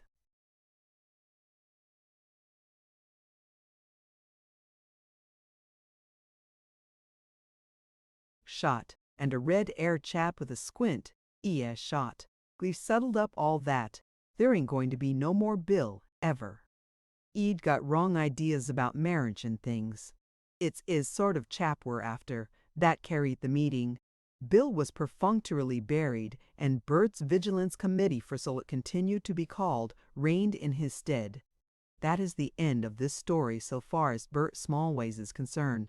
We leave him with his Edna to become squatters among the clay and oak thickets of the Weald, far away from the stream of events.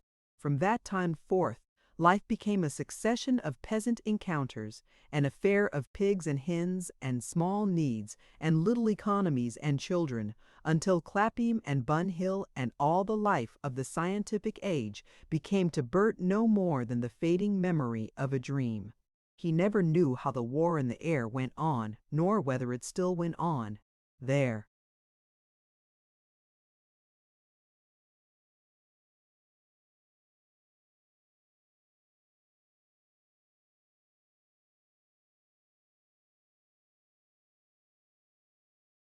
Were rumors of airships going and coming, and of happenings Londonward. Once or twice their shadows fell on him as he worked, but whence they came or whither they went he could not tell. Even his desire to tell died out for want of food. At times came robbers and thieves. At times came diseases among the beasts and shortness of food. Once the country was worried by a pack of boarhounds he helped to kill. He went through many inconsecutive, irrelevant adventures. He survived them all. Accident and death came near them both ever and again and passed them by, and they loved and suffered and were happy. And she bore him many children, 11 children, one after the other, of whom only 4 succumbed to the necessary hardships of their simple life. They lived and did well, as well was understood in those days. They went the way of all flesh, year by year.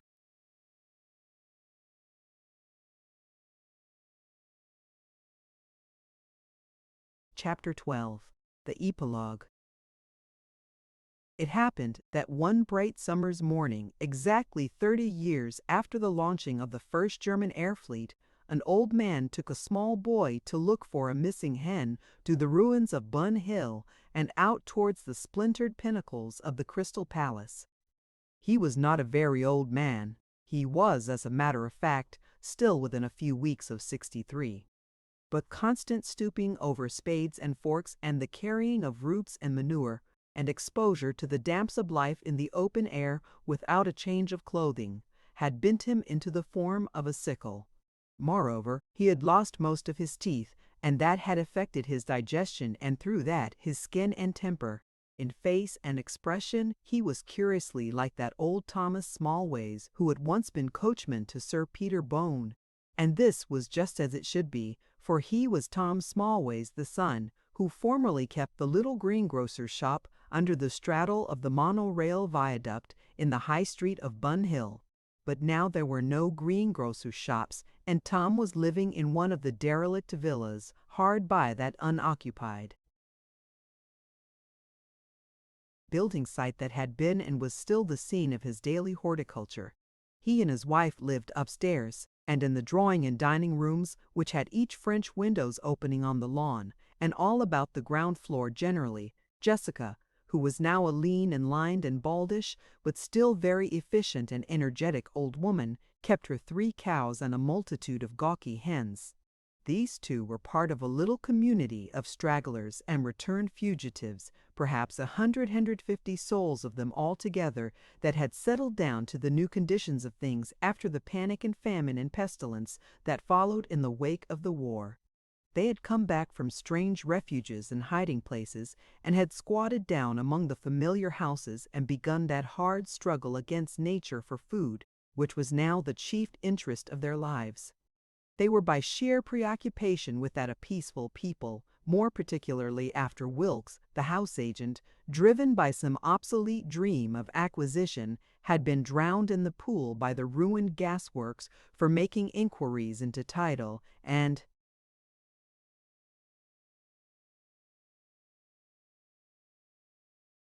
displaying of litigious turn of mind. He had not been murdered, you understand, but the people had carried an exemplary ducking 10 minutes or so beyond its healthy limits.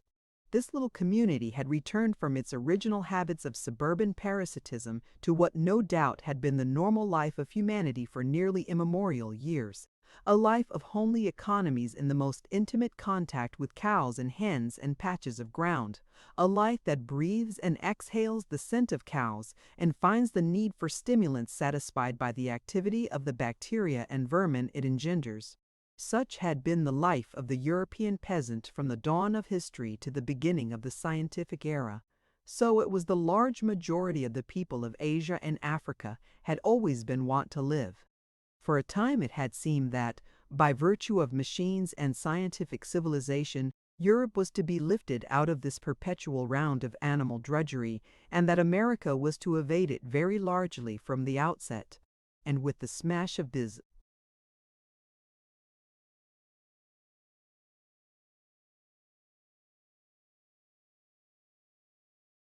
high and dangerous and splendid edifice of mechanical civilization that had arisen so marvelously, back to the land came the common man, back to the manure.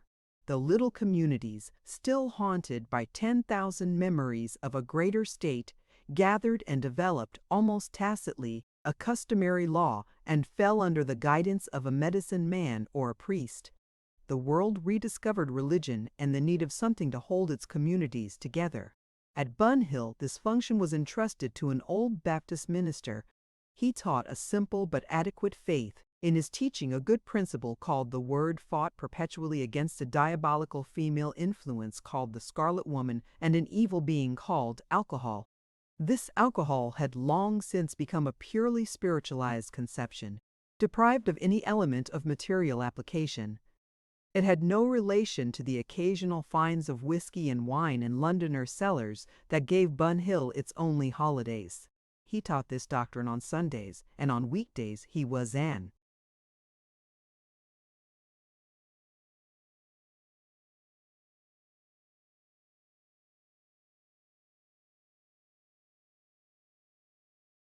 amiable and kindly old man, distinguished by his quaint disposition to wash his hands, and if possible his face, daily, and with a wonderful genius for cutting up pigs.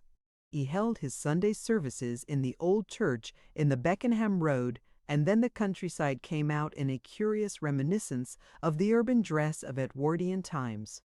All the men without exception wore frock coats, top hats, and white shirts, though many had no boots. Tom was particularly distinguished on these occasions because he wore a top hat with gold lace about it, and a green coat and trousers that he had found upon a skeleton in the basement of the Urban and District Bank. The women, even Jessica, came in jackets and immense hats, extravagantly trimmed with artificial flowers and exotic birds' feathers, of which there were abundant supplies in the shops to the north, and the children there were not many children, because a large proportion of the babies born in Bun Hill died in a few days' time of inexplicable maladies, had similar clothes cut down to accommodate them. Even Stringer's little grandson of 4 wore a large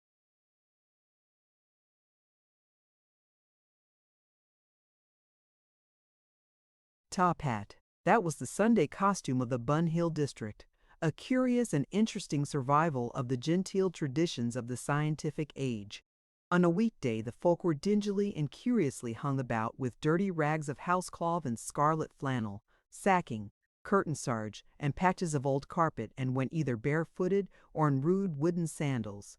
These people, the reader must understand, were an urban population sunken back to the state of a barbaric peasantry, and so without any of the simple arts a barbaric peasantry would possess.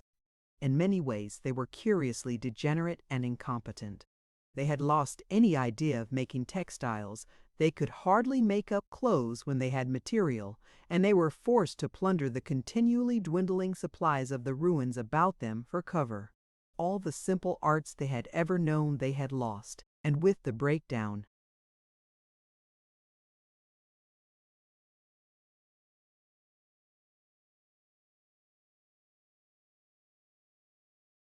of modern drainage, modern water supply, shopping, and the like, their civilized methods were useless. Their cooking was worse than primitive. It was a feeble muddling with food over wood fires and rusty drawing-room fireplaces, for the kitcheners burnt too much.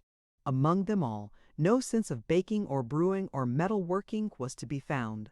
Their employment of sacking and such like coarse material for work, a day clothing, and their habit of tying it on with string and of thrusting wadding and straw inside it for warmth, gave these people an odd, packed appearance, and as it was a week-day when Tom took his little nephew for the hen-seeking excursion, so it was they were attired. "So you've really got to Bun Hill at last, Teddy," said old Tom, beginning to talk and slackening his pace so soon as they were out of range of old Jessica. "You're the last of Bert's boys for me to see." "What?" "I've seen young Bert. I've seen Sissy, and for me, Matt, Tom, what's called after me, and Peter. The traveler people brought you along all right, eh?" "I managed," said Teddy, who was a dry little boy. "Didn't want to eat you on the way. They was all right," said Teddy, "and on the way near Leatherhead we saw a man riding on a bicycle." "My word!" said Tom. "There ain't many of those about nowadays. Where was he going?" "Said Ed was going to Dorking if the high road was good enough, but I doubt if he got there." "All about Burford. It was flooded. We came over the hill, uncle, what they call the Roman road. That's high and safe." "Don't know it," said old Tom. "But a bicycle, you're sure it was a bicycle, had 2 wheels?" "It was a bicycle right enough." "Why?" "I remember a time, Teddy, where there was bicycles no end, when you could stand just here, the road was as smooth as a board then, and see 20 or 30 coming and going at the same time. Bicycles and moty bicycles, moty cars, all sorts of whirly things." "No," said Teddy. "I do. They'd keep on going by all day, hundreds and hundreds." "But where was they all going?" asked Teddy. "Tearing off to Brighton. You never seen Brighton. I expect it's down by the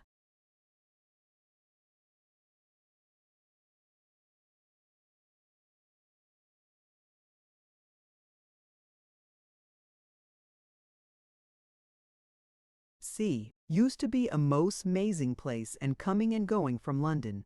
"Why?" "They did." "But why?" "Lord knows why, Teddy. They did."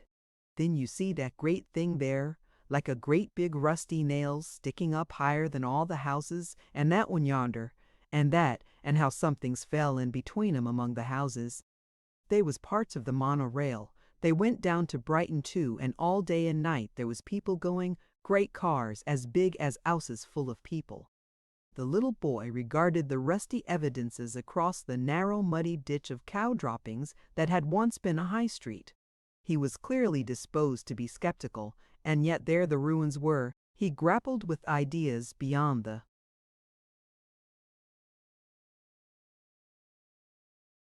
strength of his imagination. What did they go for? He asked. All of 'em. They AD to. Everything was on the go those days. Everything. Yes, but where did they come from? All round air, Teddy. There was people living in those 'ouses, and up the road more 'ouses and more people. You'd hardly believe me, Teddy, but it's Bible truth. You can go on that way forever and ever and keep on coming on 'ouses and more. There's no end to 'em, no end. They get bigger and bigger. His voice dropped as though he named strange names. It's London, he said. And it's all empty now and left alone. All day it's left alone. You don't find.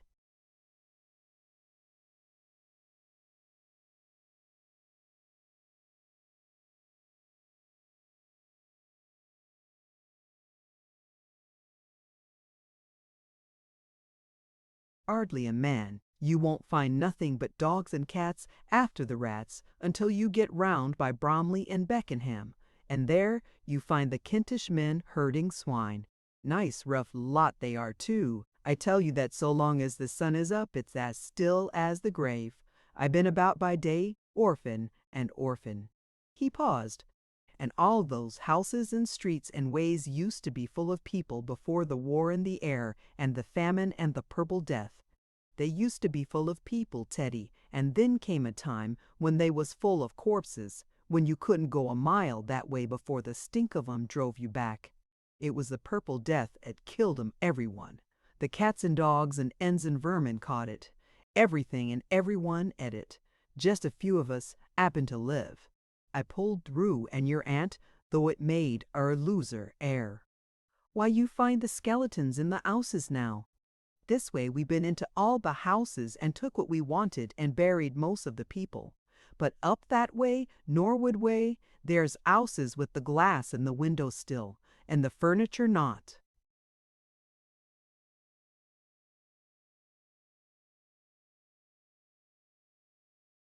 Touched all dusty and falling to pieces, and the bones of the people lying, some in bed, some about the house, just as the purple death left 'em 25 years ago. I went into one knee and old Higgins' lass's year, and there was a room with books. Teddy, you know what I mean by books, Teddy? I seen 'em. I seen 'em with pictures. Well, books all round, Teddy. Hundreds of books beyond rhyme or reason, as the saying goes, green mouldy and dry. I was for levin' 'em alone. I was never much for reading. But old Higgins, he must touch 'em. I believe I could read one of 'em now, as says. Not it, I says. I could, he says, laughing, and takes one out and opens it. I looked, and there, Teddy, was a colored picture. Oh, so lovely. It was a picture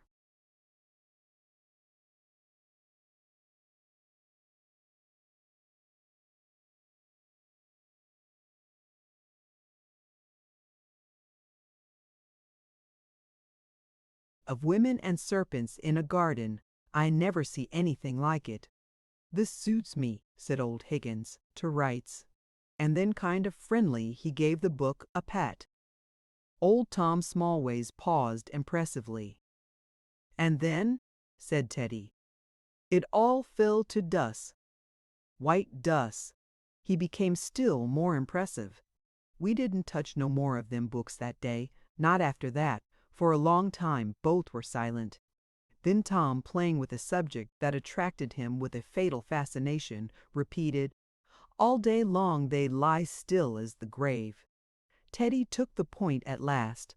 Don't they lie o' nights? He asked.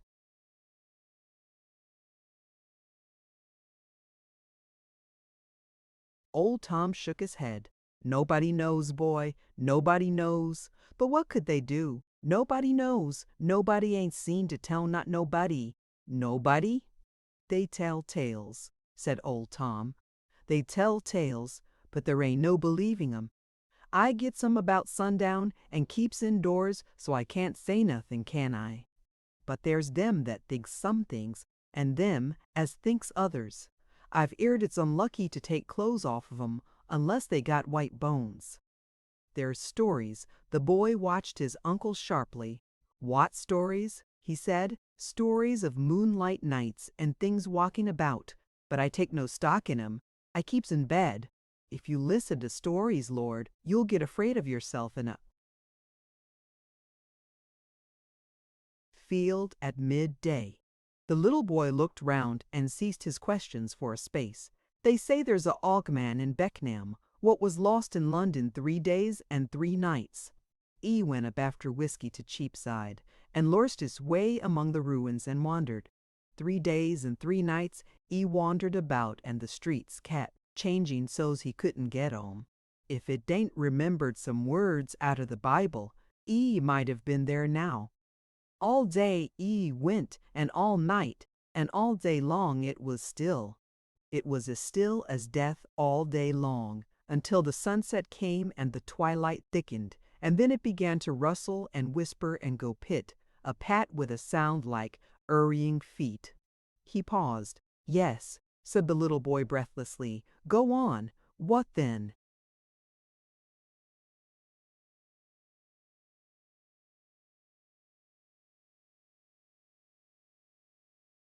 A sound of carts and horses there was, and a sound of cabs and omnibuses, and then a lot of whistling. Shrill whistles, whistles that froze is marrer. And directly the whistles began things begun to show. People in the streets hurrying, people in the houses and shops busying themselves, moty cars in the streets, a sort of moonlight in all the lamps and winders.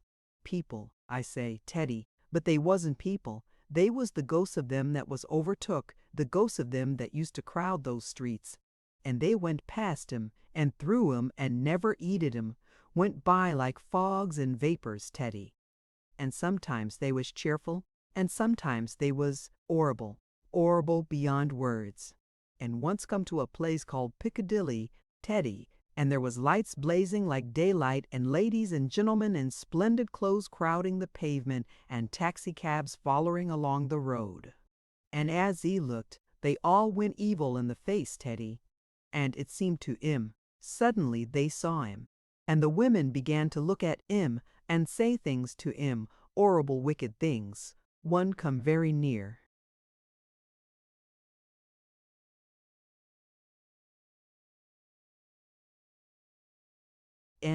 Teddy, right up to him and looked into his face close.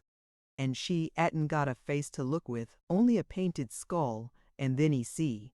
They was all painted skulls. And one after another they crowded on him saying horrible things and catching at him and threatening and coaxing him, so that is near left his body for fear.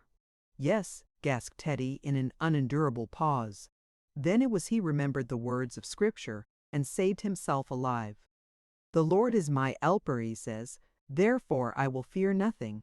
And straightway there came a cock crowing, and the street was empty from end to end. And after that the Lord was good to him and guided him. Teddy stared and caught at another question. But who was the people, he asked, who lived in all these houses? What was they? Gentlemen in business, people with money, leastways we thought it was money.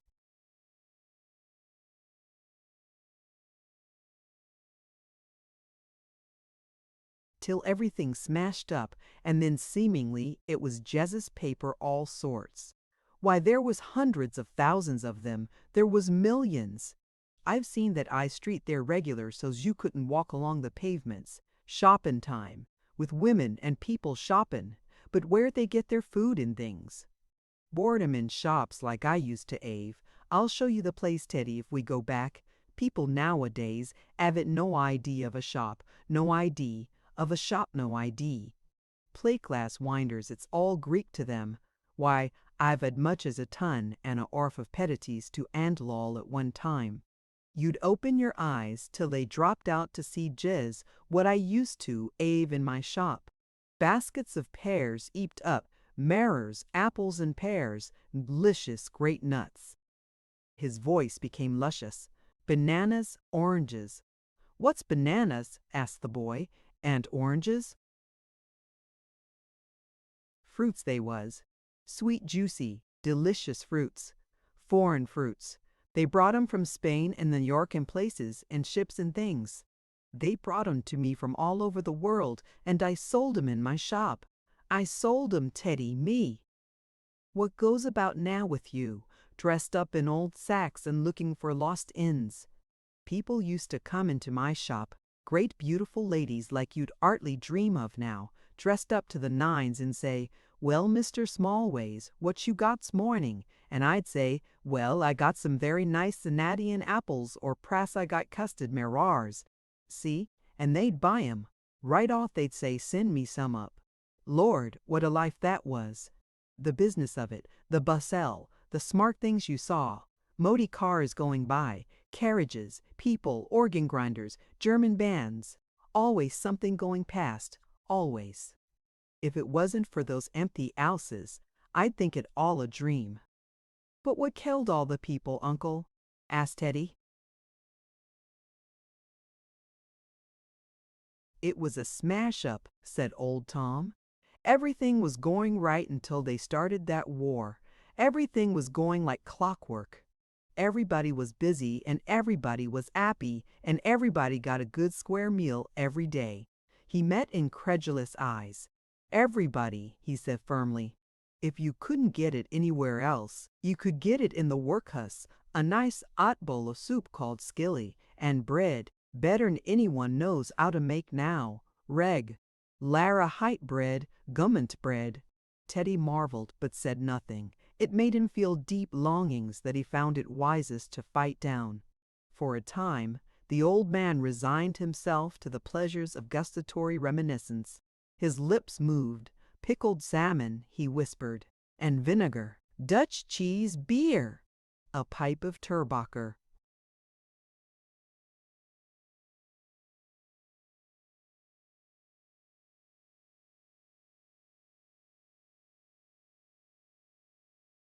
"But oh, did the people get killed?" asked Teddy presently. "There was the war. The war was the beginning of it.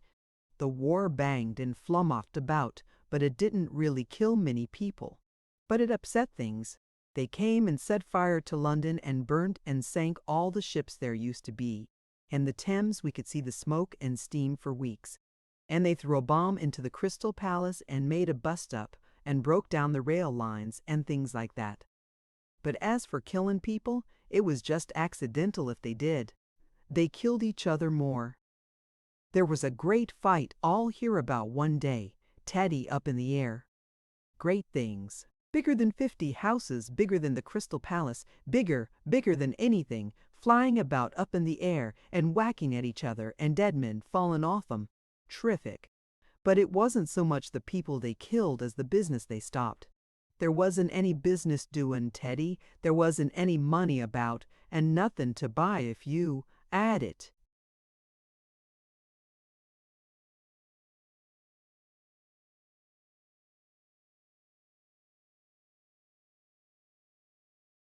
"But how did the people get killed, see?" said the little boy in the pause. "I'm tellin' you, Teddy," said the old man.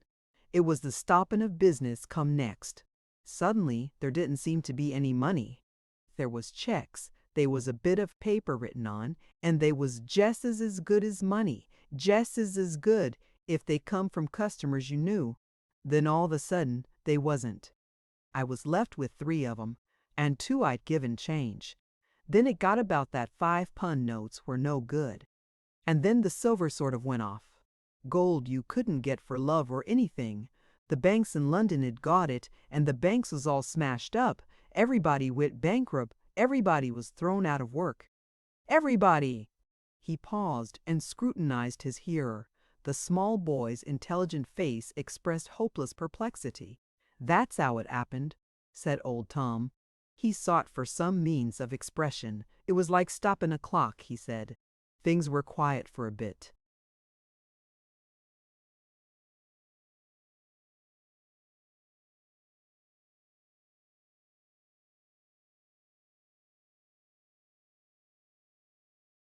Deadly quiet, except for the airships fighting about in the sky. And then people begun to get excited. I remember my Lars customer. the very largest customer that ever eyed Dad. He was a Mr. Moses Gluckstein, a city gent and very pleasant and fond of sparrow grass and chokes, and he cut in there a dent been no customers for days, and began to talk very fast, offering me for anything I add, anything, petities or anything, its weight in gold. E said it was a little speculation, E wanted to try. E said it was a sort of bet and very likely E'd lose, but never mind that, E wanted to try. E always 'ad been a gambler, E said. E said I'd only got to weigh it out, and E'd give me 'is check right away. Well, that led to a bit of a argument. Perfect respectful it was, but a argument about whether a check was still good. And while Al was explaining there come by a lot of these here unemployed, with a great banner they add for everyone to read everyone, could read those days, we want food. 3 or 4 of 'em suddenly turns and comes into my shop. Got any food? Says one. No, I says, not to sell. I wish I 'ad, but if I 'ad, I'm afraid I couldn't let you have it. This gent, he's been offering me Mr. Room. Gluckstein tried to stop me, but it was too late. What's he been offering you? Says a great big chap with a hatchet. What's he been offering you? I 'ad to tell. Boys, I said, "'ere's another financier," and they took him out there and then, and 'ung him on a lamp-post down the street. He never lifted a finger to resist. After I tawon him on, never said a word. Tom meditated for a space. "First chap I ever seen 'ung," he said. "'Ow old was you?" asked Teddy.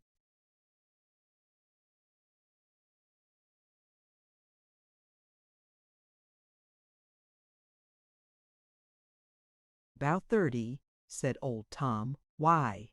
"I saw free pig stealers 'ung before I was 6, said Teddy. "Father took me because of my birthday being near. Said I ought to be blooded." "Well, you never saw no one killed by a moty car, ow," said old Tom after a moment of chagrin. "And you never saw no dead men carried into a chemist's shop." Teddy's momentary triumph faded. "No," he said, "I 'aven't. Nor won't. Nor won't. You'll never see the things I've seen. Never. Not if you live to be 100. Well, as I was saying, that's how the famine and riotin' began. Then there was strikes and socialism. Things I never did old with, worse and worse. There was fightin' and shootin' down, and burnin' and plundering. They broke up the banks up in London and got the gold, but they couldn't make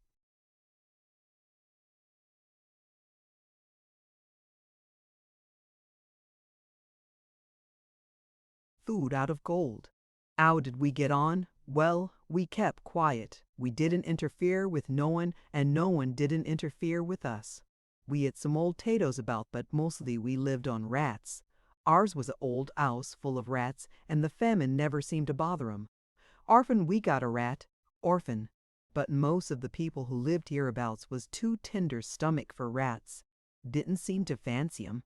They'd been used to all sorts of fowls, and they didn't take to honest feeding, not till it was too late. Died rather. It was the famine began to kill people. Even before the Purple Death came along, they was dying like flies at the end of the summer. Ow! I remember it all. I was one of the first to 'ave it. I was out, seeing if I might get hold of a cat or something, and then I went round to my bit of ground to see whether I couldn't get up some young turnips I'd forgot, and I was took something awful. You've no idea the pain, Teddy. It doubled me up pretty near. I jeez lay down by at their corner, and your aunt come along to look for me and drag me 'ome like a sack.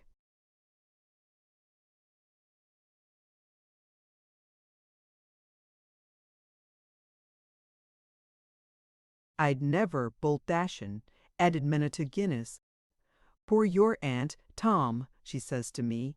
"You got to get well, and I 'ad to." Then she sickened. She sickened, but there ain't much dyin' about your aunt. "Lor," she says, "as if I'd leave you to go muddlin' along alone." That's what she says. She's got a tongue, as your aunt. But it took her air off in arst. though I might, she's never cared for the wig I got her, or for the old lady, what was in the vicarage garden. Well, dis air purple death, it jes' wiped people out, Teddy. You couldn't bury 'em, and it took the dogs and the cats too, and the rats and 'orses. At last every house and garden was full of dead bodies. London way you couldn't go for the smell of there, and we had to move out of the 'Igh Street into that villa we got, and all the water runs short that way. The drains and underground tunnels took it. Goris knows where the purple death come from. Some say one thing and some another. Some said it come from eatin' rats and some from eatin' nothin'. Some say the Asiatics brought it from some I place Tibet, I think, where it never did.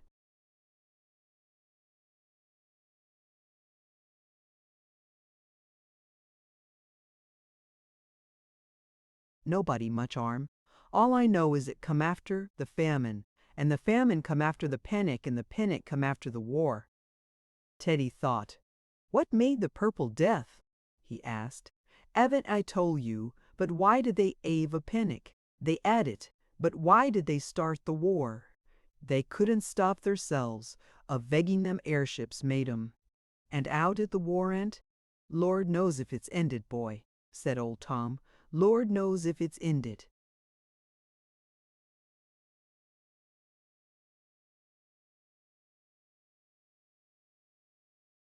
There's been travelers through. There was a chap only 2 summers ago. Say it's going on still.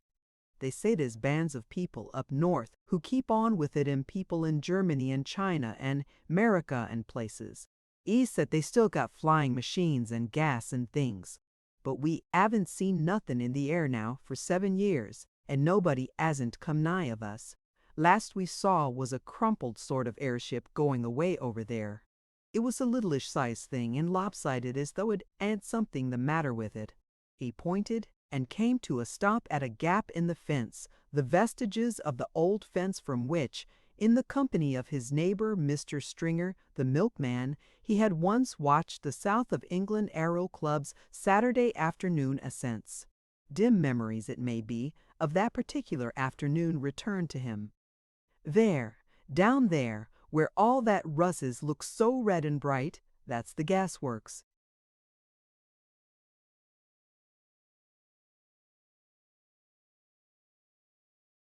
What's gas? Asked the little boy.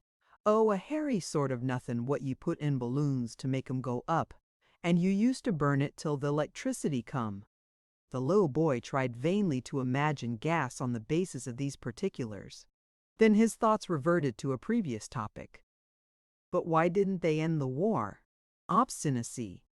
Everybody was getting hurt, but everybody was hurtin', and everybody was high-spirited and patriotic, and so they smashed up things instead. They jes went on smeshin', and afterwards they jes got desprite and savage. It ought to ave ended, said the little boy. It didn't ought to ave begun, said old Tom, but people was proud. People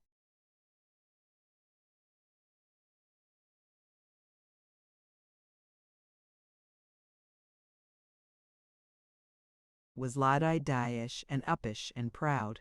Too much meat and drink, they 'ad. Give in, not them.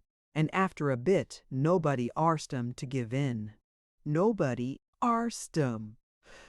He sucked his old gums thoughtfully, and his gaze strayed away across the valley to where the shattered glass of the Crystal Palace glittered in the sun.